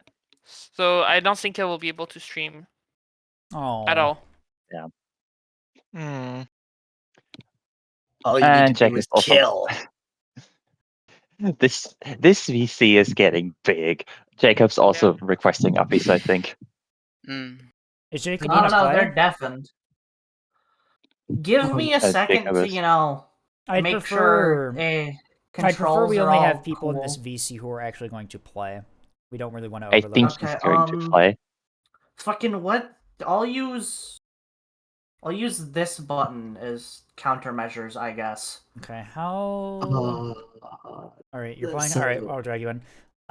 We might not have enough spaces for everyone, though, is the problem. The reason I have this VC channel hidden is to deter raiders entering my VC without my. I might be permission able while I'm to- streaming. To prevent Adolf joining the VC again. Yes. Yeah, because you have too. That yeah, was because like funny. you've designated too many people as yellow. I might be able to join the game, but All right. I certainly Alright. cannot stream. Alrighty. Okay, mousepad, you need to get out of my way so that this actually stays on my desk. Evil trillionaire Maximilian Quinton has conquered Heartland after making his fortune smelling hang on, how do I smart join the toilets VC? How do I to join? his residence, only to have them catastrophically malfunction later and devastate the land. His laboratories have manufactured 4 deadly new air defenses. Buscalian and Primeva team up to destroy the SAM factories to retake their lands from the rising toilet threat. How do I join? Have you turned on the? Have you opened the lobby yet? Not I yet, hang don't on. know how. Okay. Java's not up yet. Max Okay. players. How many players do we have in here? We're being briefed right now. 1, Wow. 2, 3, 4, 5, 6, 7, 8, 9, 10, 11. Can I do 11 player Give lobby? me just a second. I'm gonna run to the bathroom. I think the max size is 16. 32 is the max size. Whoa. Okay, I'll call in my 74 alt accounts. I love this lobby. I love this lobby called "Do you have a maid dress?" just in the background on my screen Yeah, while I'm same. setting this up. Yep. Escape. All right, lobby's up. It's just Operation Rising Toilet Water for whatever hosted by me. Okay. Escape. Turn to 32 players. Destroy your university Wi-Fi. My PC. Operation. Operation. Oh, we get a lot of carriers. We do. They all suck though because they're the LCS ones. Our land has been Oh, it is a overrun by destroyer. evil trillionaire Maximum Quillion's forces. We need to counter this threat. Join the lobby. He made his fortune not- selling the catastrophically bad smart Oh, toilets. there it is. The toilet tanks were busted from day one and spilled everywhere. Arlet has been evacuated to avoid more toilet-related casualties. Evidently, Max considers everyone evacuating to get away from his horrible invention to horrible. Oh my God! It's going too fast. Striderlance intercepted 76. Oh my god, no, please don't. How do I play this What game? did you call the? That's I what. don't think That's so. why. That's where you're wrong, liberal. My Sams Why will is the stop you in your carrier tracks. bouncing? My infrared making the Sams. carrier don't bounce. Is it? I can't even read this. It just says Tank Busters 4 hosted by Scape GT is the lobby. I don't think okay. there's a. You forgot the hosted by Scape part. Did I remove Yeah. that? Whoops. Whatever. And you. Max Quentin has airplanes. No, can you hear me now? I didn't expect What the that. Right. fuck? There you. I don't know how to play this game. Don't worry about it. No one does. That's There- alright. There, the keybinds are in settings. Whoa, that's a lot of carriers. There's so many Ifrits. Waiter, Kill them. more Ifrits, please. Oh, I I only okay, have so bombs. What what's aircraft our, should I start with? One of them. I say compass. All right, now I'm broke. That was. You can't get a compass. What do you mean you can't get? I forgot how to fly the plane. Why are you looking for compasses in the cricket store? Why is? There. No, there's a Hyperion in the middle of the formation. Wait, there's a Hyperion. Let's go. Oh shit! I don't I'm know not where in I short am right takeoff now. mode. Oh, that's the carrier. Oh crap. Someone said take the cape. Someone Someone said take a compass, so I'm gonna take a compass. Everyone, just ignore That's that. a good call. I don't know what it Hmm. does. Did You you, know, did you I hammer had yourself the into stream the on my other carrier? monitor. That doesn't look good. The lobby, the server is called Operation. Septic Tank Busters 4. Yeah, yeah. That. There's a Hyperion. Let's go. Oh my god, I don't even know what I'm fucking doing. We're doing the not same the thing sun as grab at hole. the What's a beginning of. Tusco B? I haven't played this game in forever. Tuscany is a long-range land attack missile. Aha, this is the Tusker correct B one. is OP when you spam it. I Oh. destroyed the Stratolance trucks in Bolt Strike. Can I not spin, please? Perfect. Hello? Oh my god, oh my god. Why am I... Tail I have rotor? 2 Can my frames. tail rotor do something? Is my tail rotor destroyed? What the hell is happening? Yeah, Why, my why are you frames. playing at 6K? I was gonna do frames. ground strike! Oh my god, you can Escape, tell it when has you been a ta- long time since I played Escape. this game. Fox 2. When you take 25 off, military. when you take off, your helicopter will What's just do that. Your MMRS plane will just do S3 that. HM? Nah, that's only when you skill issue the takeoff. I Until feel it's so been too bad for long. Andy. Why? Andy is just This is here in not this the mission mess. to introduce someone. Yeah. There's like 20 people here. It's like, welcome to nuclear option. Fight bot rising toilet water. Okay, let's see if I can Fox two. figure out the control. I think the... Who's Fox 2ing? I am Fox 2ing. I am Fox 2ing furry. you. The furries are here. What are you talking about? Yeah, it's you. I'm guessing this is some kind of ground attack aircraft. Yes, What? compass is The ground compass? attack. Compass is Oh multi. wait, No, do it's- you it's know a how trainer. to select enemies? Oh yeah, The you compass have is to... a trainer? No Yes. wonder it doesn't have Aircraft. anything. The compass Fox is 2 times 2. The compass is better than your mom. What's that even mean? No. You don't know I'm panicking. I Alright. managed to eject. Wait, can Oh, I I drop killed the Tuscos at 2 kilometers? I'm over the enemy airfield. I Where killed am I a right now? Minimum I just- 3 kilometers. I just killed a What the- Medusa with a compass. Strategic weapons clear for the eye. Got shot down. You're getting jabbed. Anyways, Medusa Alright, coming well, up. I don't know. I'll get another campus. Firebird, I'm landing on the carrier. think- Fox 3. that maybe this was please a- don't. I'm trying A to bad take off. idea to I'm 1.3 km introduce out. I can't stop. Andy to. Where's my All right. nuclear weapons? I'm off. There we go. Box 3. I am being shot at. Stop wouldn't with the recommend- boxes. As a beginner, don't use nuclear weapons. You should use They nuclear have a bit weapons. of a You gimmick. should use nuclear weapons. Shh, I'm being They jammed. have a gimmick. You'll waste I know. them. Oh, someone crashed a compass on the runway. Yeah, I don't think my internet agrees with me right now. Yeah, this is Damn. super laggy. It's fine. So I guess I'll try and play Just solo. for you. Who's take off an Ibis? What the hell did I just get shot down by? What? Huh? I'm sorry. Didn't even, I love it the didn't even get 5 frames landing on a carrier. Yeah, okay, sorry. I don't think we're gonna Oh, have oh, if viewers. When we do the If next you're one, we're not landing gonna on a have compass, viewers. you should. If you're landing with a compass, you should land on the Anathema, the Hyperion. I don't the have Annex doesn't the have rates. the Annex doesn't have the catching thing. So I your mean, I teleporter won't do No one's anything. landing. This is I a mean, one-way the trip. compass- No one's this is a one-way trip of all time. I forgot just the trying to fucking second Forgive me pair for of trying to be jammers. helpful. I've done it. I have successfully made it into We, the air we without thank dying. you for being helpful, but this is a Rising Toilet Water 4 or 3? Or 4. Or Just had factories haphazardly built in the trees. we have pile Ooh. drivers in the air.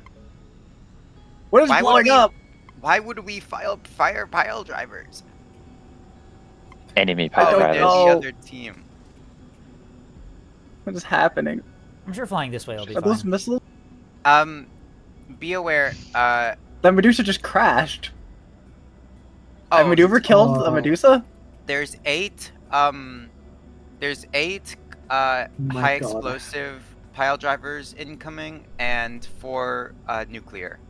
I miss having a. Not my problem. Did they make the fly-by-wire Yeah, more I can't sensitive deal if with you're using that. WASD? What am I dealing with? They did change fly-by-wire settings recently. I'm not sure if that's what you're feeling or not. It could be. Woo. Wow. Why are there so many dark regions? Let's Ah. let's go shoot them down, please. I'm working on it. God. There's 3 of them. It takes me a while to kill them. Oh, whoa, this thing fucking turns. I forgot how fast this thing turns. Ah, that thing's on fire. That's dead. I'm gonna skill issue this vortex by Ah, time camping it. missile! Lamau. Oh, that's what shot me down. There is an AA gun here. Maybe I should have, looked at the map or something. Can't see shit on the map, anyways. Left engine fire. Right engine fire. 3 IR Two hardened missiles aircraft straight shelters towards you. destroyed. Anyways, this is your tired AWACS speaking. Hello, this is John Shit, AWACS. they're launching so many nukes at us. John Thank you, Airwax. How damaged is my plane? Okay, I am missing a chunk of my wing. You have a plane? Rich people, am I right? God. Gonna leave. This was not fun for me. I- Keep watching. The Yeah, I feel bringing this many people Dynamos was a should mistake. intercept them. I'm sorry for all my viewers, but the next match we do, it will not be viewer open. That's fair enough. Damn. but fair enough, yeah. Or, Oh, what you the know, fuck? you get all the funny content creators in one channel, and then all of We've us been lose taking it. the heliport to the north with the help of the Chinese the Navy. We forgot to specify which China, so they both showed up. What? What is That's happening? crazy. I mean, okay. That's just how a normal toilet works. What's going on? What's happening? I don't know. It's a wall of text I'm here. waiting. I'm trying to land on a carrier. Oh, I'm gonna crash. Great. We lost an enrichment plan. Someone go get a Get it, thingy over what? there. Hey, we need to take out some Sams, right, or something? Oh my god. I Potentially. Oh my fucking I god. don't know what we need to What do. the- I don't know what we need to do. What is going on? Destroy smart toilet factories. Destroy the stride breakers, Sams. The Yeah. carrier is trying to throw me off. All right, we're bringing the new aircraft. Oh fuck! Wrong button. Where's my ARAD missiles? Did you? Oh my god. Yeah. How much is ARAD 116 cost? 680,000 for you. Hey, stop using pheasant munitions on me. Alrighty, new aircraft time. Let's see how that. Why is everything Magnum on? times My 4. my hardened aircraft shelter opened and everything's on fire in front of me. I am Sounds rich. about right. I have money. Respect me. I got a different dollar. No. Hey, Oh no, that's missiles an flying ARAT. right That's over an me. ARAT. Hello, frames. Where'd my Scimitar, frames go? Scimitar, please. Who just Who just ate my frames? I'm so sorry for your Yummers. loss. Eated them. I'm so Yum. sorry for your frames. I'm so full of lag spikes. Yum. Guys, where do I go after I land? If you're on, are you on the airfield or just close click, to an airfield? Hop out. Just hop out yep. of your plane. Control Shift E. I was expecting Oh, this thing to need a shorter I'm runway. in the wrong position. Whoops. Hey, can I? Oh, 3 Cats Star, can you kill the Ifrits under me? I committed a minor skill issue. I'm trying, but like the HUD Oh my symbology God. is not making it any easier. Yeah, do you like how they updated all the symbology and now you can't tell what the fuck anything means? What's happening? I may be cooked. I am Winchester on munitions. Oh my god. I can't even get into the air because I keep skill issuing my Jeeple, takeoffs. jeeple! Oh my god. down. Oh, no. Well, I have no frames. I can't see. I'm out. I'm broke. The economy is in shambles. Oh my fucking god. It's the next.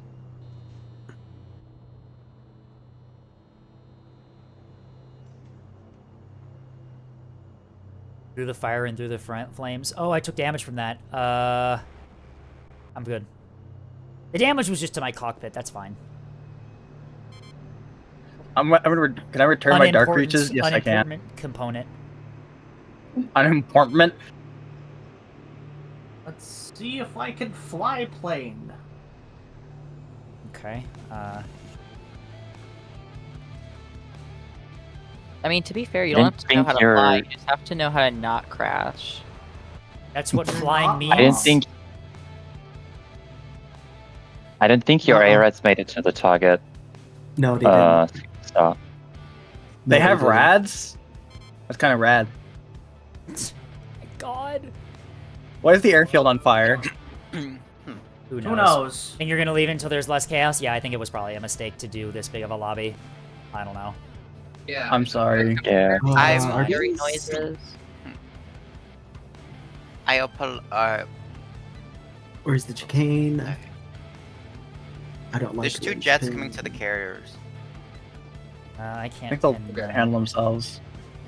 Oh, why am I rolling? What the fuck? I didn't even, like, I barely even moved my mouse there, and all of a sudden I'm fucking upside down. Wait, do they even have air defense? I don't know. Yes. They didn't have Stratolances last time I checked.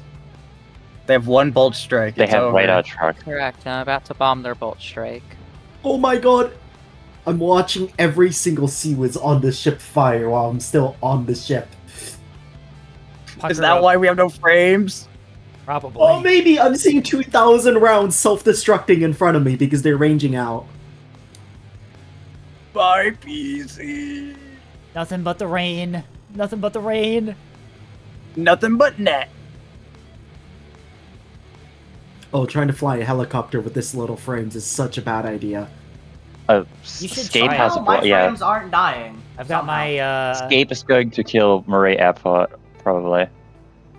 I'm, no, they must have- I'm no, doing, I I'm doing AA in this thing, I fucking guess. I don't know, there's an ifrit right here, I might as well blow it up. You're shooting down planes with the A10, like With the Escape, Warthog. there's a dark reach right in front of I'm you. already got missiles out on it. Yep. Hit. Got it. It's get. Oh, hello, Revoker. Oh god. Oh my god, my rotation. oh, Oh, I literally at 1 frame a second. I just lost $5 gazillion. Yeah, I'm watching oh my 2,000 no. Seawiz fire right now. Maybe Oh, that's why. No, this thing. My PC. Hey guys, we need to shoot down every plane before they reach our Who's Seawiz. America rules? Imhotep, Because there's a that- revoker on your ass. I know. Because that's the thing that's actually like getting rid of our frames. It's all of the Seawiz that's firing whenever a plane gets close to our ships. Holy There's crap. so many carriers. Come on, target lock him. There we go. Hi. Active radar homing. Oh dear, that's not what I was expecting you to fire at all. Oh god. Uh-oh. It Suboptimal. hit you? God. Yeah, I'm dead. Damn it. Yeah, I was trying to jam it, but it started lagging, so... All good. We have... Gimme those. Lag in my nuclear option? More likely than you think.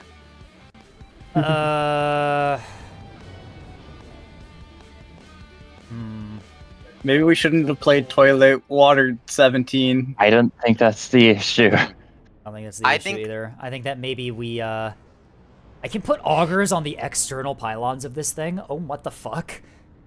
Yeah, that's usually there's how an ours are Ifrit used. yeeting themselves towards... Okay, that was kind of mean. I'm sorry. We have, No, I it's think fine. It's just we such a might big, have too it's much such a ground big strike. munition.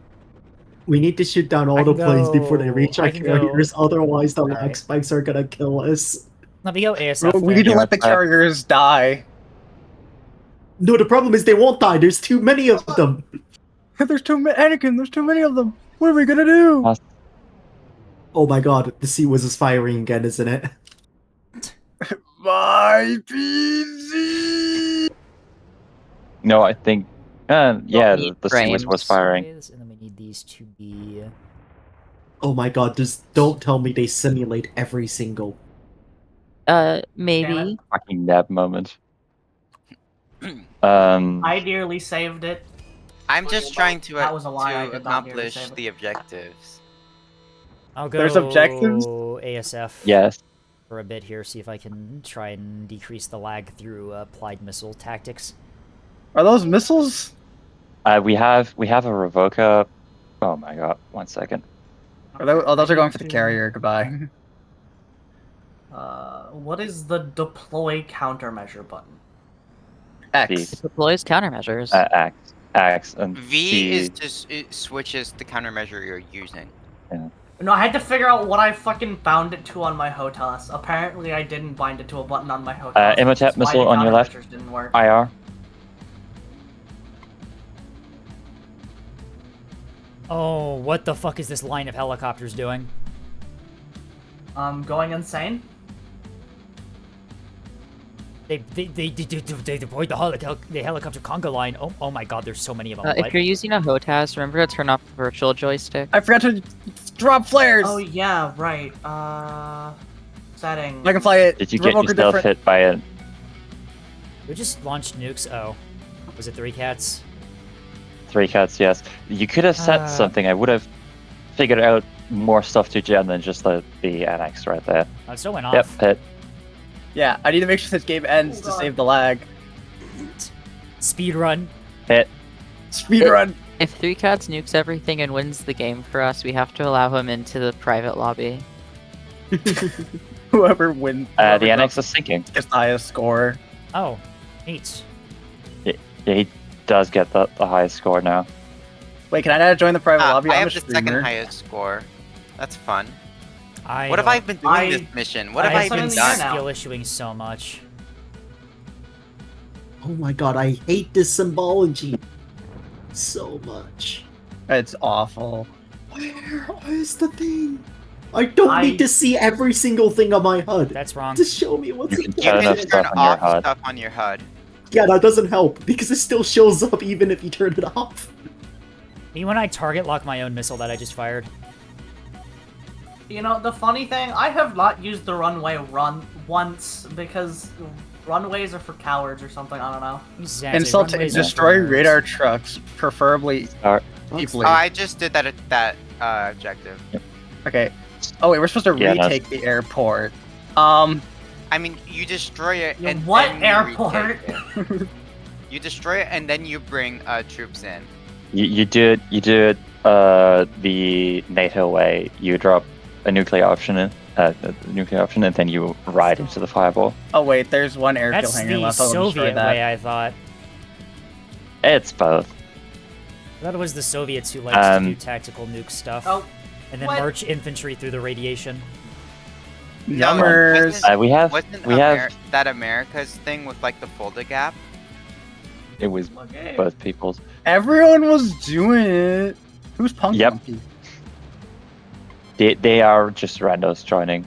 Yeah, I'll set it to private lobby and distribute a password next time, so we don't end up in this situation again. That was my mistake. My bad. Hey kid, you want a password? Oh, you. Oh! software bot. I was strafing the storage tanks, and I may or may not have ran Ooh. into the debris that was exploding because they're storage tanks of fuel. Come on. Oh, come on. Oh, am I alive? I'm alive. What the fuck? How am I alive? Oh, I'm about not to be alive. Who dropped that nuke? It was 3 cats. 3 cats just dropped the nuke. Star, you're in the middle of the blast. I needed to kill that airfield hangar.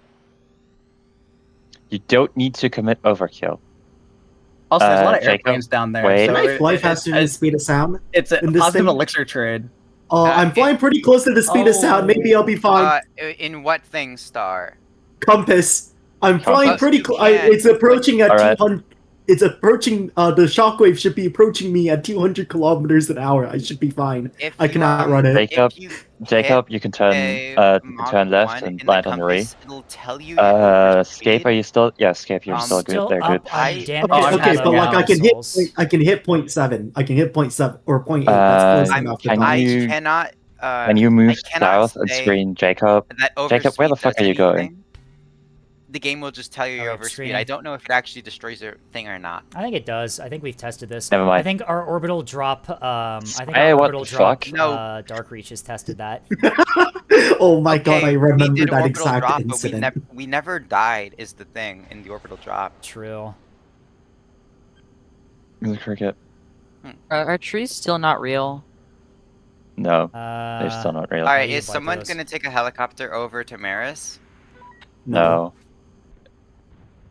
Oh, would you look? I don't know where I am right now. Well- Your drop 3 cats is already 3 cats. Who is- just dropped? Who do you think? Who do you Not think? gonna land. Oh my god, it's the revoker next to me, isn't it? Floor! Yes, it was.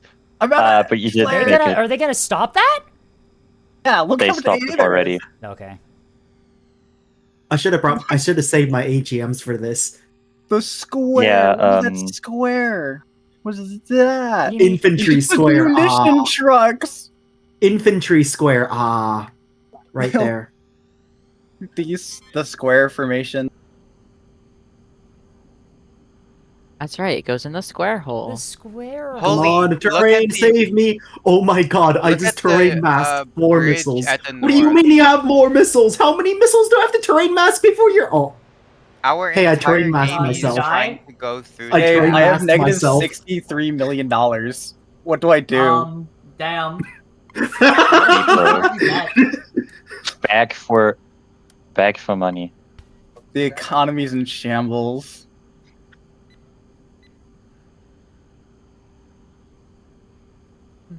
oh my god. I Somehow I cannot have Well, you know what that There means? is It one means over 3 there. cats won't be on the scoreboard. No! If I have negative dollars, I have negative dollars. I can't play the game anymore. Can't even like ask for an aircraft. I can ask for an aircraft, but I can't take You off. you It still costs can't money. buy You the can't ammo. afford the munitions. All right. Just fly a decoy. Winchester on munitions. Oh, no, that- Perpetually Remember, you Winchester. don't need munitions. Oh. You can just ram things. What do you always- mean? You always have one miss. You always have at least one missile Jacob, left. you're going to be flying a long Hey, time can from someone there. give me That a was close to loan? their base. Yeah. Do not It's give going him to a go loan. to I need a everyone, by the way. loan. He's gonna spend it on nukes again. Yes. Don't give him a loan. We have a bunch of Um, compasses coming in from the How do they south. shoot down Levy, Levy? why? Was that to the war effort? Did we just spawn a It bunch of infantry distributes somewhere? it equally among Okay. the team, I think. Oh, that's commission. Yeah, just put some money. Commission platoons is what that is. Okay, I was just gonna say I'm like. Yeah. All right. Well. We love G. We love over G. Over Bro, to they you. took $50 million from me for no reason. My aircraft for no reason, huh? For They no ignore- reason. Don't he said. text Okay, Ignore the uh, blue on blue incidents. Did you just hit the... I throttle up to max throttle to get home, and my aircraft started Okay, shaking Star very is going violently. for Poor Marie. Don't That, worry, Escape. you The might shaking have means some nothing. damage. You may want to get that looked at. You're Kayetan, not- can you vector left and kill that compass Shaking in front of means you. nothing escape. Don't worry. You're not seeing my little damage icon, but my IR missile entire on you, aircraft is Kaito. yellow. Oh, Wait, if I put no ammo on a cricket, I can take off. It's free. What's even the point? I really the want game does not like me. I really want to shoot you down as soon as you lift off. I think that would be really funny. No, no, no, no. Wait. Landing on North Biscayne Airport runway. You should give me priority because I'm the streamer, and also I have several very large holes in my airplane. No, even if it costs $0, because I have negative money, I can't take off with nothing. That's crazy. Oh my god. Nothing? Not there. Nothing? Nothing. Hey, Jimmy, I'd like a cricket with nothing. Nothing? I want a cricket. Hold the missiles. Hold the missiles. And hold the 50 cal. Hold the guns. Hold the 50 cal. Why is the game Hold the fuel. Hey, Jimmy. I'd like a I cricket want a with cricket with nothing. Nothing? Nothing. I love the way Okay, he I delivers think- the live nothing. It's so good. He's in I think disbelief. I love people it. in this people in this VC should make it clear when they are using nukes because we only have a limited number. I don't care. 98 Yeah. nukes. I don't And then care. we Who needs nukes anyways? Nukes are free. You can just walk down to the nuke store and take They cost one. 26 million. And? Is that why I'm in generational debt? Probably. You fucking bankrupted the entire country's defense budget. What do you on think the nukes. range of the 76 mil is? Oh my god, the successful sortie bonus is 76 What? like, millimeter Good. Are we tarantula. North We talked about Korea? Like we only tarantula. have 2 nukes and it just bankrupts the entire country? the successful effective- sortie bonus is like nothing, by the way. The effective God. range Nothing? of the effective range of the tarantula 76 millimeter. It's like 25 kilometers max. Even That's at quite high long. altitude? Even at high altitude? I mean, it varies based on altitude, but at a certain You- 25. you but can also just regardless tilt of the how plane high and you're shoot. flying and what you're doing, 25 is about the effective max. If you're in orbit, okay, just shoot from I'm up. climbing to orbit. I'm climbing to orbit right now. In the Really? tarantula, Yeah, we orbital do have tarantula strike. 3 Cats is still top of the leaderboard, by the way, despite the blue They on are blue. guided missiles, or they are guided shells. It's not out of Don't the worry. question. Just to I'm still negative Mob them. 63 million in the hole. Please donate Oh me my more money. god, how did you No. how did you even do this? The current objective is apparently we haven't destroyed all the septic tanks and stuff, and We haven't retaken someone is Maris. We're working on that. Maris Shiva's- Airport. Someone Shiva's I got think a- is landing well, yeah, on Shiva's that. got an Ibis there for retake, so we can just pop that. And pretty I only soon here. killed 2 blue people though. Like I killed more enemy Oh, you aircraft killed, than like, friendly 4. aircraft. 3 Cats. Oh, you did. Firebird, can you spot what's going on at Sandrift? Already. I'm Like, watching get a on World War radar. II dogfight. Yeah, I just flew over the base. Are you sure? Because there's nothing on radar. Yes. Huh? There's something on radar there for me. Okay, it's just a bolt strike. That's not Sandrift. I'm talking about the runway. Oh, sorry. Yeah, sure. Let me roll left. Oh, I see your orbital shells. Oh no, you're gonna. I was gonna bomb those Wait, hang munition on. trucks. You're that one? That's how high you are? Oh, Star. God. yeah. Star, where are you right now? Star's in orbit right now. Where By the are way, you right there now? is I'm a at convoy. Stoop. There is a convoy what do you right mean next you're to the at Cold Stoop? Strike. Well, that's suboptimal. Our Ibis crash landed at Maris. What is this? That's, Do I have to do Star's everything about myself? to pass me because I mean, there's like as soon 20 as I do munition my little trucks parked in strike the here, I open. can do it myself. Like, I can... If you don't want to do it, if you want to Um, still be bored AWACS, I can... Holy! Are those A and Fire, Ms? That's fire, a lot of. They A Yeah, I see that. I'm uh, seeing that. Have y'all hey, seen- Oh my hey, fucking hey, god. Firebird, Run, Nimble, run, run. run! Oh my god, what the fuck did they just do? They just... Oh, you outranged them, Lamau. I was going to try strato bombing the Sandrift radar defenses. There's no radar defenses. That anvil is trying so hard. No! What just blew up? What? Who just nuked? Who just nuked someone? Star hit one. No, That Star was hit Star- one of that the was ammo Star- trucks that and it was- just got exploded. That was Star's HMS orbital Hood showing. moment.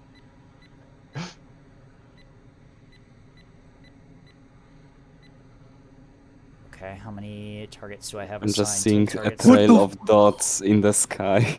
My God. What the anvil? What is this? Oh my god! Oh my God! If you're in cockpit view, don't zoom out. That looks really bad. Oh, I'm accelerating. Yeah. I'm accelerating the light speed.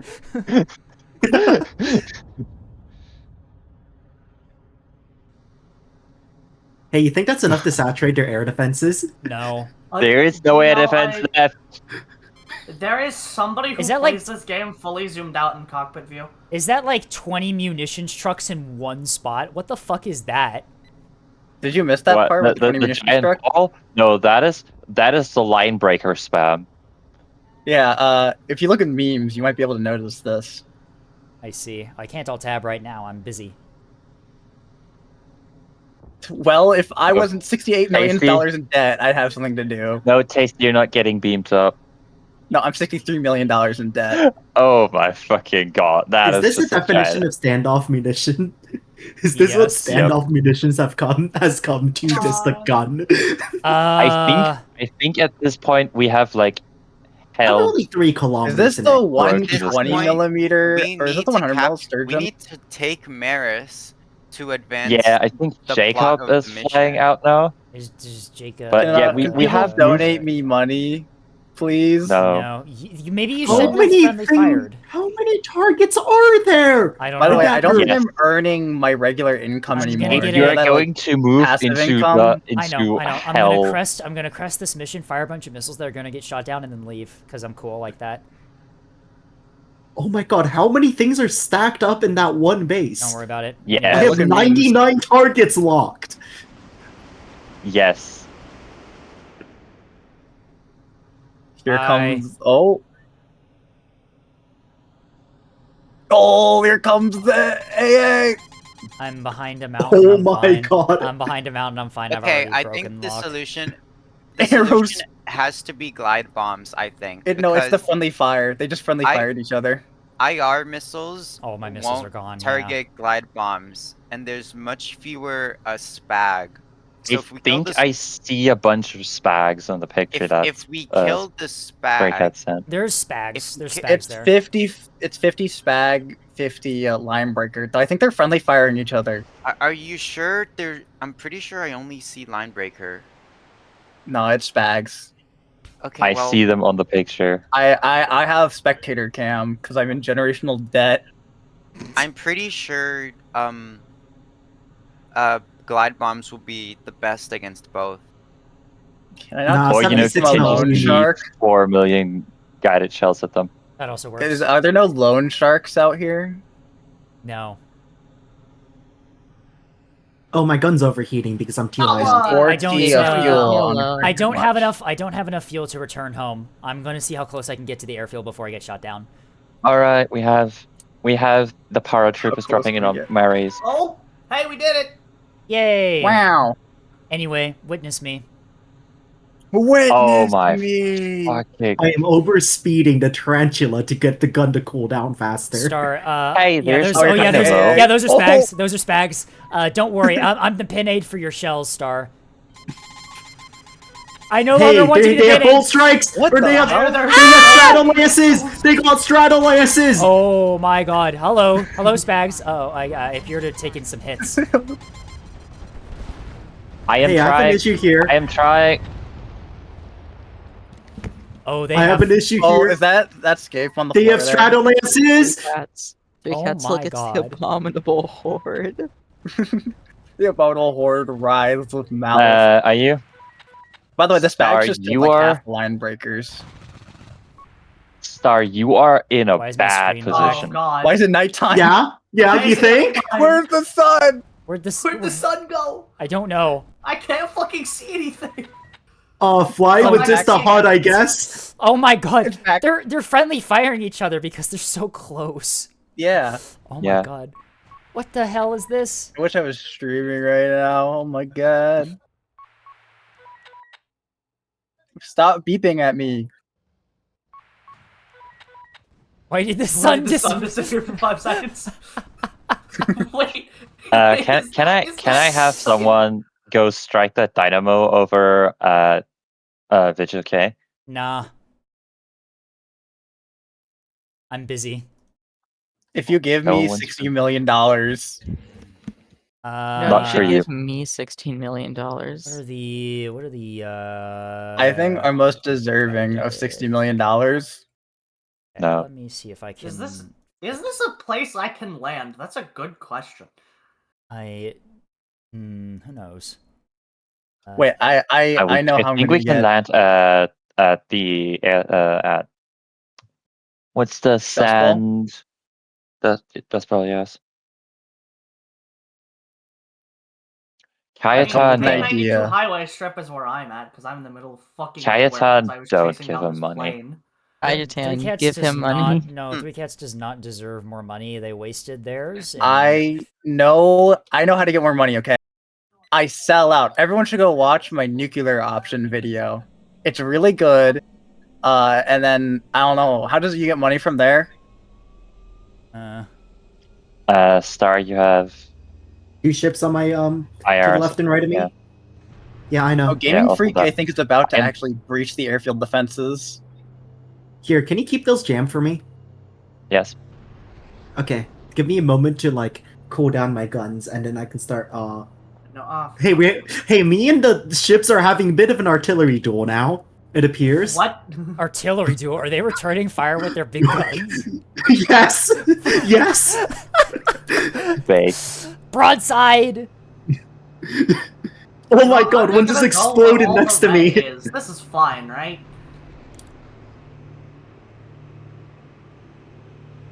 Oh my god, is he about to goat up? Gaming Freak just goated up. Oh, that was out of Gaming range. Freak just Why did goated I up. do that? This thing does not turn well. Oh my god. How am I still in first place, by the way? I don't know. I don't mean, know. It could be. You what is one? used up all the Where am nukes. I? By the way, Gaming Freak just did the pile Where I driver belong. LARP in an Ifrit and just Firebird, if dived you, at like Mach 5 and bombed every single one of those anvils. Imhotep, yes. if I may, can you keep that dynamo jammed? Yes. I'm bringing something that's Wait, fire- probably not gonna sink it, but will Ah, damage it. I sunk one of them. Firebird, I don't won you- the artillery duel. taking I'm my winning the lead. artillery duel. Firebird, don't help them. They're gonna take my lead. I'm winning the artillery duel. I'm just Fire. gonna hope that makes it. Oh my god! I can see my shells landing on it in the in a thing I feel You're like winning this that broadside. in game. it tads. I feel like this game is not that optimized because the shells that like the shell casings that come out of guns are actually like simulated. Oh, they are neb too. Like. No, the casings. Oh, the casings. Oh, great. That's what we needed. Like the casings that fell out of the the shard when it I mean, fired. I don't think like those nuclear were option simulated. was really designed around player hosting. I feel like it wasn't designed around anything that's happening at the moment. It probably also wasn't designed to exist, but we don't need to talk about that. But Yeah, Wait, Mount what's it- Pitch, what is I'll- this I'll even ping called? you when we Toilet move to bowl? Neb. Hey, I won the artillery duel. Yep. oh yeah, there goes the shard. Too slow. And I By shard. just saw the dynamo get hit by Imhotep. What did you hit it You with? know, I might be about to Have die. one What did I hit it Fire. with? 76 mil. It wasn't very effective, unfortunately. What did you hit it with? I don't get passive income when I'm in negative money. Have 125s. I have a plan though. Mm, Can Can you I hit it report with this an as a auger? bug? I also have a plan. Can you Wait, can can you you hit it even- with an auger? You can, but I have a plan. Can someone test something for me real quick? Sorry. Oh god. Can on, someone come on, donate come some on. money? Because I don't think I can even earn money when I'm in debt. Are you just in, my god. Yeah, I don't get money. Actual generational depth. Can I please take out some short-term high-interest loans, please? I promise I'll make them back. Oh no, don't shoot me! I haven't launched all my bombs yet! Right engine failure. Okay, I'm now the pin aid. my I'm now God. the pin aid. I'm now the pin aid. Witness me! I don't have missiles because I was poor. All I have is fucking bullets. You're poor. Ah! Hey, I'm not in debt, but Did it work? I do have. I had enough money No. to buy a ship. The laser killed everything. Oh god, I'm Fuck. dead. Brother, you're buying yachts. Missile. The SPA just rotated, saw me, and then I died. Firebird, I'm coming back to finish off the destroyer. Can you keep it jammed? Yeah, but I'm starting to go yellow on um, fuel, so. Okay, I'm gonna. I mean, we are getting you can, through. Regain your recharge your fuel. I'm out of its range for now. No, So I not think not I its figured out capacitor. why street Fuel, cats can't make which means money, I'm going to though. have to go down and up again. Oh, there's If more. you Well, look at stay up there as faction long funds, as we long as you broke can. the integer, apparently. Yeah, we had no faction funds. We out of We money. broke the integer. Where money?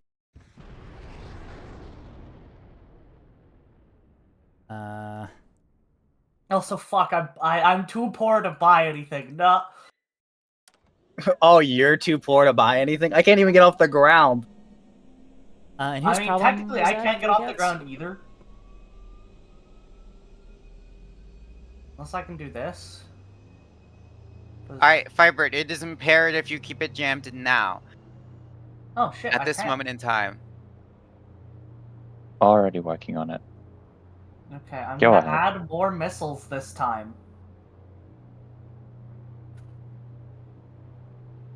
All of the missiles. You know, I should probably make sure my thrust to weight actually works, huh? Probably. What are you going to hit it with? Actually, do you think we Look at can that hit it with a nuclear demo bombs. charge? Oh, I see. Don't fall off the runway. That would be bad. That'd be Wait, is that the suboptimal. only air defense? Is that one destroyer? No way. No way that works. That worked. And I'm no longer in first place. Cry about it. Cats does not get to participate. I think it got screened by the island. Yep. Okay, Yeah. I'm actually gonna use the runway for once. We might be able to drop a demo bomb on it No, no, for no. the funny. I had a plan for this. Second nuke? Oh, you have another. Oh, I cannot confirm I or really deny. hope I'm not anywhere near that nuke, because that would be bad. It would be bad. Yeah. It's second over nuke. at the JK, so. we've had first nuke. What about Can second can nuke? the random stop destroying fucking factories, please? Isn't that the point? Oh wait, our own factories. Wait, what? Oh, that's our Yes. factories. Why are they destroying our own factories? What the fuck? Oh, AA. No! can I just- tried I can just I ban tried them. using my I tried using my AA missiles Yeah, as I'm banning penades, them. but it destroyed it. Where are they? That was Shiva. Shiba level. Yeah. Bye. I'm dead. Bye. Hey, we captured the Sandrift airbase. Hey, there's an airbase here with a couple hardened aircraft shelters with nothing left. If anyone wants to nuke it. You literally just destroyed everything I just sorted up to destroy. Fuck. Great. Oh, did he sort you up to destroy all? Oh my god. I did. What do you think I'm? Oh my god. I'm getting cucked by my Alright, team. and bingo. What can You're I already say? It's not Somebody's my good. fault. What can I say? have, Winning like, the- I mean, if you're total carrying the kills. heavy gun, no, you're not. No, I'm not. I'm carrying a bunch of glide bombs. And You should be. Can he crack the hardened aircraft shelters? I wonder. Well, I'm gonna find out. I'm fucking going for it anyway. probably with glide bombs. Oh no, they're PAB 80s. Yeah, Maybe they're the not. small ones. Not They're with small Fat Eddie. diameter. Small Oh, diameter hey, bombs. there you are. I'm totally not locked onto a friendly. Beep, beep, beep, beep, beep, beep, beep. Yeah. Why am I the target funny thing locked? is that I happened to lock onto you. You're the one who did that. Oh, uh-oh. Alrighty. Anyways, I'm slightly concerned because my windshields are cracked and Nah, that's normal. That's just my Oh, car. I'm just gonna go this way and hope that there's something left to blow up. There is nothing left to blow up. It's all monotony I'm now. concerned. The plane is telling me that it's damaged. Nah. You're good. You're in a tarantula. You could just take infinite damage and be fine. Just walk Yeah, through.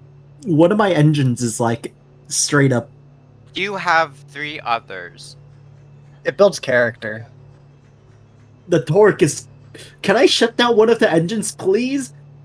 Please, I want to shut down the other engine. What are you, a coward? Oh Shut god, down the that's a other lot of engines. bombs. I wish I could adjust my engine power for each engine Too bad they're not gonna. individually Oh, because I hit. Oh. I hit some Oh. things. You demolished some of them. you got him. I got All the some non-hardened things. Oh, the aircraft non-hardened The non-hardened ones. ones. Yeah. You know, there is some ammo Munitions over there bunker. you could explode violently. All right, guns, guns, Sure, hit guns, them. guns, guns, guns. Let's go. Let's Escape. A10 moment. Yeah. The A19 knows where it is. It knows, Because it knows where it isn't. Where it isn't. Alrighty. I'm strafing this fucking. Escape. hell. I advise you to get out of the airspace. Nah, it's Legalize Is nuclear there bomb. nothing you can What's the come in? radius of the nuclear bomb Oh, I didn't again? pull up in time. Ground. Rip. Well, I suppose Escape's no longer in the airspace. No, I'm not. What's the radius of the nuclear bomb? How far away should I be? Shit! Uh, Shit! Enemy defenses. Yeah, Oh, they they just have- went up. Where did they go? Where are they? Hang on. I didn't bring South stuff for of. You don't have Oh, to just. is it time for another artillery duel? What the fuck is but in the you don't- text? you don't right have now? This is throw with a the bomb dino. It's technically going on to the fucking base. shoot you out of the sky. What? You Sorry. can take 42069 Dat Boy Lit Epic Wholesome 100 Chungus Soviet Union National Anthem Airbase from my cold dead hands. Sorry. I'm gonna ban you. Actually, I think. That's what it said on the Did thing. you gun This the- is you are did you solely gun the responsible knuckles for team picking on it? this. I Oh can't fuck afford- me. Yeah, I can't afford that aircraft. Can I put how big bombs can I put on a? Ooh, I can actually fit a lot. Ooh, wow. Okay, these bombs are actually pretty big. Where is the Stratolance? I want to go blow something up. There's a It's not a Stratolance Spotted in on there? radar. yeah. I think there's a Stratolance, but by the time I you'll mean, be up, I'll United Front be Command just review. said destroy the Stratolance and we'll take the airbase back. Why the fuck is the SCP, SCP hello? Foundation SCP. back? Crazy? No, this was in the last. This was Yeah, in the last. The SCP Toilet Water Foundation as well. also assisted us in the last one too. If you were a real Operation Rising Toilet Water fan, you'd know that. What? Yeah, I know that.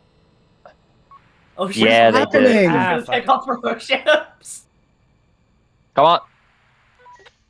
Engine. Stop, break. That is the end of the carrier. They say any Fuck. resemblance is merely coincidental. Who's firing 76 millimeter? Who's taking my artillery duel from me? There's 4 dynamos from the SCP Foundation.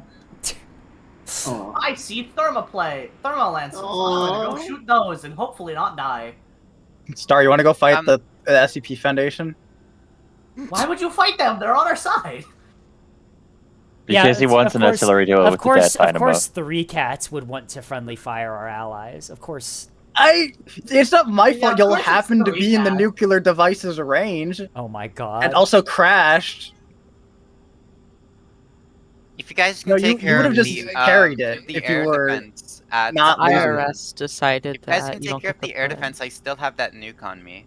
Oh. 1 second. Yeah, I just took a Stratolance to the cockpit. I you think don't I might have be to dead. drop- Because I could probably just act as a pen aid.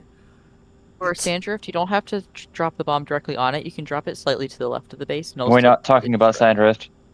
No, There it okay. goes. We're talking about Agropole. There it goes. That should wrap Ah. up this operation. You just arrived! You Yeah, they did But just arrive. What the fuck? it's time to No, leave. that's not the SCP Foundation. That was, That was I us, think, okay. our command. One of our guys. I don't know What? who's who. Uh-oh. That doesn't sound good. What doesn't sound Oh, good? Not the dark there's fountains. lore? There's lore? Ah! Okay. Oh god, the sun what turned off the again. the sun You're is down gone and again. Well, I wouldn't drop the nuke on that airfield now because it just got repaired. But anyway, I can't actually see anything Dark even Fountain. with night vision. Okay, I'm just using the altimeter to not hit the ground. We have Escape portal near us. Come where? What is happening? Where did our fleet go? Deltarune, What is going on? a Deltarune happened apparently. Okay. I have money! I have money! Where's the escape portal? It's to the north. It's to the North. north. Escape Right the north. dark world. What is happening right now? This is a I'm out of money. fucking Wait, I only have money at one airbase. this is a High Fleet reference right here. Oh, No, this is a Deltarune reference. at roughly 5,000 to 6,000 I'm going in a roll kilometers, while Alt you, tab. you escape I'm the fine. cloud cover. Oh. Okay. Oh So wait, if do you- I if do you I climb just out- Yes, check the Burning. Do I need Who's to I check choose flying those a at the- vortex in VTOL mode or in short takeoff? The issue is you can go up above the clouds, but the target is down low. By the way, you can just Are press you N sure to get it's night down vision. low? Yeah, we Yeah. are in night vision 3 cats. I don't know if you can see what I can see on my ends, but I can't really see. Oh a yeah, whole no, lot. I had to didn't close your realize night vision stream was for a the thing. lag. I've been flying completely blind. I'm gonna be honest. Oh, there's lightning now. Okay. Gaming Freak is about to escape first. Congratulations, Is it- Gaming Freak. Is that gonna end the mission? I don't know. I don't know probably where is. the escape portal is. I'm fucking blind. North. Open up Look the on the map. It's map. the very North. north. It's a it's by the river inlet. Oh right, I can just hit M to open the map. Yeah, Yes. that's how the map works. Yeah, that's how a map works. A map and this account. Don't get to escape. I guess No. tax evader or what? What is my lore Custom- now? Oh, that guy just hit the water. Ah! Oh god! What's it's oh? white. Oh, the sun's back. We're back. We're back. What just happened? Mission Okay, successful. Yay, Huh? hold on. Yay! Another successful mission. Where Fascinating. escape? Alright. Why? Escape. Why? Wait, the why, person why? who the person that flew into the portal you. crashed. Fuck you. Yeah, They turned into a sacrifice. Anyway, mission's over. Just for Yay. reference, I had the highest score. Oh my No, it was me. All right. As long as you look at the first 5 minutes. This is so cursed. I'm there's trying like- to... I think we should just do a normal escalation. I think after Probably. that, we need I a normal think there are too many people in here. Gabe, Probably. Yeah. didn't Hang on. you I'm say trying you to... made a Luckily, secret there's going to be secret way less server? people Or because not I'm like going to be voice eating chat? dinner. I did not make a secret This is the server. secret voice channel. This is it. That's what we're in right now. I can't believe this. Yeah. GG. So over. Gabe just has to start kicking people. I'm assuming Andy is pretty not playing today. She said she Aw. wanted to play solo. You can probably play together with her. Okay. I might just do that. Just let us two if she's okay with that. But first I gotta take an Yeah. ad break. I have to take an ad break because it's about that time. So I'm gonna boot you all out of the staff for ERP. Bye. Okay, I gotta play copyrighted Bye. music real quick. Bye. No, you're getting booted first. Bye. All right. And then it was just me. I'm gonna run ad break, and I'm gonna talk to Andy to see if her internet stabilized any bit, and maybe we can play some with her. But anyway, 3-minute ad break. I'll see you all in just a minute. Bye bye.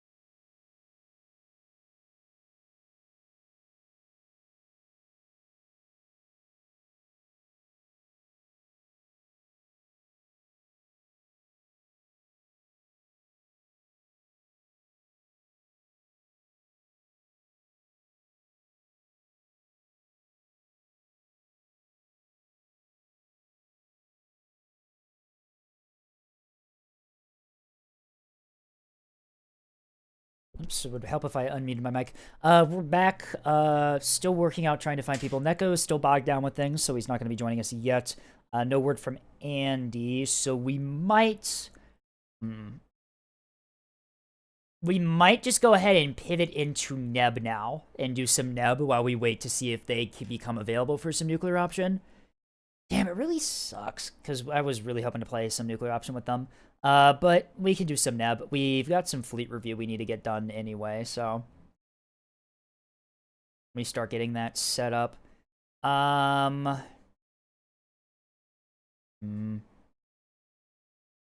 23 fleet review time. Yeah, is it 23 including duplicates? Did you count duplicates, Levy? Because some people submitted 2. Or variations of, ETB and main, it looks like. Let me make sure I'm on the right pool. What branch am I on? No dupes. Okay.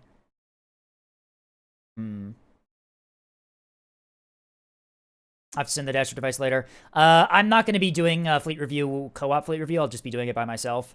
I'm just trying to figure out what my Neb client is running on. Are we running on test mode? No, we're running on main branch. Okay. We'll be doing main branch Neb then. Let's get that booted up. Make sure we have this view.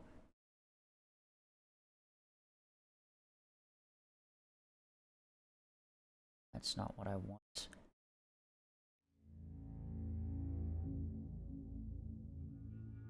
Oh, saves, fleets, fleet review. Just gonna go ahead and folder. Go to downloads here. Get all of those downloaded.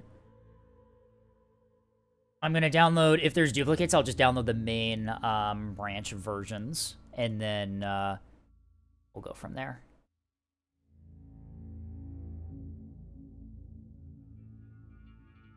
3, 4, 5, 6, 7, 8, 10.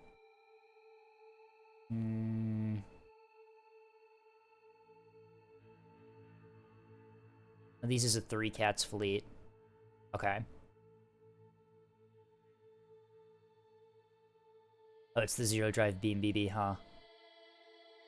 Both are main branch. Emerald, can you choose one? Just one. It's 1 per person per week.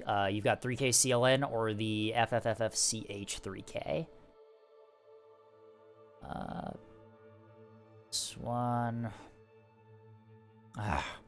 It's 2 from Dashort as well. I'm really looking for 1 per person. 2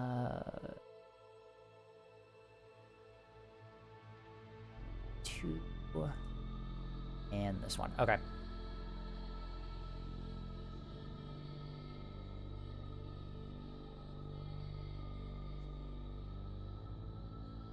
I added the older version. I just downloaded the newer version from you and Thervia. Just take the first of the 2. Yeah, that's probably what I'll do. Let's see. Dashort sent in 2. I'll review the Bait Cello one and then the 3K CLN from Emerald. All right.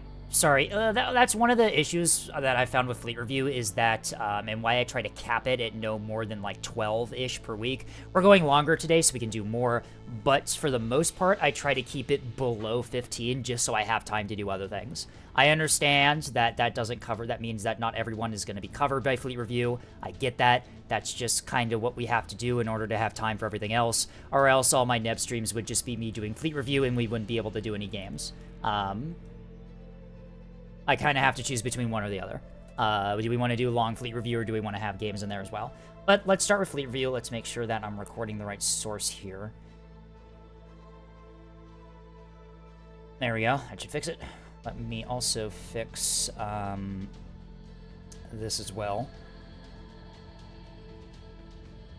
Boop. Boop. This is up next. Basically, Sam and Neb will be missing the 250 flag. Yeah. I'll be reviewing them on main, and then I'll be assuming things based on what's missing for what I think is new in PTB. But, alright, let's do some fleet review. Oh, Banana. Wow, Banana is using, like, psychic powers to, know that, it's Banana's fleet that's first. Anyway. Banana, I already know what you sent in. I already know what that is.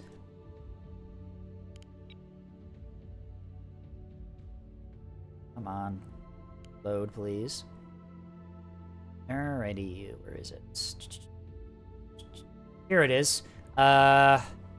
It's the Patriot of Patriotism. I'm telling you to play a game with it. What do you Saw Hodge and EO? Okay.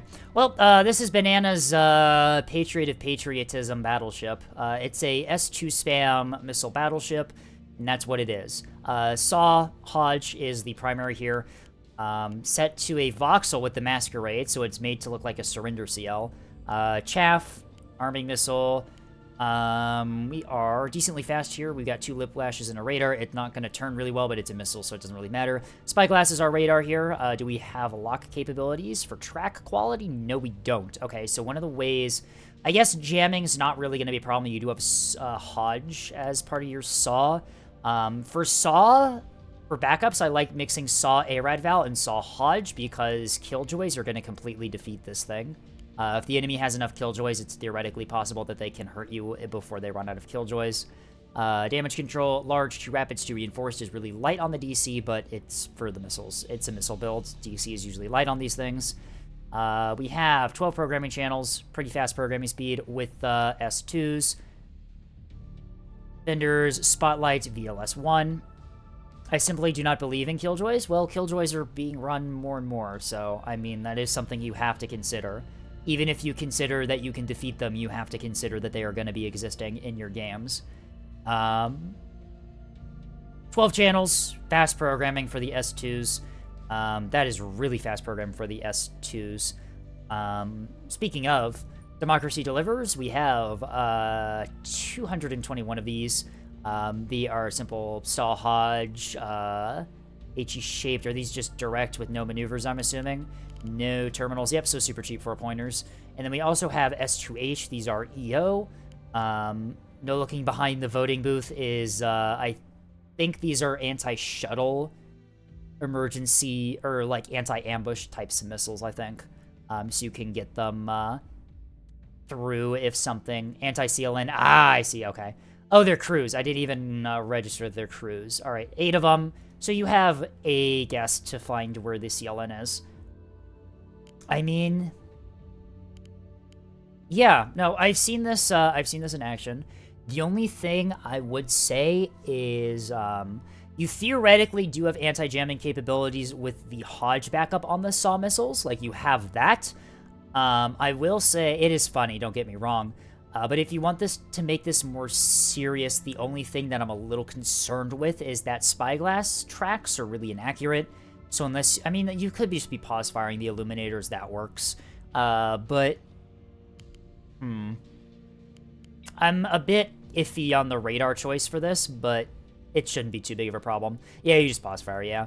And the other thing I would say is, I would definitely be mixing in some Saw Arad Val missiles too. Saw Hodge is also very soft killable with self-illum. Oh shit, I forgot to change stream information. I should have done that. We pivoted from nuclear option to nebulous because we have a couple people having some problems getting nuclear option working. So we'll be doing neb for a bit. Saw Arad is a good idea. It's Saw Arad Val, yeah. Saw Arad Val is a nice combo there. I do like running, because Saw Hodge is nice, but it can be soft-killed by self-illum. It makes you immune to counter-jamming. Saw Arad Val is vulnerable to counter-jamming, but cannot be soft-killed by just basic self-illum, which is why I like mixing the two. It just, honestly, they might be able to soft-kill half the salvo, but you still have the other half that can still hit, right? And that's sort of the logic there. How much more expensive if we duplicate this, make this a rad? All missions validation. It is 6 points, so it is a bit more expensive. So you do have to contend with that. But for more consistent strikes, you might want to play around with it. See if you can get through. Because, yeah, having a bunch of missiles is one thing, but having a bunch of missiles that can still hit reliably is another. But anyway, I mean, it's a silly design. I've seen it work before. The enemy is not usually expecting something like this to work. And a lot of people still have problems dealing with SAW missiles. But CMD Val would be nasty as long as the CR-75 is intact. That is true. SAW CMD Val. That would be even more expensive than ARAD Val, though, right? Oh, same points, actually. I mean, you can do that, maybe. But, yeah, this ship can't turn all that well because of the drive choice. And so, bow tanking is not really going to work. And, it's always risky relying on this antenna on battleships because of where it's positioned. It tends to die a lot. But yeah. I mean, I think the only thing that I would consider doing is doing some mixed salvos with the SAW, but other than that, I mean, there's not really a whole lot I'd improve with this. It is silly, but the good version of this has a seal with other ships. Yeah, it is, though, funny using the Masquerade to try and trick people into thinking this is like a surrender seal or something. That is very funny. But anyway, thank you, Banana. I don't really have a lot else to say about this one. It's just, well, it's a goofy S1 battleship meme. Up next is going to be Notes. Let's clear this one. Notes is up next with 1CH, Notespur, for PTB. So this is a PTB spec fleet. It is slightly over on points. That is to be expected, considering that this is a cruise missile ship, and ANS recently got some buffs to the cost of S3H HEKP, or HEKP warheads and S2H in general. I'm going to assume it's 3K on PTB and pretend this is PTB when we take a look at it. But ANS has some missile buffs. Anyway, so this is an Esper clone, according to the fleet name. Esper is the starter missile Axford. Cruise missiles, beam, really, really useful ship if you know what you're doing with it. Taking a look at this. Lots of different missile types. We've got VLS-3 up front, 2 VLS-3s on the sides, a couple of VLS-2s here, and here, so a lot of salvo size. We have a chaff launcher on the bottom, bullseye up front, beam, which is being supported by 2 FPAs. Drive setup is basic drives, assuming for points, frontline radar, and 2 small DC lockers, which is fair. You can just basically set this by a point, use the beam to defend like a beamstone, and use cruise missiles to hit targets. You're also relatively immune against R2 strikes from containers or craft, as you have the Axford armor, which is something that most other missile boats that ANS uses doesn't really have. So you've got that going for you as well.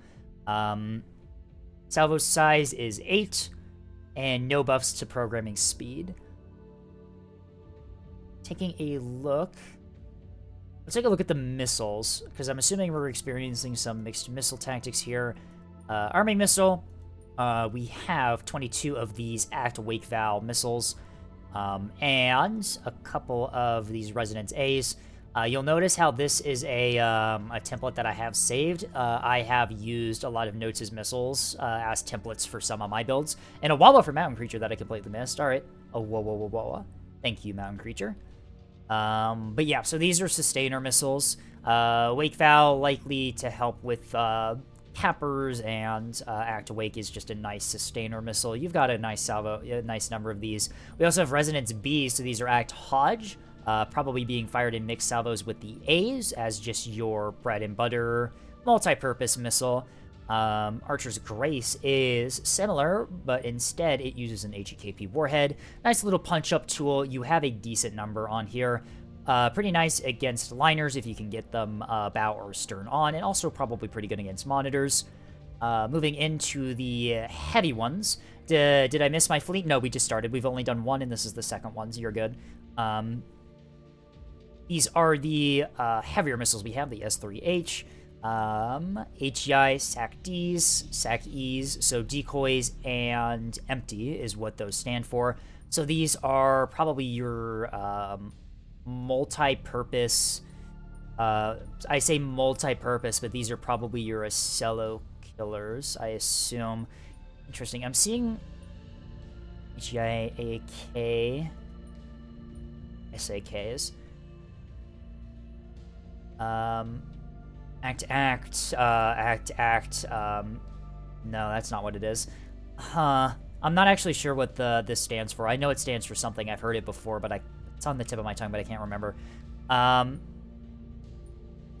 Anyway, ARAD Act is nice for S3H. We have Act-EO. Fired in combos, these ones are pretty good. These are the Eris ones. Decoys are nice against Acellos. Distract Auroras and Sarissas enough, although I think this is probably BSSJ. No, this is regular just self-screening jammer. So we don't have any dedicated anti-Acello missiles on this, although when fired as a group, these S3H are likely to have a pretty decent chance of getting through. You want to hit Acellos on the side with these instead of bow on due to them being HEI. The Outlanders are other ones. These ones have a slightly bigger warhead on them. We're using Act for our... these are TGGI built. So for people who don't know, missiles, when they are determining what target to go through for, whether decoys or ship, if they are able to calculate that there is a chance, if they're able to calculate that they'll be hitting their intended target within a certain time frame, they won't swap to another target, even if that other target is theoretically a better target. It'll commit on the one that's close. This is done so that fast-moving missiles don't randomly swap their targets halfway through their cruise stage, but it can be exploited to where these can theoretically ignore chaff and decoys. If the first target they acquire is a ship, it will commit on the ship rather than swapping targets to a decoy. What are the staging distances and speed on the S3H? For the Harris ones, where is that? We stage on target detection with weave at 4 kilometers. It's target detection, so ARAD is going to stage it at 3. No ARAD signature is going to stage it at 4, I believe. Yeah, it's going to stage it 4. It's going to stage at 4 kilometers if it has IMCOM'd. If it hasn't IMCOM'd, it'll stage at 3.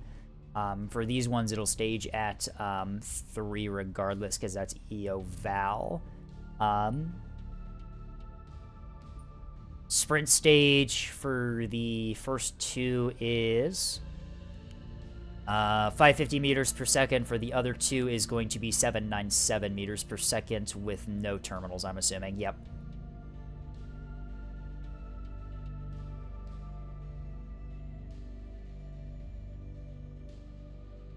Staging all those, it's fucked. It's set to 2 kilometers with a 3 kilometers with a 2 kilometer primary. It'll stage on the backup, is what's happening here. It's TTGI stuff. Fuck, I got a sore throat all of a sudden, Jesus. I hope that's not going to be a problem. Anyway. And then the other ones are ARAD Act, so they can get through jamming with a self-screening jammer to defend against Act-guided AMMs, but self-screening jammer also can disrupt close-in weapon systems too, which does help you against Pavises. Alright, well, the missiles all make sense. No dedicated, like, big HEKP stuff on the S3H, but a very, very impressive number of hybrid missiles overall. This is probably 3K on PTB at the moment. So this fleet is taking advantage of the decrease in prices of HEKP and the decrease in price of the hybrid missiles, the S2H from ANS. Honestly, I think it's a pretty okay change. We'll see what ends up happening because it's already been demonstrated that you can just spam S2H now, and due to the weird stage behavior of hybrids, sometimes they can just ignore countermeasures even if they do have super cheap seekers. So we'll see if that ends up sticking.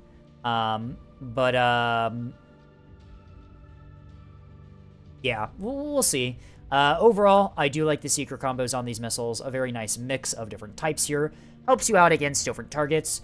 The very, very impressively high numbers of S3H here for still having this much S2H can help you punch up against some bigger targets, mostly probably Acellos and Liners. Yeah, nothing else really to say about this. And of course, you still have the backup beam for dependent cap points and pushing into the map late game when you're out of missiles. Alright, thank you, Notes. Notes makes really good missile Axfords, and also just generally good missile fleets to begin with, so... Anyway, up next, we are going to have Rear Admiral Crunch's first fleet that they've sent in for fleet review. They have also sent in a PTB fleet, so we will take a look at that. TF, they fly. Alright. Oh, god damn it. Oh, for fuck's sake, it's gonna be missing the extra missiles, isn't it? Alright, well, I have to load up to PTB to do that. Let me get through the other fleets first on main, and then I'll swap over for PTB for the PTB-specific fleets. So that is Rear Admiral Crunch's fleet. I'll just delete the fleets that I've already done, and that'll keep track of which ones I have to do. I forgot that there was actually brand new stuff added that's gonna cause problems. But anyway, we'll have to load that on PTB. Alright, we've already removed Notes' fleet from this, I believe, right? Yes, we have. Okay, so we can just keep going on. And then it'll just filter out the list until there's only PTB fleets. Up next, Tribalescu sends in 2 fleets, both 2 variants of the same fleet, one for PTB, one for not. Would you prefer me, I know that you're in the chat, would you prefer me to do the PTB one or the main one? Because I'm only going to do one, probably.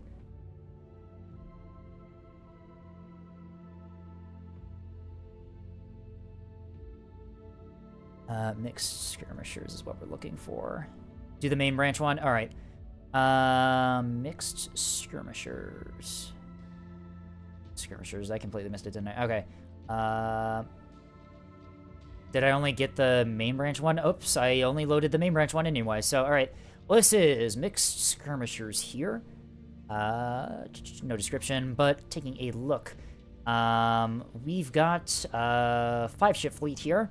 Sort of, I think this is sort of like a half-cap sort of fleet, maybe. No! Ooh, these are Sprinter Bombers, aren't we? And a Cringe Dapper. Alright. Okay. I have a similar fleet to this that I used a long time ago that I've kind of like fallen out of fashion using. I don't know, I've just found better fleets. But anyway, so the idea behind this fleet, I would say that this is definitely a 5v5 sort of fleet to support teammates. It's sort of doing a couple roles all at once. We have the Sweeper Asset CL here. It is in under 1k point CL, so a relatively cheap one. Whiplash Raider, we are at 108% power. We are using Bullseye Para, which is why only 2 small DC lockers, so that's where the cost-saving measures are. Interruption Jammer, we are still running 6 guns with the full 4 ammunition elevator complement there. And a VLS on the side here for some chaff and an arming missile. Very, very nice, cheap sweeper asset here. If you are able to keep this safe and away from frontline and position it well, you are going to be absolutely just annihilating the light ships that OSP likes to bring. Definitely going to help your cap fleet if you bring this with another person running a full cap fleet. This is going to help them out substantially. Up next, we have a Beamstone. This is the Kakarel. Double Defender, VLS 2 on the top, Beam, double FPA, I'm assuming. No, only 1 FPA. I'm assuming that's because we've got other things running, jammers, frontline, what are... Oh, it's double drive. Interesting. It's very rare to see double-drived Beamstones nowadays. Typically, people just rely on people prioritize the damage output from the beam. I'd honestly probably prefer the more damaging beam rather than the double drive, although what are we running? Whip Raider? Does give you some good acceleration values and speed values for a destroyer. Normally the Keystone is pretty sluggish, but this drive setup does help. Is this supposed to be more offensive, I wonder, rather than defensive? 2 smalls, double defender, VLS 2, I'm assuming that's like SDMs and some... Oh, no, some missiles in there too. It's a schmoover. Alright, so it's more of an offensive Beamstone then. Blinket Jammer, Bullseye, Beam Cannon, Aux Steering, Reinforced Mag. Alright. We'll take a look at all the missiles later. Chaff box on the back as per usual. Alright. Up next, these are the Sprinter Bombers, I'm assuming these are not independent. These are meant to fly together. We'll know if one of them's missing a radar. Yep, that one's missing a radar. This one has it, so yes, I'm assuming these fly together. They're just not in formation, which is why I'm asking. But maybe they might be independent. This one's running a Pinard. Are the missile complements identical? Missile complements are identical. Alright, so I'm assuming these run together. Anyway, I'm assuming these are going to be pretty lightly built. Small DC is actually a lot more than I was expecting in these. They are meant to run together. Yeah, okay. Whiplash Drive, Pinard, Blanket Jammers, Bullseye, Comms Jammer, VLS 2s on each with Chaff. Yep, so this is pretty standard for Sprinter Bombers. Double Blanket is a little bit of a splurge here. I mean, it's probably gonna help you against Acellos, which might be a problem. But, and it's also gonna help you if the jammer's out of arc when you try to fire it, because I know that Sprinters don't like to have these side mounts in arc when you need them to be. But anyway, you've got actively cooled amplifiers on those too. That's a really nice thing to bring. Same with... No, that's just the radar properties. I don't think you have ACAs on this, do you? No. Alright. Well, 2 Sprinter Bombers. We'll take a look at the missiles in a bit here. And last, it's just a standard Cringe Capper. CSC, Reinforced Mag, Rapid DC, Whiplash, Arming Missile, and some chaff in there too. Very nice to support your Cap fleet.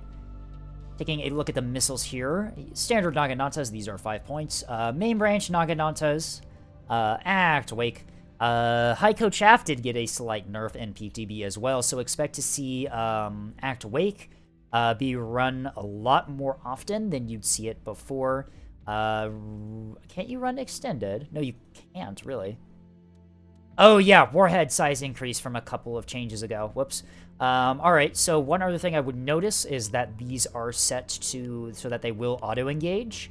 If you want to use the Z-Prio command, just click these off, and then the Z-Prio will fire 1 per Z-Prio click. That's what I recommend, just so these don't auto-fire when you don't want them to. They can reveal your location, they can fire out of the range you want to fire them at, and they can fire into rocks if your VLS is positioned wrong. So just keep that in mind if you want them to manual fire. But other than that, this is pretty much this is exactly how you'd build a Naginata on current branch. Arming missiles for the ships. Antigens, these ones are AMMs. What are we loaded on? Reloaded on the Sprinter Bombers? Some on the Sprinter Bombers, some on the Beamstone, actually. None on the CL, though. Alright. I suppose that's fair. The missiles that are likely going to go for the CL are going to be different than the ones that go for those ships. But anyway, standard missiles, we have these on 3 ships, so we have a couple of them on the Beamstone as well. Command Hodge, Direct, Weave, Min Angle. Alright, I will say putting some standard S2s on your Beamstones is a little bit nice in case you get ambushed by rocket shuttles. They're a nice deterrent to have. If you've got some spare points, you can throw some on your Beamstones to basically instantly disable a Ruddle that gets behind you, preventing you from losing your Beamstones. We also have Pythons. These look like our sort of like standard hybrid missiles that we have on the ships. These ones are on 3 ships, which means we have a couple of these on the Beamstone as well.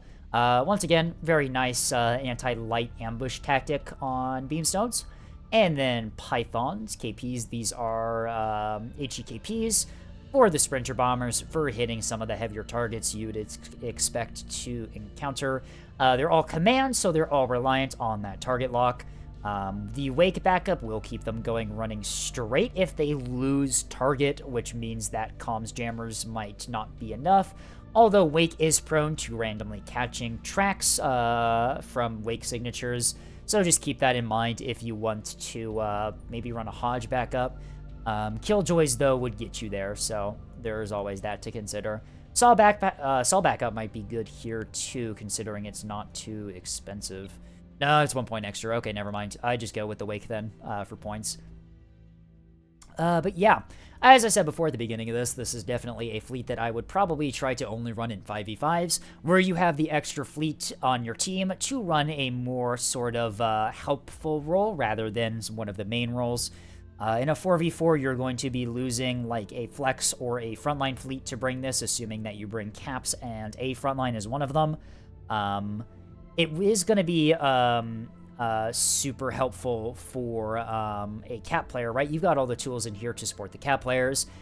Sweeper duty for the CL, the Beamstone's a nice point defense option, or objective defense option, I should say. And then your Sprinter Bombers are really nice for hunting down those backline sensor and missile assets that plague ANS cap fleets. If the stage and they lose command track, will they still weave? No. And not unless the Wake acquires something. If they command stage and lose track, then the weave goes away. The KPs don't have terminals, do they? No, okay. Alright. Alright. The only thing I'm seeing about this fleet is that I like the idea of the offensive Beamstone. I know that you can get it to work really well. I'm a little bit questioning the choice to double drive it, though. I know that Tasty runs a lot of offensive Beamstones, and typically just a Whiplash is usually enough there. The double drive does help you. The Raider is going to help you maneuver if you want to play around cover as well. But losing that FPA is really rough, especially into liners or monitors if you catch them. Even Acellos, right? Anything smaller than anything larger than a tugboat, you really do need that second FPA to have much damage. I generally don't like single CL because it isn't enough to engage Ellens and the like. Yeah, although that's not really the role this one is filling. You save a lot of points in exchange for losing that multi-role capability you typically see with double CL cap fleets, but yeah. Basically just a really big police frig is what it ends up being. Yeah, that's fair. I mean, yeah, there's a reason that double CL cap fleet works really well, and that's because the double CLs can pull double duty by engaging frontline if they want to. They have the firepower to do that. Single is a little bit rough, but still useful in the sweeper role. No jamming on this as well is also really rough. You've got no offensive jamming to hide this from being detected, which means that you absolutely cannot really take liner fights with this, which is a little bit unfortunate. Acellos are going to annihilate this thing. Liners are likely going to annihilate it as well, which basically you're forcing this almost 1,000-point asset to basically only anti-light. CL is mainly there for sprinters to have something to fall back on. Yeah, that's true. Like, I understand the role that this thing is trying to fill. It's a sweeper. The DD is there to stop bigger threats. If the DD is supposed to stop bigger threats, then I would definitely build it for double FPA instead of double drive is what I would do. Like I said, the double drive is a tactic you can use, but you just get so much out of the double FPA that it's a little bit rough to justify not bringing a second one, especially into large ships. But other than that, I really do like... I do like the fleet comp idea, right, for specifically a 5v5 more support style thing. But for... I think that you can have a little bit of improvement here. This could also be just like my preference, right? I would prefer to be their offensive jamming on the CL, but with the points, maybe not. I would prefer this to be double FPA, but if you feel like double drive is better, then that's true too. DT break range is important. Yeah, and that's one of the also big reasons why bringing a second FPA is also nice. Just because the you can DT break at longer ranges, you can burn through armor faster, you can disable stuff faster. Like if you ambush a Acello, and you can't disable its mag or CIC quickly enough, it can just pivot its guns onto you and disable you. It's going to take damage, don't get me wrong, but you can 100% win the fight if you've got double FPA rather than just damaging it. I would consider gun sprinter pairs as an alternative to the CL depending on what you need. Yeah, that is true. I do run some gun sprinter pairs in some of my cap fleets, and I found them really, really nice for sort of like that punch-up ability for bullying single gun shuttles. But you try double Raider DD, you can dodge almost anything. You'd run into double Raider DD. I mean, I guess you'd run into power concerns, only single FPA, and there's also the thing of trying to make a ship that's inherently sluggish fast. I don't know. I'm just not a big fan of only one FPA on Beamstones, if I'm being honest. You just get so much out of the second one. It's kind of really, really difficult for me to justify. Thank you for the follow, Syrup God. welcome in. We're just doing some Nebulous Fleet review. I am a fan of the Sprinter Bombers too. There is an option for cheapening them a bit by taking off one of the blankets and maybe the ACA. You're running smalls on both of these, which means you've got 2 DC teams, which means battle shorts probably is fine. You can probably battle short them and get away with that rather than relying on the ACAs. 2 is definitely going to help you against Acellos, although I'm not sure how much it's going to really affect your engagements against them. Ah, Emerald! Thank you for the follow as well. It's probably suboptimal, but at least it's not meta slop. Yeah, I suppose that's fair. Meta slop is really, yeah. I don't know. I am a big fan of fleets that aren't hyper-optimized, but at the same time, I feel like, you can still get a lot more out of it by changing a couple things around. Anyway, I don't think I really have anything else to say about this one. I do like the Sprinter Bombers. The CL and Beamstone I think could maybe use a bit of work, but I mean, at the very worst case, you could just delete the Cringe Capper and try to fit more into the ships you have. The Cringe Capper is nice, though, so I'm a little bit reluctant to 100% recommend that, but, you know. Anyway, thank you, Turbo. On to the next one. That was... I missed it again, didn't I? Yep, that was Mixed Skirmishers. Let's see what else we have. We have a DM from Neb Crew. Oh, Andy says that maybe things are fixed for their internet, so maybe we'll... can I get re-invited and drag Andy up? Alright, do we want to pivot from fleet review back to nuclear option for a bit? We kind of just finished a fleet, so we might want to swap back over and play some nuclear option. Yeah, I think I'm going to do that. I think I'm going to pivot over to some nuclear option. Now that Andy's back up, because that was supposed to be the thing we were doing today. Next fleet up is going to be, oh god, it's going to be the Gunner. This is the next fleet we're going to do. When we get back, I'm going to exit out here and swap back over to some nuclear option. I know it's been kind of jarring going back and forth, but anyway.